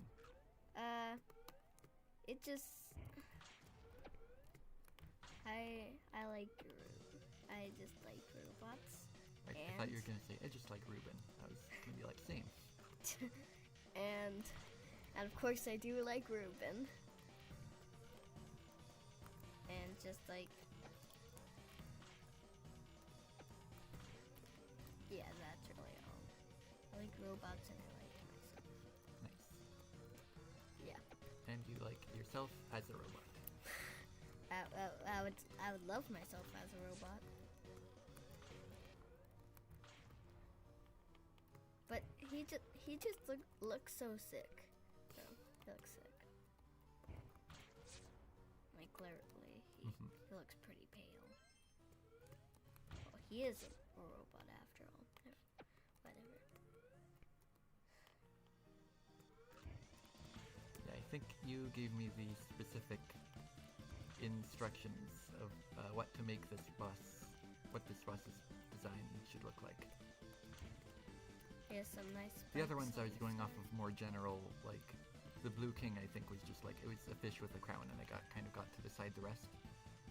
He was very specific about this one. I definitely made the hearts, like the golden hearts. Yeah. And he also was the one to decide to make the spiders in the Temple of the Black Spider have one big eye. I was like, why? That's not how spiders look, but he wanted to do it. Then the next year, for a second Christmas present, we made an expansion, or mod, as Ruben called it, except it's not really a mod when we're the ones making the game. Yeah. But to set this one apart, I had Ruben do all of the graphics and music. And there's even, and you can change your weapon. Oh yeah, and I forgot there's a bow and arrow in this one. Yeah, me too. Like, I forgot. And these rotate. Like the ones. Okay, those guys are. I hate them. Okay, nice little thing. Then some more beamy guys. Some classical coins. You kind of got hurt on that one. Oh, that was good. 2 spinny things. Just barely made it. Yeah, barely. Okay, this one is pretty hard. Okay, and this one, it looks hard. Oh. And it probably is. Probably is. I hate you, rolly guys. They're easier if you don't attack them, ironically. Yeah. Just leave them alone, bro. It's good that the bow is more durable.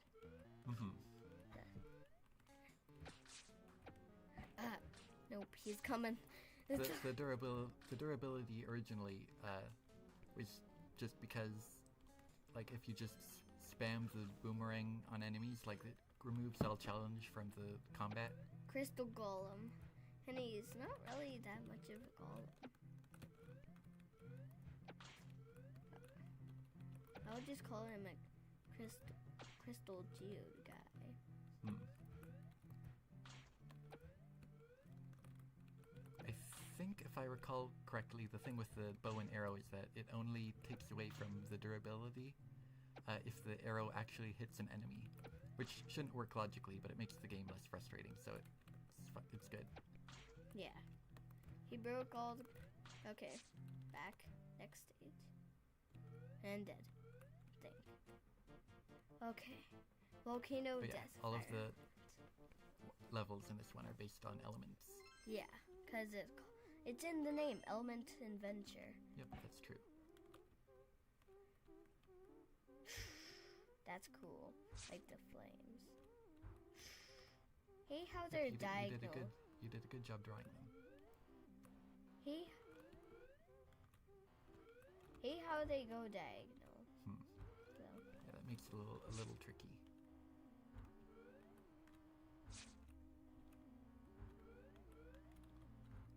you mean very tricky. Yes. Okay, I hate this part.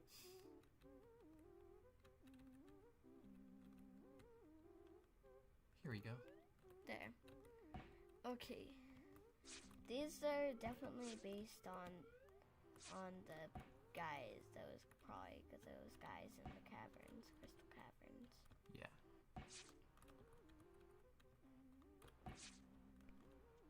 Okay, This come one on. this one is deceptively tough. Yeah, as they keep trying to prison you. That I think I got past. That was just a fluke. I feel like. The fire guy's legs just really go wherever. And then there's a crawler. I think guy. there was supposed to be more of like a... What's the word? It was supposed to be telegraphed more. So you could anticipate where the legs are gonna appear. Like they're gonna be flames I think out they're around. or like you can see the legs before they really before they can hurt you. Yeah, that would be much easier. I think I did do that. It's just hard to see against the black ground. Yeah. Black legs, black ground, pretty hard. Okay. Oh, this is the hard bit. I'd say. Oh, not too hard. Yes. Okay, what's the boss? I forgot. Lava beast. Yep, I remember. This I think was based on a drawing that you made. Yeah. Or well, obviously you drew it, but like you drew it on paper first. Yeah. And then I think you were like, this looks cool, I'm gonna use it for the game. Yeah, because I actually did love it. It's pretty cool. Like how his body is just a yellow body. Mm-hmm. Kind of funny. Spitting out big meteorites, I think. Why is his skin blue, not black? Or gray?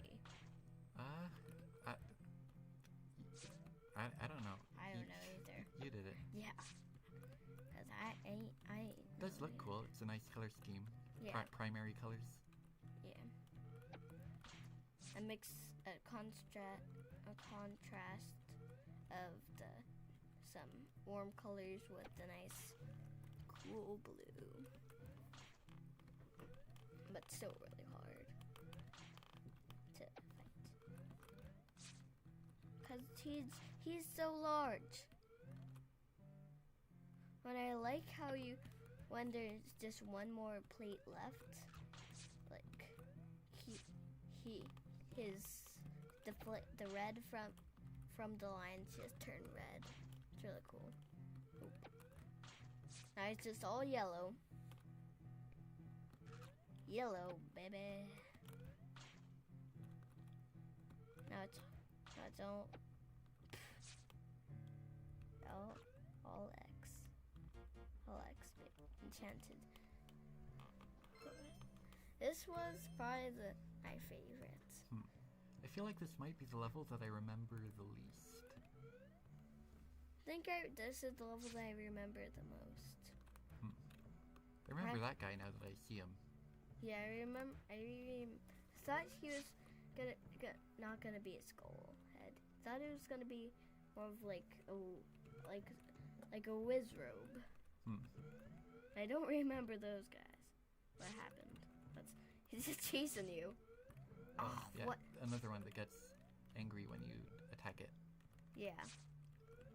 And one that I absolutely hate. Okay, that is cool. And I also made the dying noise, which I absolutely hate. Oh, come on. These guys are annoying. Oh, those guys. I forgot about that. Yeah, same. Big trumpet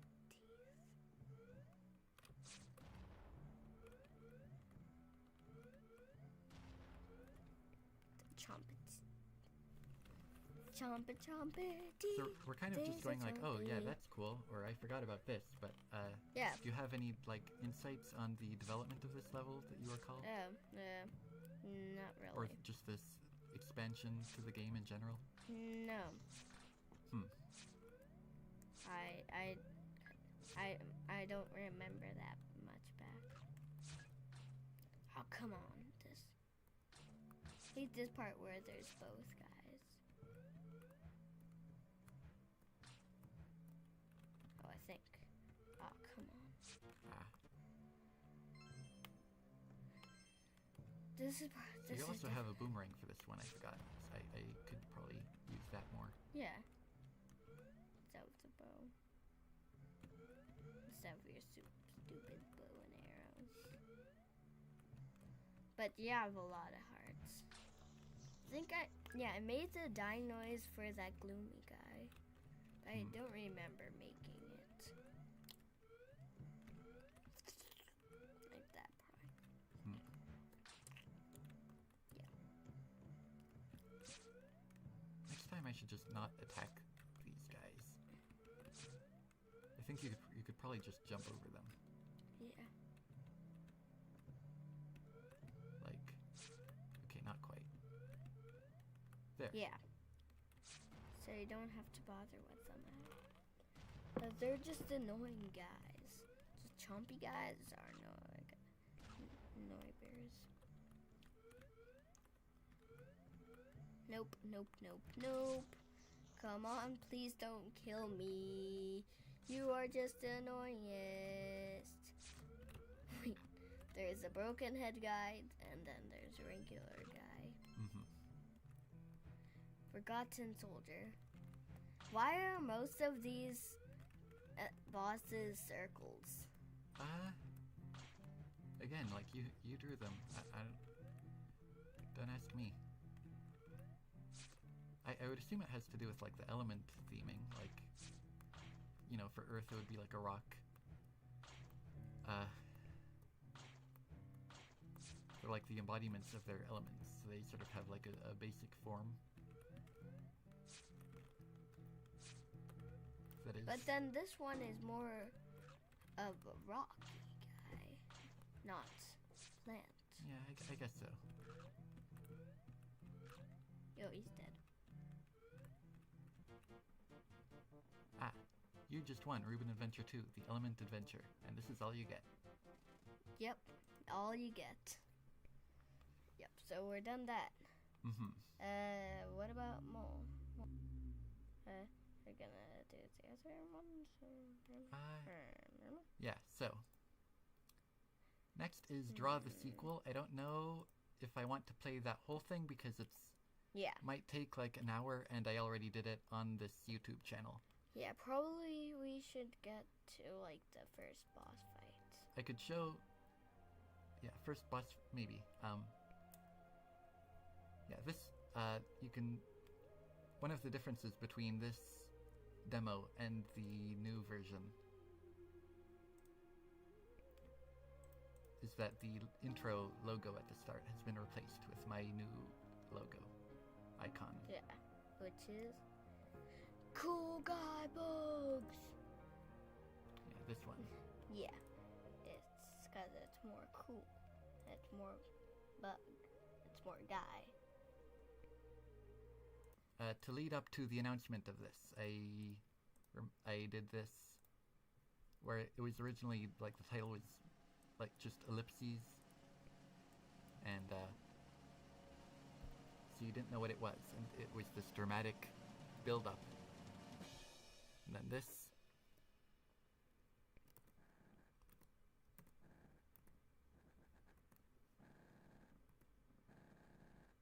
Very cryptic, because I don't know, I like being mysterious and cryptic about things, even when it's building up to a trailer that announces the release date. And so that was that, and then the game released on that date, and this is that. Yeah. Cool. Definitely cool.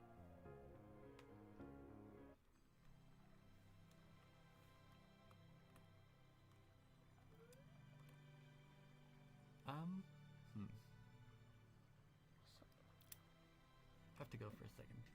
Do you want to play it for a while? Oh, sure. Entertain the viewers? Yeah. And Back see my bad gaming skills. Okay. Definitely. Remember to talk into here. Yeah, I am.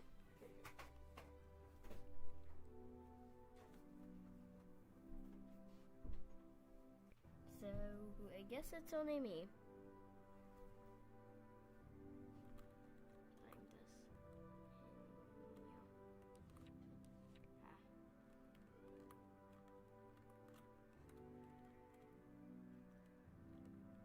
Yeah, I know I can do it. Easy.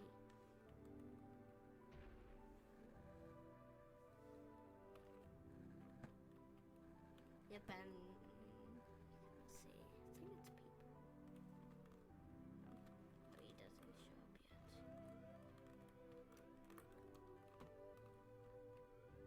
Oh, I forgot I have ink.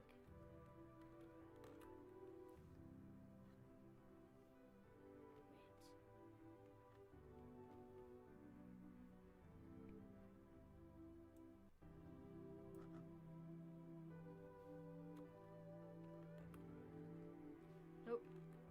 It's the dude.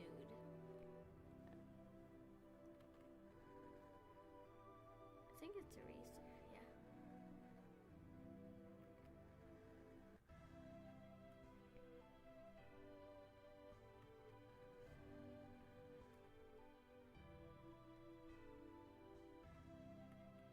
Yeah, thanks for encouraging me, guys. I know I can do it.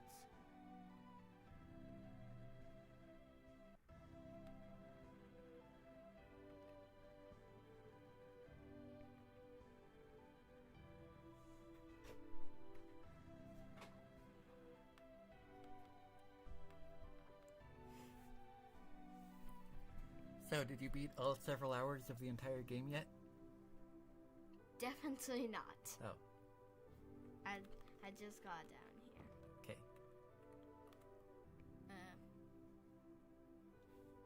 Tell me if you want me to keep playing it, but you seem to be having fun. Yeah. Easy. No, let's see.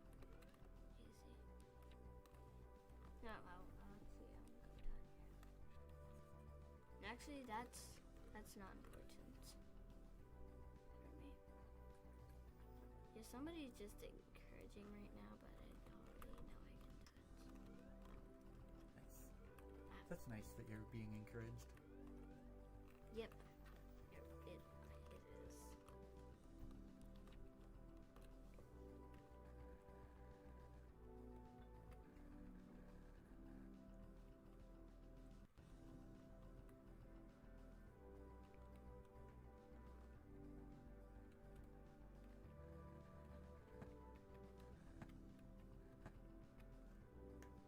Okay, thank you for your stupid advice.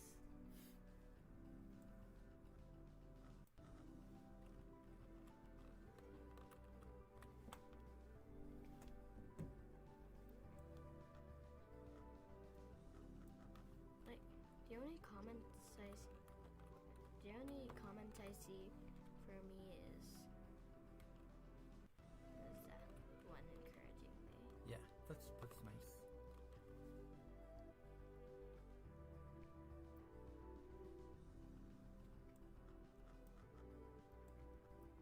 I already talked about this game quite a lot in the playthrough video I did, like last year, but I guess I could reiterate or talk again a bit in a bit more detail about why this game is this game.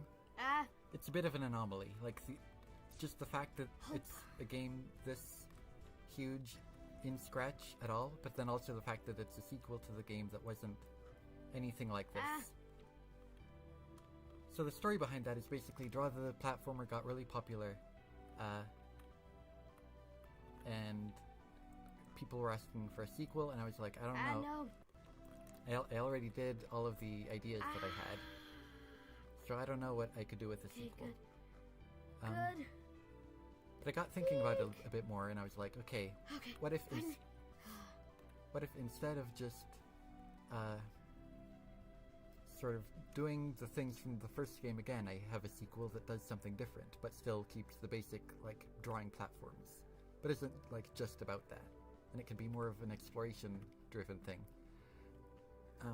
But once I thought of that, it was like, there's kind of no limit to what I could do with that, and so it's ballooned out of scope pretty quickly. Most of my projects are sort of held to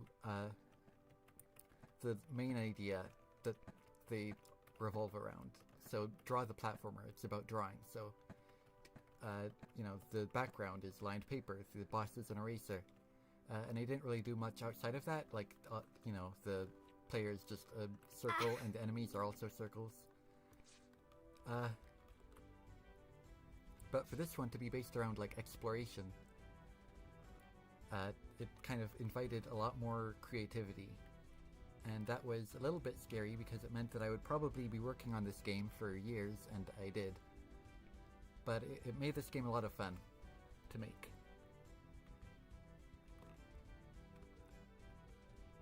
And I think, since doing that playthrough video, and in just like the time I've had to reflect on this game a bit more, I think the gap in quality between the game conceptually and execution-wise has grown for me a little bit. Like, I end up really liking a lot of the ideas here, and a lot of the gameplay mechanics and like characters and areas and music and everything. But like the actual moment-to-moment experience of playing the game is just, it gets kind of increasingly frustrating for me how much it's held back. I think mostly by Scratch having to keep each room within this kind of this small window size. Speaking of which, we can make this full screen. That would probably be better. Sort of making certain rooms feel kind of cramped, and then also Scratch not having a great collision system, so you're always like, you and the enemies are always clipping into things. Also partially my own inability as a programmer in Scratch. Maybe I could have figured out a better collision system, but yeah. So I've kind of committed to, like, I like the ideas in this game enough that I want to do something better with that, and so I mentioned earlier, but I'm remaking the game in Godot. Not really actively working on it at this point, it's just in very early stages, and I probably won't get around to it for a while, but I'm looking forward to fleshing out this game a bit more. I think it has a lot more potential.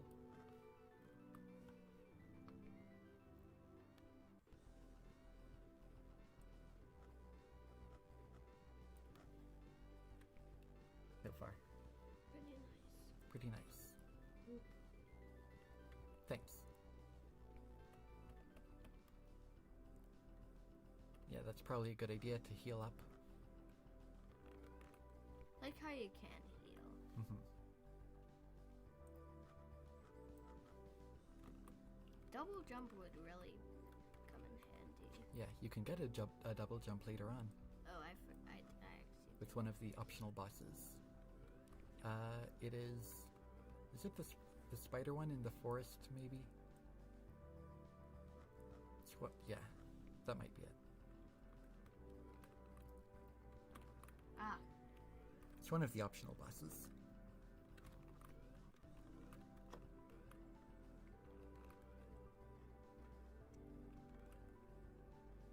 you want me to play it? No, I'm fine. Okay.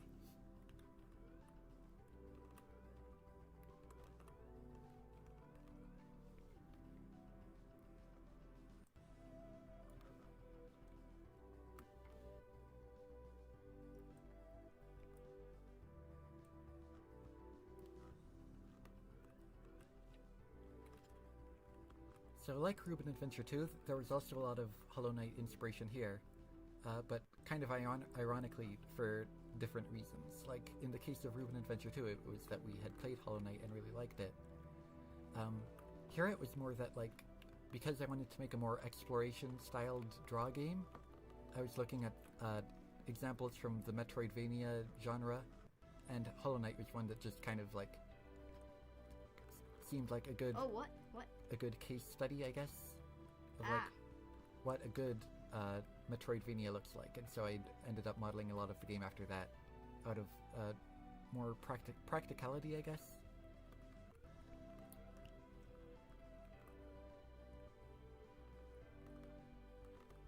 I hadn't actually played it when I had started working on this, so like the fact that I like Hollow Knight so much now, and that I made a game kind of inspired by it is like almost just kind of a coincidence. I mean, I guess I liked it enough at the time, even before playing it, to model elements of my game after it, and like use that as an example of what a Metroidvania game is like. So it makes sense.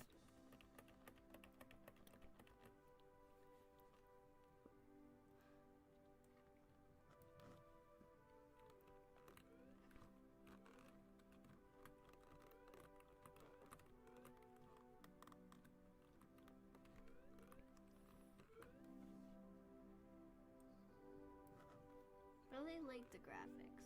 Thanks. Ah. Probably one of the things in this game that took the longest is unique art for all like 300 rooms or something.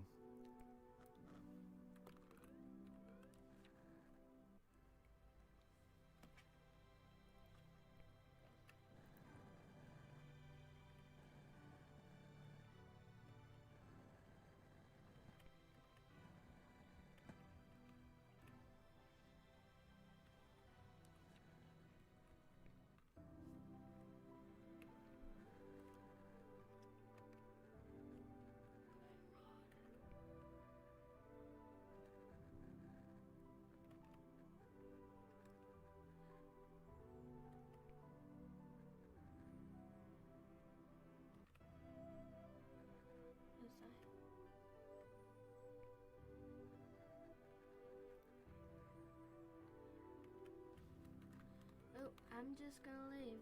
Bye bye, sorry. Oh, sorry. What if I just drop a joke like this? Yeah, thank you.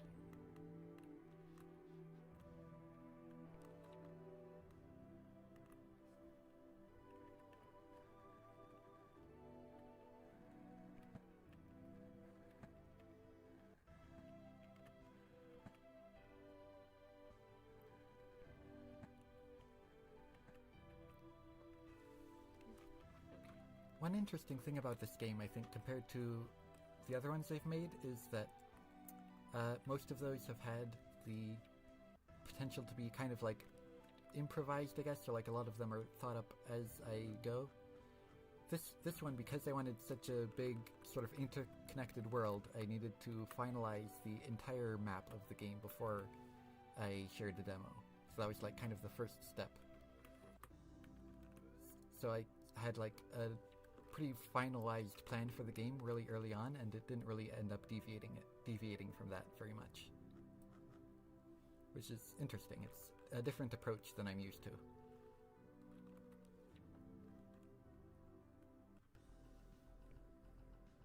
With something like Soul and the Endless Orbit, I know like what the story is and where like what the settings are, and generally ideas for like future enemies and things, but I don't know exactly like how it'll all be arranged, or like what order the rooms will be in and stuff like that. But here I had like a full map of the game that I could base everything on, like pretty much as the first thing.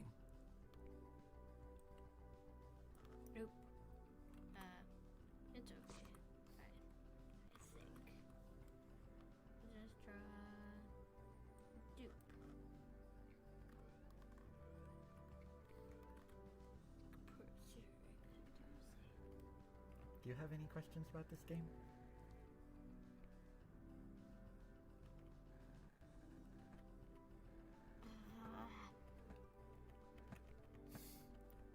Come on.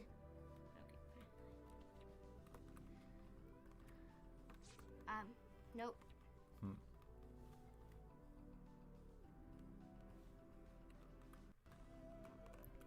I like the effect of those like runes on the barrier between rooms there. The symbols.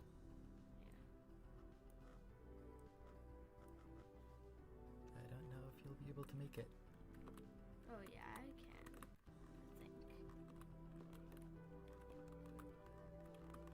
I think. You can press R to restart a level. Or yeah, that's actually quicker. Nub. Hop. Little nub. Long nub. And then another nub. And jump. Then jump down. Or how was it? Do do do do do. Oop. See. How do I get the weight ink? The white ink? That is... No, like not that white ink, like the ink around your main ink. Like the... Oh, it's like the meter there that you can heal with? Yeah.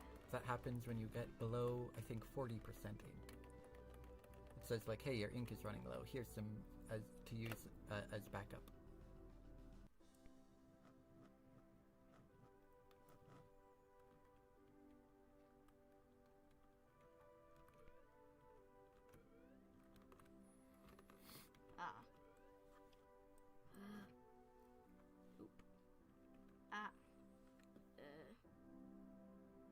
Oop. Where's it? Finally. Okay. Do you want me to do it? No, I'm fine. Okay. Plus, they said I can do it.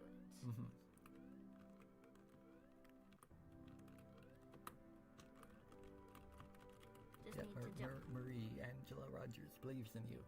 You can do it. And I think I can. Oop. Ow. Oop. Uh-oh. See. Not doing so great. With your ink. I'm just not gonna. Or should I? Ow. That was not that wise choice. Up, and your ink is gone.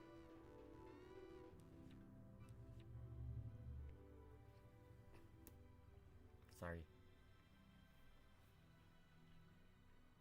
Do you want me to do the rest? Sure. Okay. You can still be here to give your commentary. Yeah, you can do it. Can I sit down? Oh, yeah. Okay. Definitely. Just staring into the screens. So, okay. You can sit on this half. There's the probably better. You need to be able to all reach around your head. Okay. And that's more comfortable. So I already played this on video, but I'll keep going until I decide not to, I guess.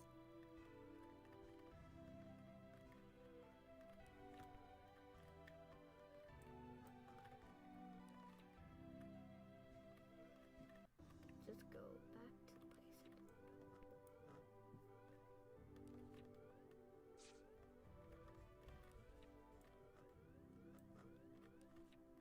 This is the path to progression. So I'm going up here.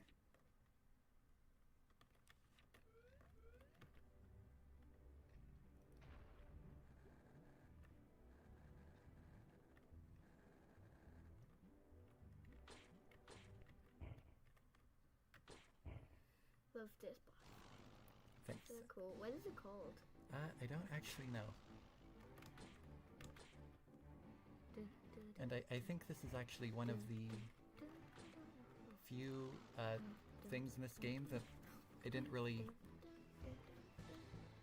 A lot of this game, there's some like lore explanation for a lot of it. These machines, I don't know what purpose they actually have in the world of the game. They're just kind of a gameplay contrivance.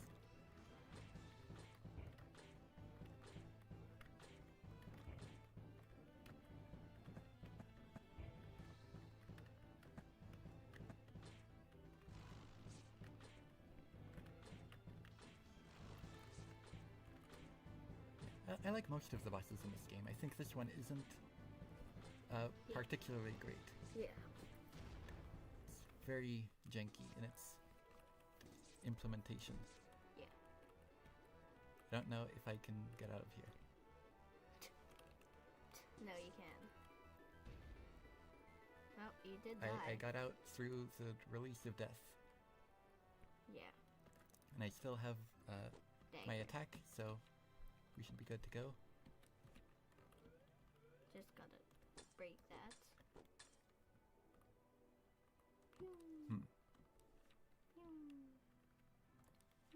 Yeah, you said we could get to the first boss. Well, I guess you And- can't. Well, we did to get to the first boss. We just didn't get to hit the orb thing at the end. So, we have completed up to the point where you wanted to get to. Yeah. And someone in chat says suggests going to the next game, which I think I agree. We spent a while on this. Yeah. What next? Definitely not guess- snow. We could go back to this account. This intro I never ended up using for anything. Cool. This is a project I wanted to make that I just started and then have not had time to work on for like years. Oh, Ruben wants to play it. He's playing it now. But so I decided to basically polish up and share what little I had to show of this in the meantime. Maybe it'll become a full thing someday. I think it would be fun to continue the lineage of Homestar Runner point-and-click adventure games.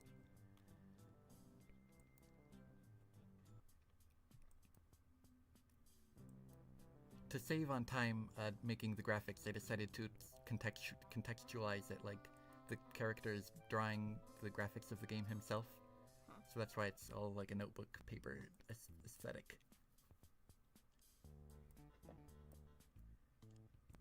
I think I was planning to use my text adventure engine for this at first. When I made the text adventure engine, I was like, what could I do with this? Maybe I could make a follow-up to one of the Homestar Runner games. And then I think I had too much fun coming up with ideas, and I ended up making it into more of a full thing than I meant to.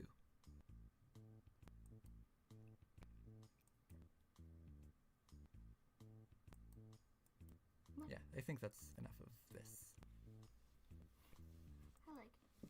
Thanks. Just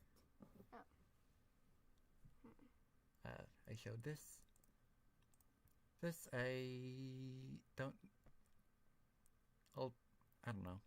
What do I talk about with this? This is already just me talking about stuff. yeah.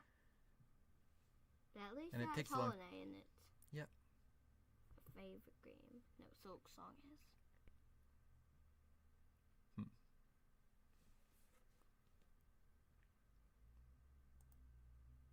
We can let that load. I'll think of something to do with that. I showed the demo a bit already and the trailer. What about this? What can I talk about with this? March 2022. Pretty far back. Yeah. Even at this point, though, I still, like I was mentioning before, I already had like the whole map of the game planned out and where everything would be. Yeah. Add. Maybe it's going slower because we're loading too at the same time, but I'm I'm committing to. I said I would play all of these. Yep. Not going back on that now. Yep. And I'll play it. He. Oh, sure. He. Mine. Just bam, click over here. It's not false advertising because when I said that I would be playing through all of these projects, I meant I in the sense that is not actually I and includes Ruben as well. Yep. That's exactly. I didn't realize that that was what I meant until now. Yeah. But it's not false advertising. It's just a definition of the word that is not accurate.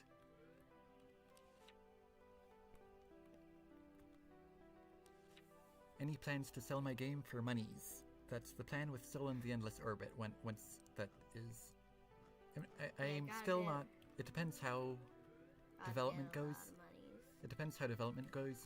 Whether I want to, like, charge money for, like, the chapters of that game as they're finished, or whether I want to sell it as, like, a complete product when it's just, like, totally done. But that's the plan for that. Can you tell this is more frustrating than the final version? Because when you like go to the bottom of a level, it sends you down to the lower one automatically. In the full game, the finished one, you have to press down. Yeah, it's pretty easy. Oh, and the filling the system is way faster. In the finished one or in this? In this one. Maybe I felt like it was too powerful, I guess.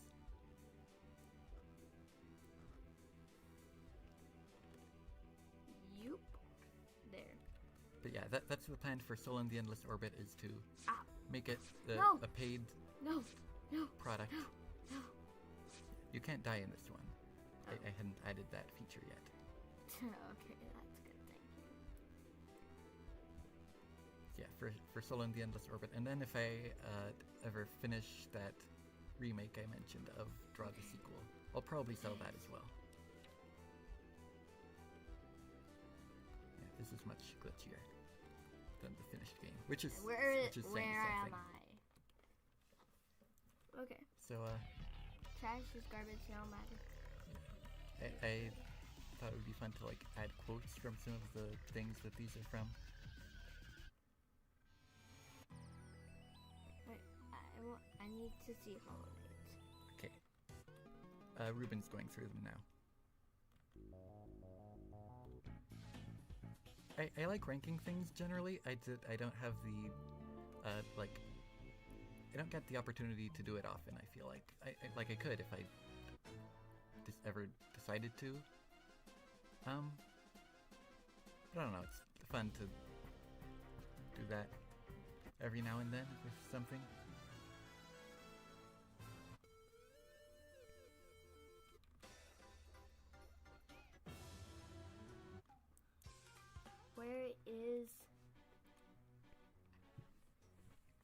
Where is Hollow Knight?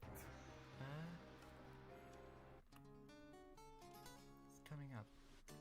One of the next ones, I think, is probably Hornet.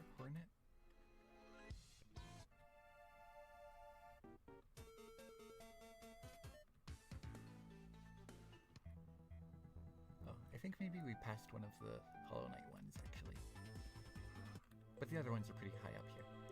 How do I market my games to a wider audience? I'm still figuring that out, actually. I'm not great at marketing, but I am trying to like put in research and learn what I can do to get my games out there a little bit more. What I've done so far is basically just make a bunch of Scratch projects, and eventually some of them kind of caught on a little bit.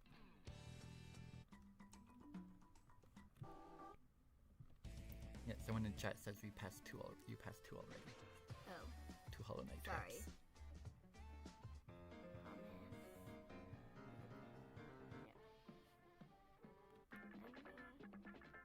Yeah. What? Pizza Tower? Mm-hmm. Oh.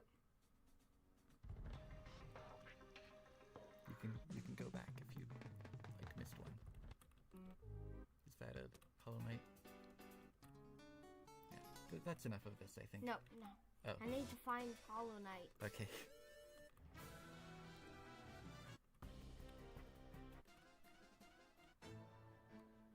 Here we go. Oh, you missed it.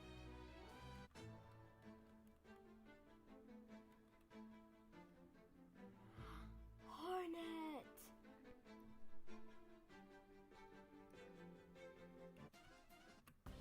I need to finish Silk Song so I can add those tracks to this. I'm still on Act 1.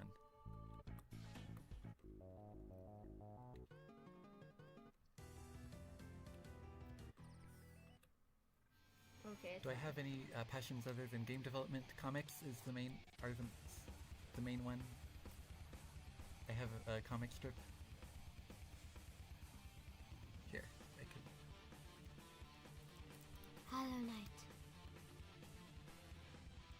I showed this already, but I can show this again. I have a whole website, 461 on here. I post a new one every 3 days, with occasional breaks. But I made some updates to the website recently. You can navigate it more easily. Just going to random ones here. There's a random button. Just random.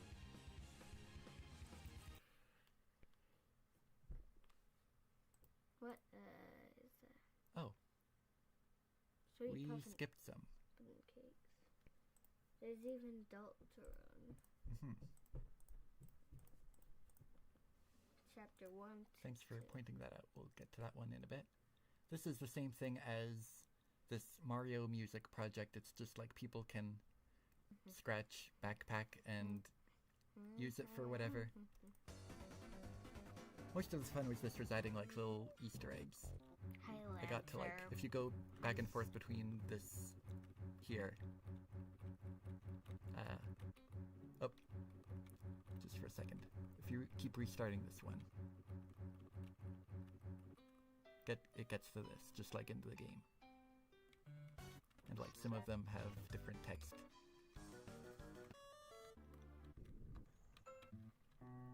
I just had a bunch of these files on my computer and I figured I might as well do something with them, upload them for use on Scratch.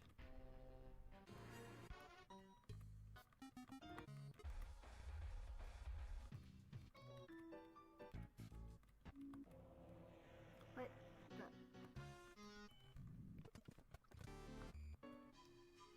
What? Yeah, it's not really even like piracy because this is all stuff from the free demo.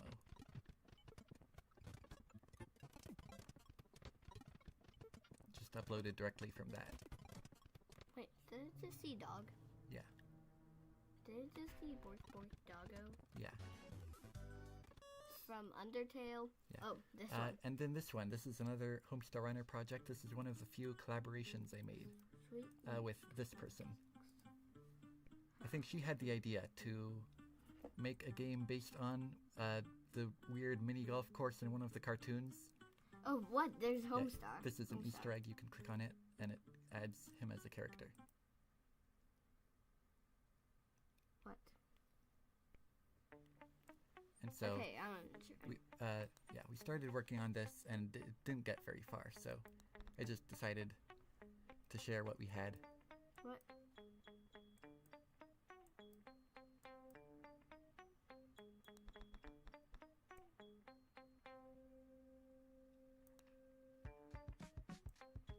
Dry in his mouth.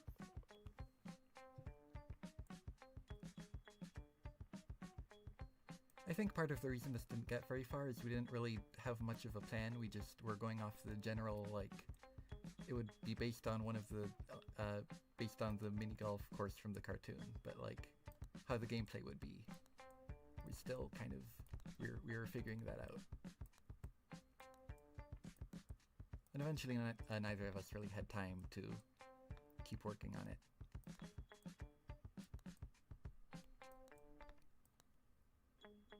What?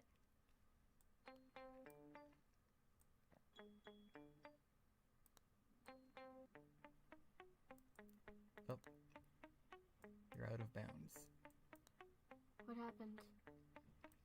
Am I stuck in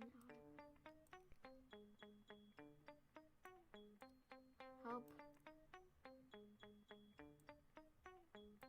That's fine. Or I think you can, press R to restart. Oh, okay. And I'm just gonna go show the rest of this pretty quick.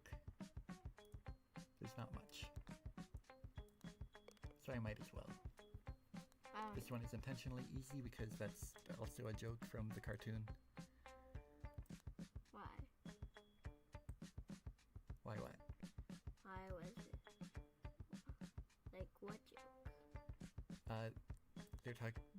They talk about, I think, how like there's the one golf hole where it's just like 2 feet away and you don't have to, there are no obstacles or anything. What if it actually like just was 2 feet, like actually 2 human feet away? That would be on brand, I think, for this golf course.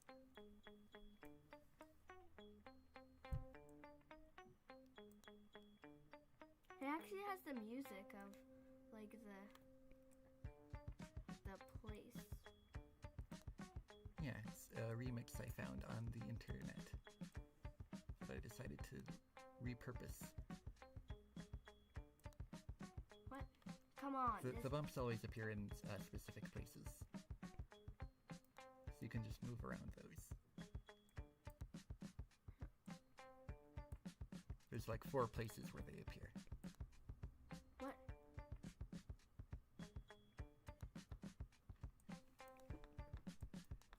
I think another reason I've tended to make so many Homestar Runner projects is because there are like other things that I'm into, but they're like plenty popular and other people are making games based on those already. So I sort of feel like I'm filling a niche in a way with this.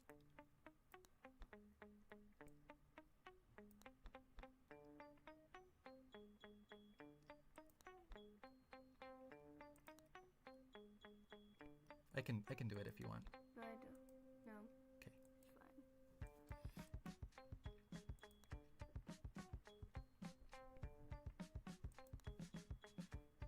my time.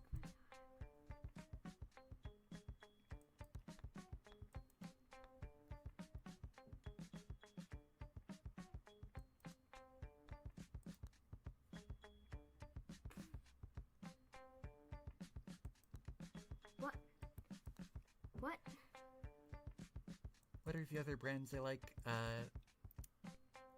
Paper Mario is one. I talked about that in the video I made recently. It's I feel like it kind of like defined my taste in games for a while. That was like the big... Okay. Did it finally? Yeah. That was the only it. Star Wars is cool. I've been getting more into Calendar remix. Undertale Deltarune in recent years. This, my main memory of this, so the context. There was an advent calendar that they were doing, the Homestar Runner guys, where like each day of December there was a new like sheet music for a song from the cartoon, from like a previous episode. How I can hear. You need to wear the these.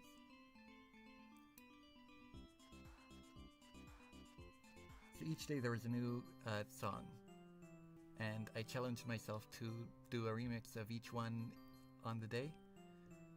I couldn't really stick to that. I had to delay a few of them because I was working on Reuben Adventure 2 at the same time because I wanted to get that done by Christmas. So it was a very hectic month. You don't need to listen to all of these. Yeah, I'm taking the mouse back. Okay.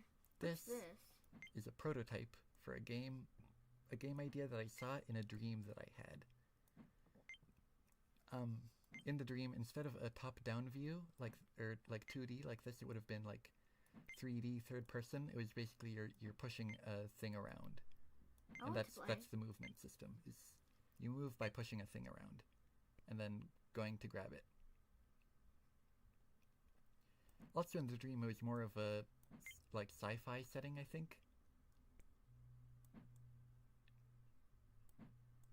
Yeah, this is very unfinished. I think we have broken out of bounds.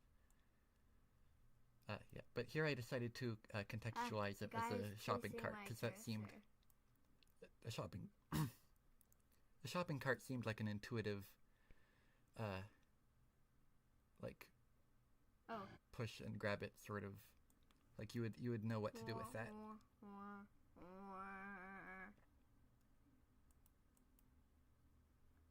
And so I prototyped this, but I didn't end up doing anything with it. Didn't seem quite worth the time. One idea that I had, I talked about it a bit in the description here, but What? Because the concept for this game wasn't... What's wrong? Oh, yeah, I paused it. Because the concept for this game wasn't that... like, I couldn't really see how... It seemed cool for, like, one level, but I couldn't really see how it could develop for a full game. So one idea I had is that it could be just, like... It could start just mundane at a grocery store and then get increasingly surreal over time. Or just like all of it, it would, you know, be a few levels of grocery store, and then all of a sudden it would shift tones and be like the same gameplay, but somewhere totally weird with its own like weird gameplay mechanics and things to keep in mind. You can't let the cart get destroyed. That's kind of part of the thing. Then. Oh. Why is it? What? This was a request. Battle ends. Wait. The battle music was reused for the Page and Write boss fight in Draw the Sequel. Beatbox. Just tried beatbox. Yeah, and the end level music. Just an excuse to dabble in a style that I had been wanting to do for a while. Kind of inspired by the song Pepper Steak from the game Off. It takes a bunch of like old-timey jazz samples and cuts them up and turns them into this like weird industrial techno thing, and I thought that was cool. So all of the samples here are from the game Cuphead, and I just cut them up and turned them into a new thing. Huh. Anyway, I was going to play this one next. This is the first area I made of Draw the Sequel, just to test how the mechanics would work. This is the glue and lasers. This is also the lasers from the lab. This is Let me try. okay. Ruben's trying it. That on the right, I think, is supposed to be a switch, like a drawing of a switch. And yeah, you can't draw out of paper. One of the can I do this one? I want to show you something off. Okay. So one of the original ideas for Draw the Sequel was that the progression would be based on allowing you to traverse out of paper more. Like as the game would progress, you'd get more abilities that would allow you to get places without drawing. So one of the ways I consider doing that is by adding a dash system where you can dash. It's just double jumping. Well, it's also kind of a dash. How do you do the dash? It's a dash that functions sort of like a double jump. You press X. Like that.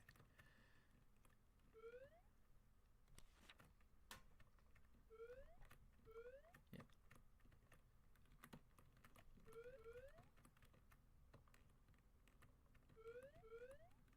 Can I No. Okay.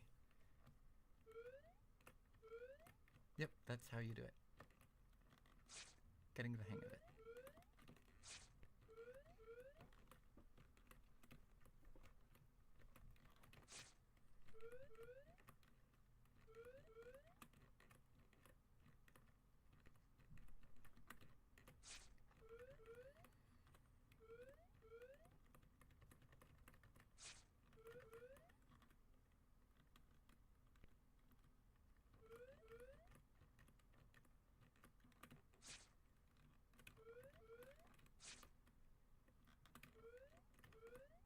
This is hard. Yeah, can I show more of this? Oh.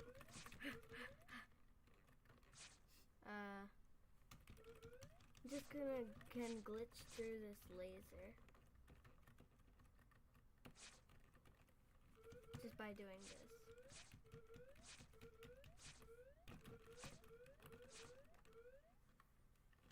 By pressing all of these. Yeah.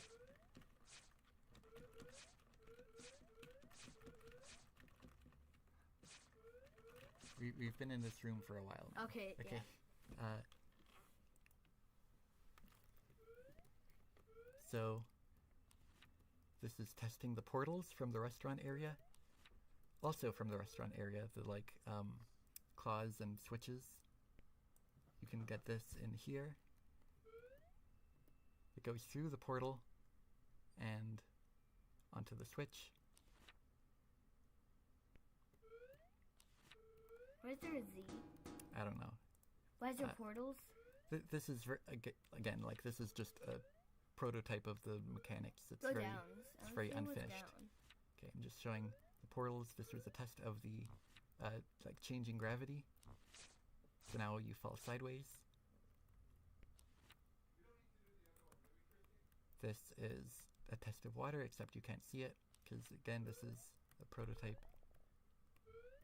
A test of the tape and switches.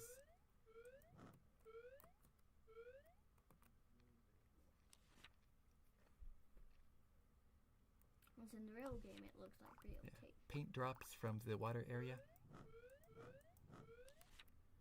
And this is up there is testing the like flipping back and forth between two sides of the page, like in the hot and cold mountain area. The Bugs game. Yeah. Oh, see. I showed that earlier. Oh, did you? I guess I didn't see. Yeah, you weren't here for that. This, not much to say about this because they already said about it in text here.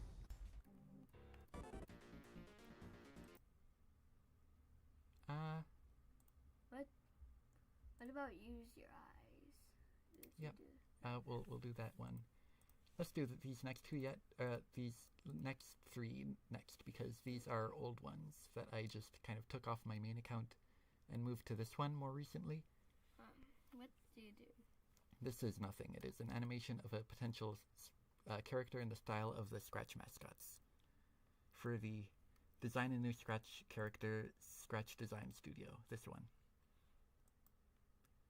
This is 3 different projects I combined into one. I made like traced vector sprites of a bunch of characters, so you can like, it's made, you can like zoom into them infinitely and they don't get blurry or anything. Don't get pixely, so that's kind of neat. I'll see. But again, I didn't end up using these for anything. Can I see? Yeah. Like zooming in on them? Yeah. Sure, like you can just keep doing this and there's no pixels. Yeah. Keep on doing it. Keep on. And then this one I moved to this account because it makes me cringe a little bit.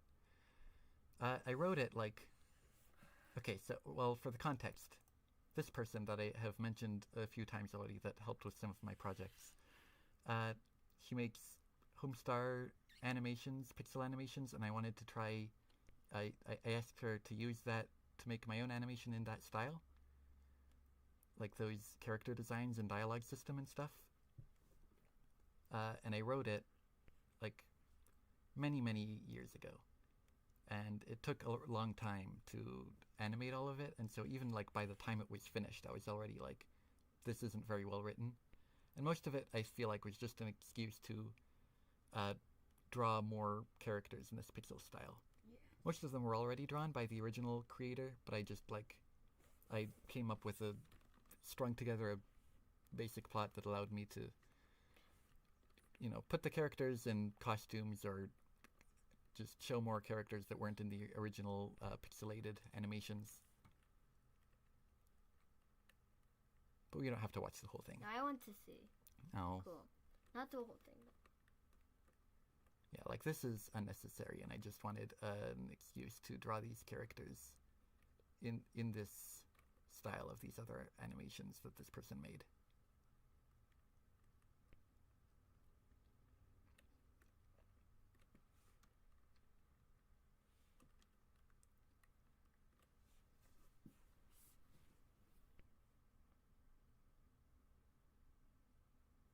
Physicist instead of physician. That's an intentional joke, I'm pretty sure. It was long enough ago, like it could have been a mistake, for all I know.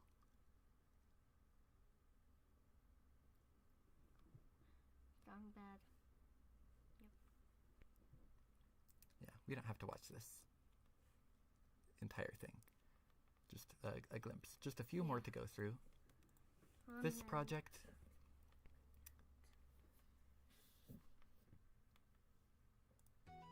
was originally just this trailer.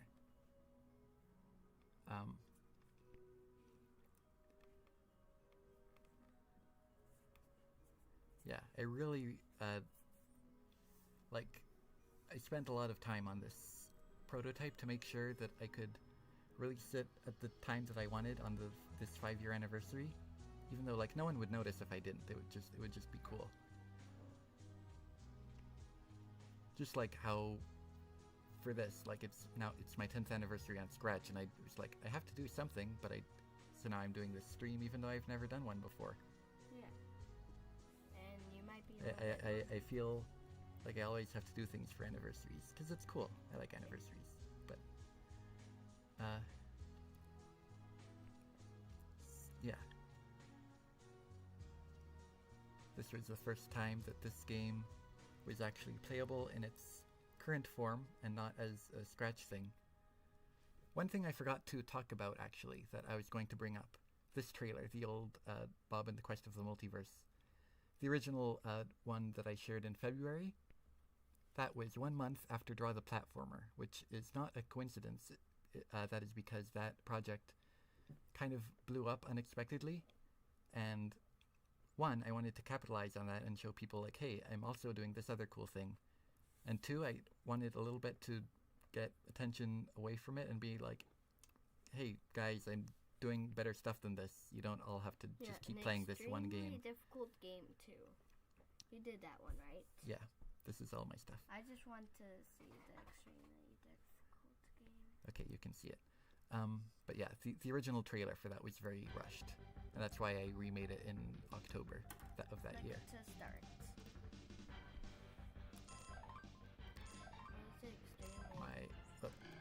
It could have started spelling mycelium if it wanted, but it didn't.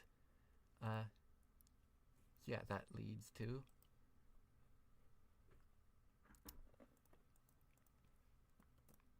this.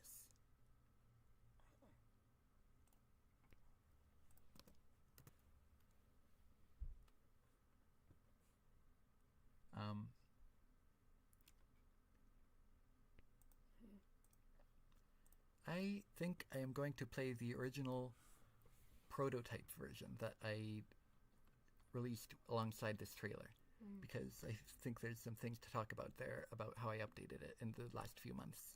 Also, I gotta go, bye. Okay.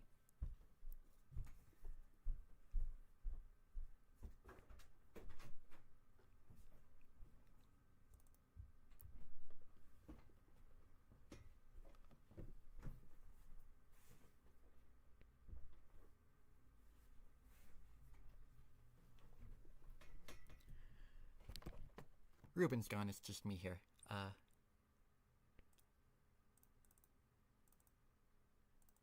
Finding the old prototype version.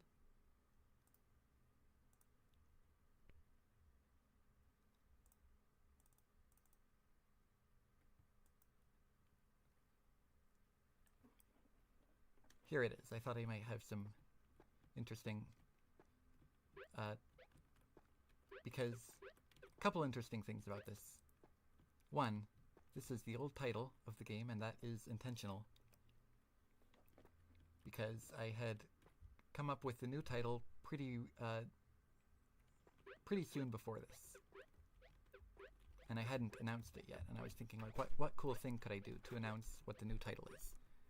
I'm back. Oh, Ruben's back. That's it. Oh, he's gone. Okay. That was quick.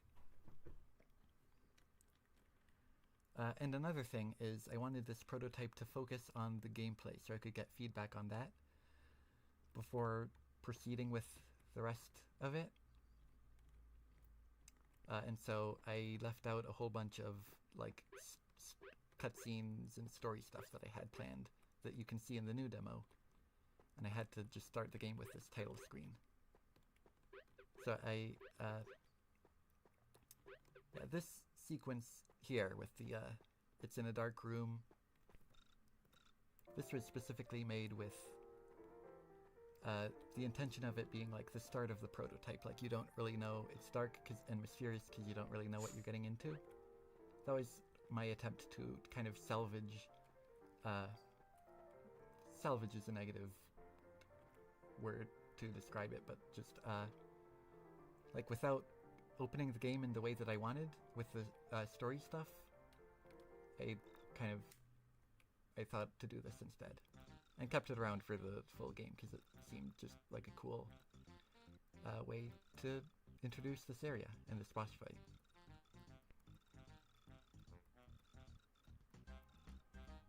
Another thing I updated for the full demo, past this prototype, is now the characters have like text talking sounds that are unique to each character. All of those are just clips of my voice.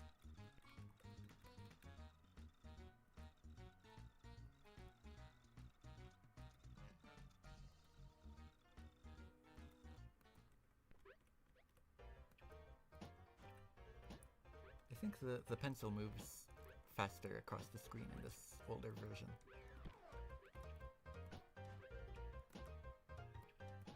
And you can speed it up by holding Z.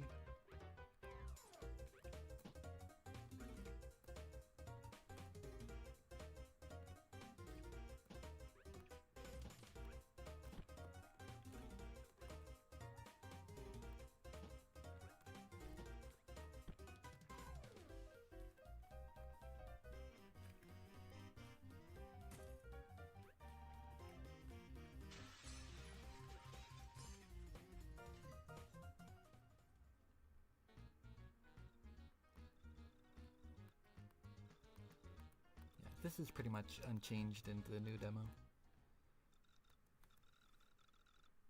Bryn is really small there, accidentally. It's kind of hard to see because she's so far across the screen from Soul. But like if you compare them, then like she's way smaller here than she is supposed to be normally. It didn't resize it correctly. And then the UI for this I also redid. That's another thing in the new demo. I probably won't be playing that also. I'll probably do a playthrough of the full game at some point when it's done to talk about it.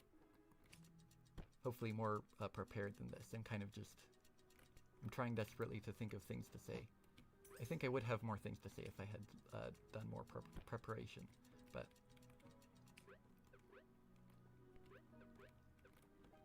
I thought there might be interesting things to say about how a couple things that are unique to this specific demo.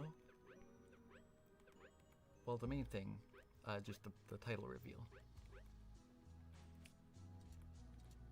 And we're getting to that in a second here.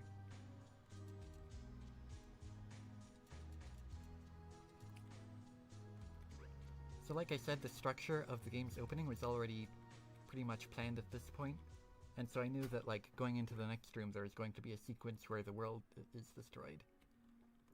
Like, you know, Bob, or at the time Bob, but Saul's home planet.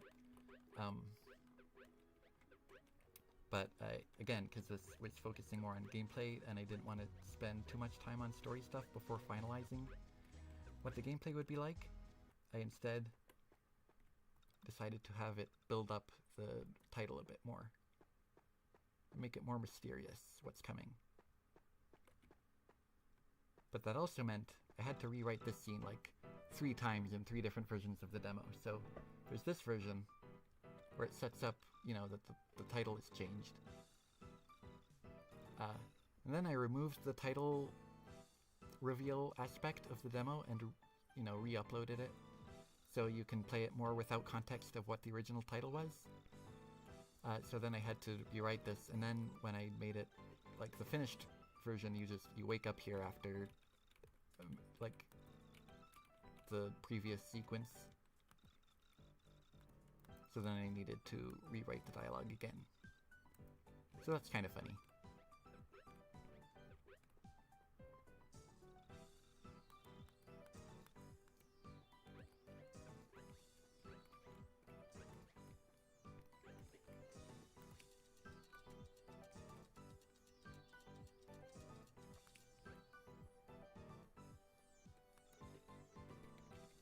I don't need any of these.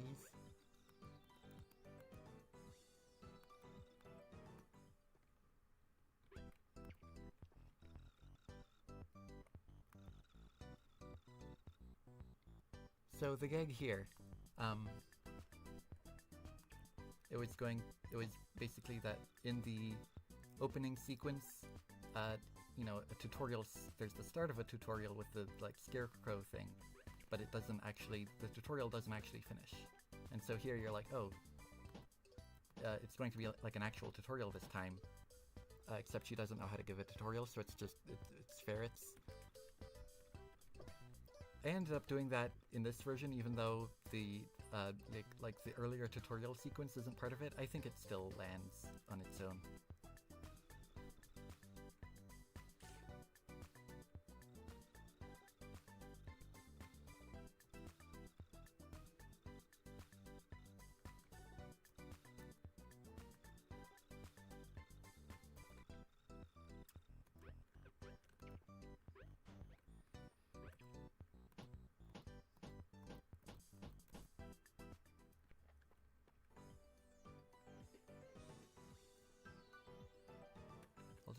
I'll ignore you. I don't need tips.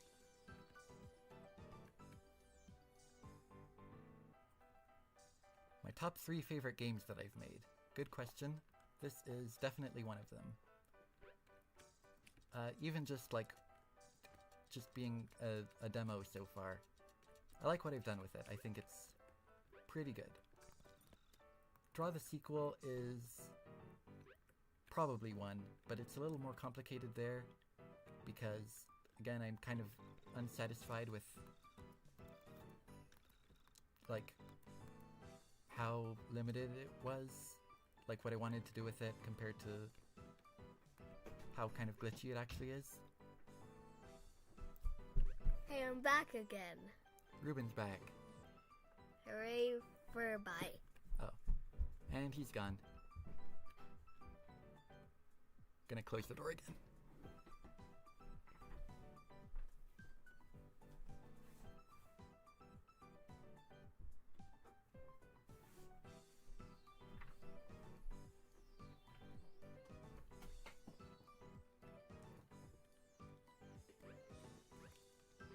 So this, Draw the Sequel, those are kind of the obvious two, like those are the really big ambitious games that I've made in this kind of style. With, you know, story and characters and all that. A bunch of different areas. I don't know, I haven't really made a third game like that, so I don't know what that would be. What the third in my top 3. I'm back again. Ruben's back. For how long, though? Let's see. I'm still back. Oh, nice. And he's moving the mouse. Oh no. You're gonna, ruin all the stuff that you can't actually affect with the mouse. The mouse doesn't do anything here. Save the recharge. Oh, this is cool. This cool. Hopefully it doesn't shock you. I changed recharge to end turn in the new demo. And end turn is actually what it was like originally when this used to be more of a actually turn-based system. But then, as it became less turn-based, I figured that phrasing of it didn't make quite as much sense. So I changed it, and then it was unclear, so I changed it back.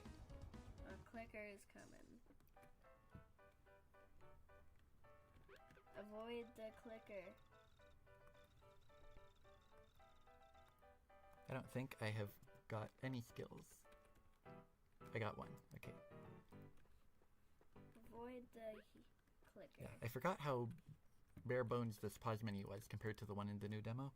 That's definitely an improvement.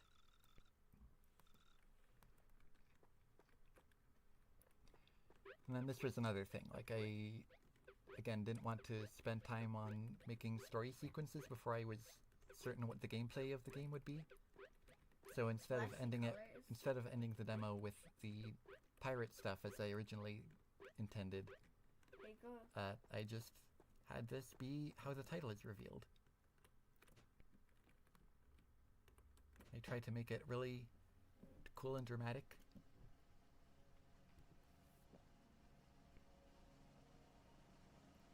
This is the same sound reused from the Draw the Sequel trailer reveal project. And this is how people found out that the game was called Soul in the Endless Orbit. So that's some history there. Okay. You're not talking to the microphone. Oh. Let me just do that. Okay. Thank you. Let me just close the door real quick. Okay, good idea. I'll kick through the door. Close. Okay. Use your eyes. I need to do this. Oh, okay. Sure, I'll let you do it. Okay, thanks. You need to go in front of here, though. This is where the, you can look at it through here. This is where the webcam is. So get in front. What? I think it's detecting both of our faces. Okay, stop.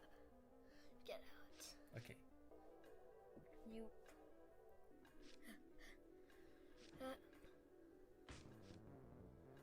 I lost my eyes. Huh? One of them, at least. Please don't lose your eyes, buddy. Nope. Aw, I'm dead. Okay. I'm a flashy figure. My turn. Two peaks.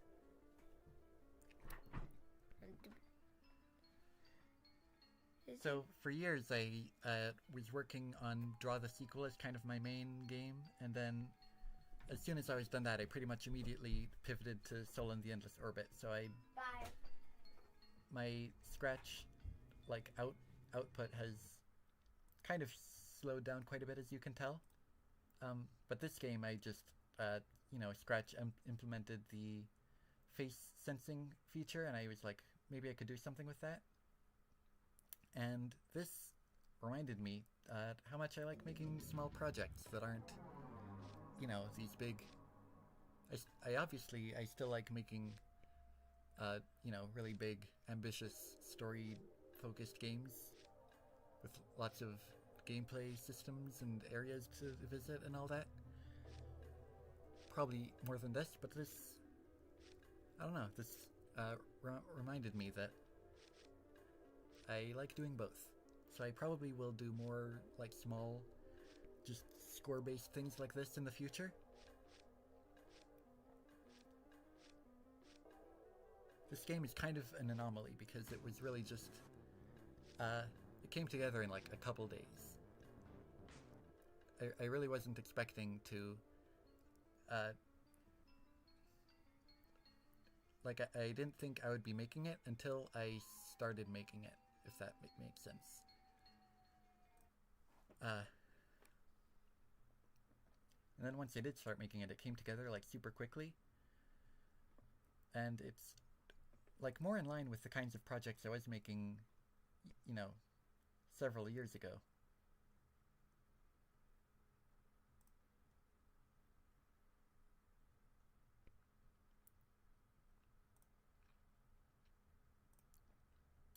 What else?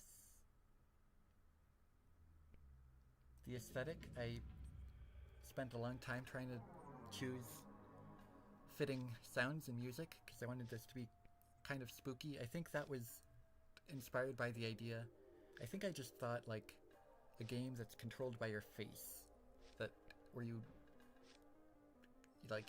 play it using your eyes. Something about that seemed like almost like morbid or so. Like I felt like I could do something kind of like ominous. It would lend itself well to an ominous aesthetic.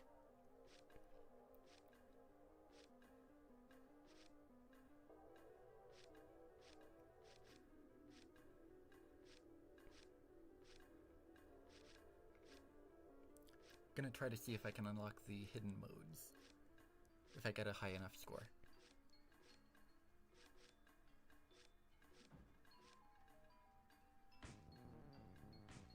No. That's probably fine.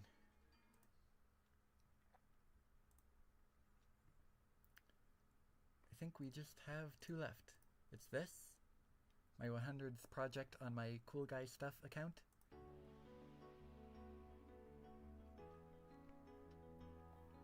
This is based on the 10th anniversary project, except I shared this first as almost like a teaser for that, except no one knew it was a teaser at the time.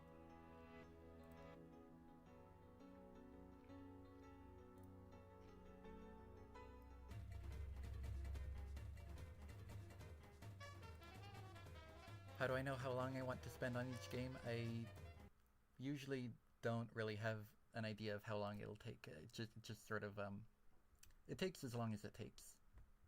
I tend to commit to things for a very long time frame. Hey, aren't but then, you gonna answer the question? Yeah, I'm doing that. Oh, okay. Ruben was telling me to answer the question. But yeah, I tend to commit to things for a long time, and then sometimes things like this come together for much more quickly than I expect.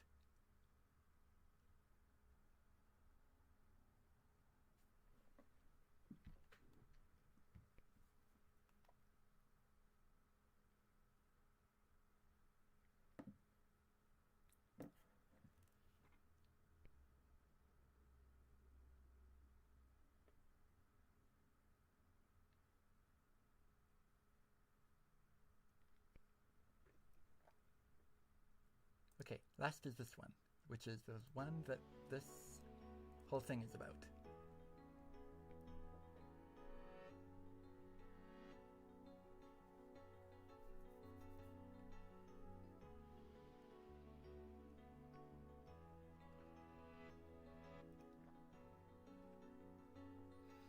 A nice little slideshow here, and then it cuts off anticlimactically, because I thought that was funny. And that is this. Yeah, I did talk about some of this stuff a little bit.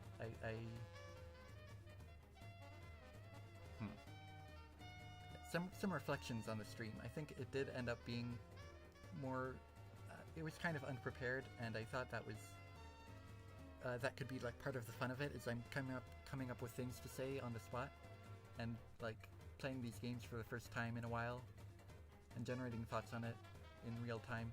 That kind of just ended up with me not being able to say much. So I think it would be fun to take another stab at something like this, but I would have like notes. I'd want to have notes to work off of or something.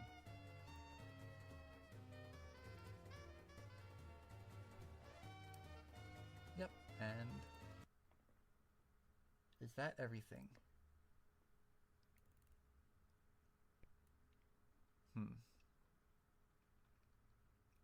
Let's see. I think there might actually be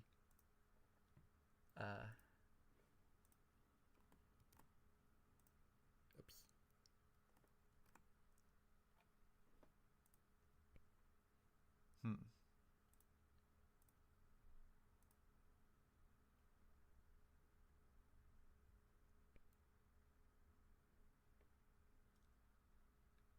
Hold on a second.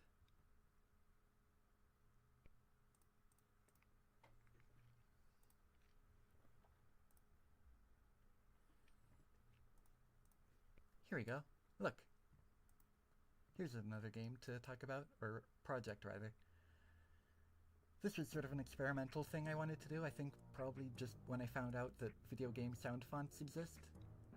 Like, people have, you know, gone into the files of old games and taken the instrument samples. And so I tried to make music in the style of various games. I was pretty frantically trying to get these finished up until like a couple days ago. They were kind of just first draft versions for a few months. This was a very just kind of self-indulgent pick, I guess, to put here. It's not really something that many people know about. I just kind of wanted to do it. This one is my favorite. It's one of, I think, my favorite songs that I have made. Which is good, because I think this game's soundtrack is probably my favorite as well, and so it could have very easily not lived up to it at all. But I feel like it did. So let's see. Is that everything?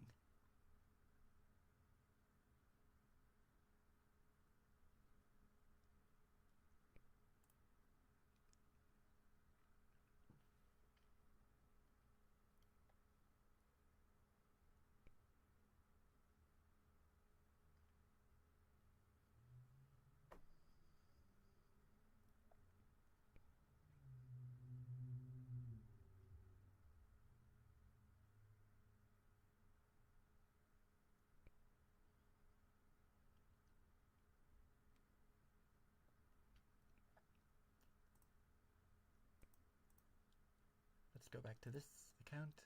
Just check over. Oh, look at that.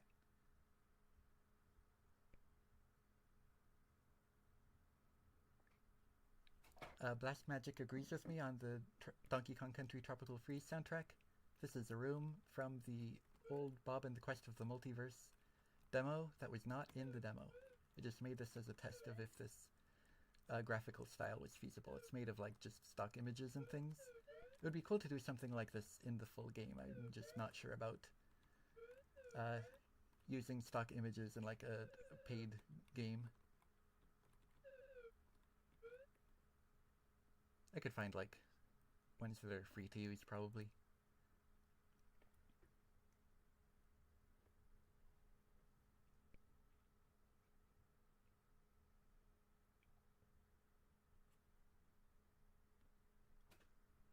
Okay, let's see if that's everything.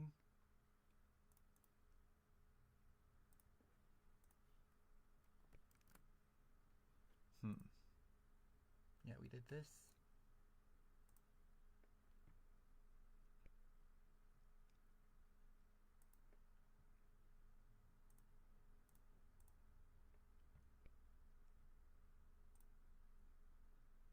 Hold on a second again.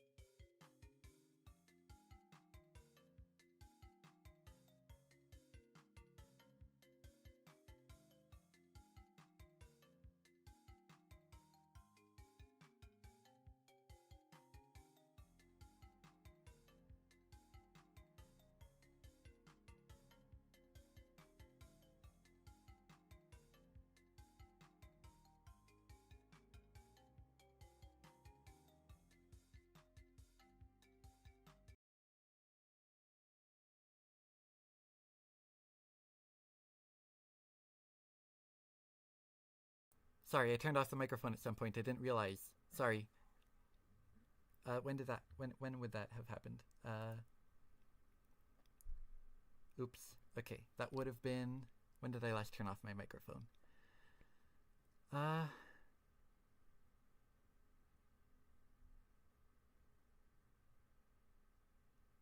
Oh, yeah, when I was setting up sharing these projects. That was, if you couldn't tell, that was the bit, is I was just like sharing them and casually talking about them as though they were always there. Yeah.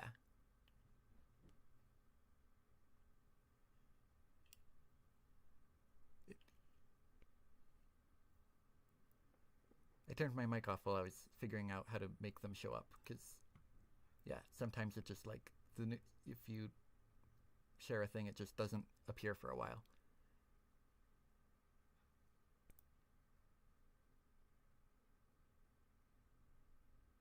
I don't know if that enhanced the bit or ruined it by having me just not talk over it at all. I guess I could go over again what I was talking about with this.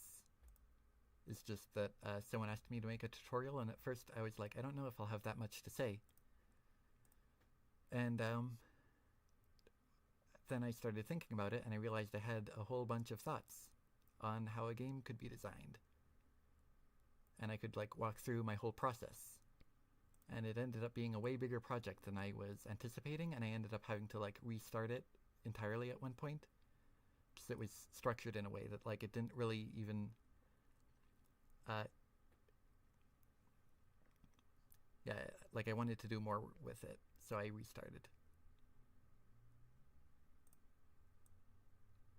And yeah, goes through the process of me making a game about a frog.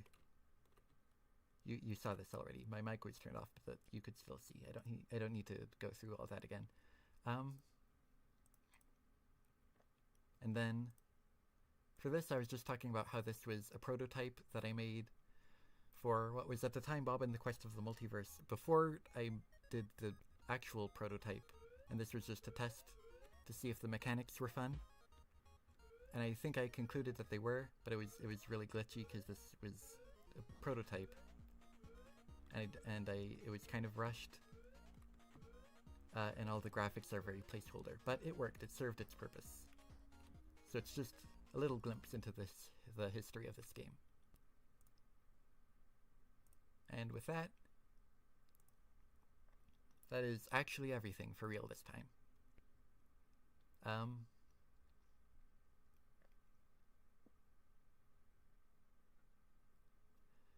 Again, a lot of the stuff in here was kind of unprepared, and if I did something like this again, I would make sure to figure out more what I would say beforehand.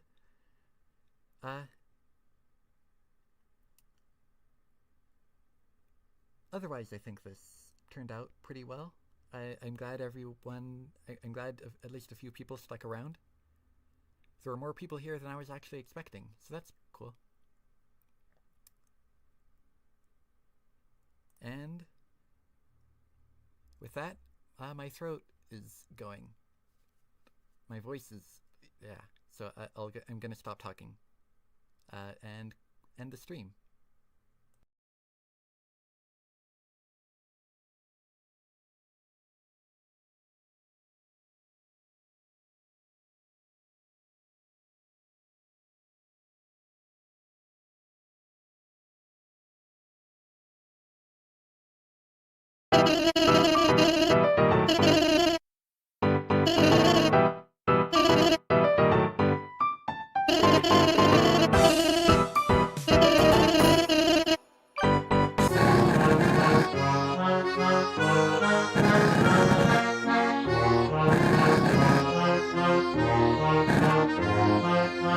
Huh?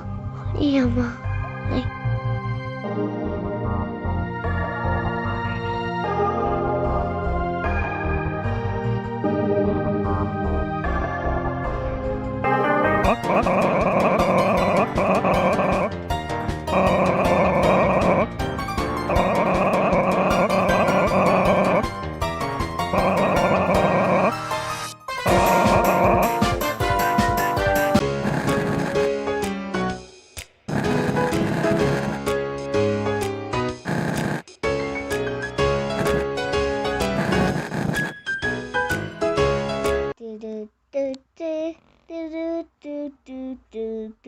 do do.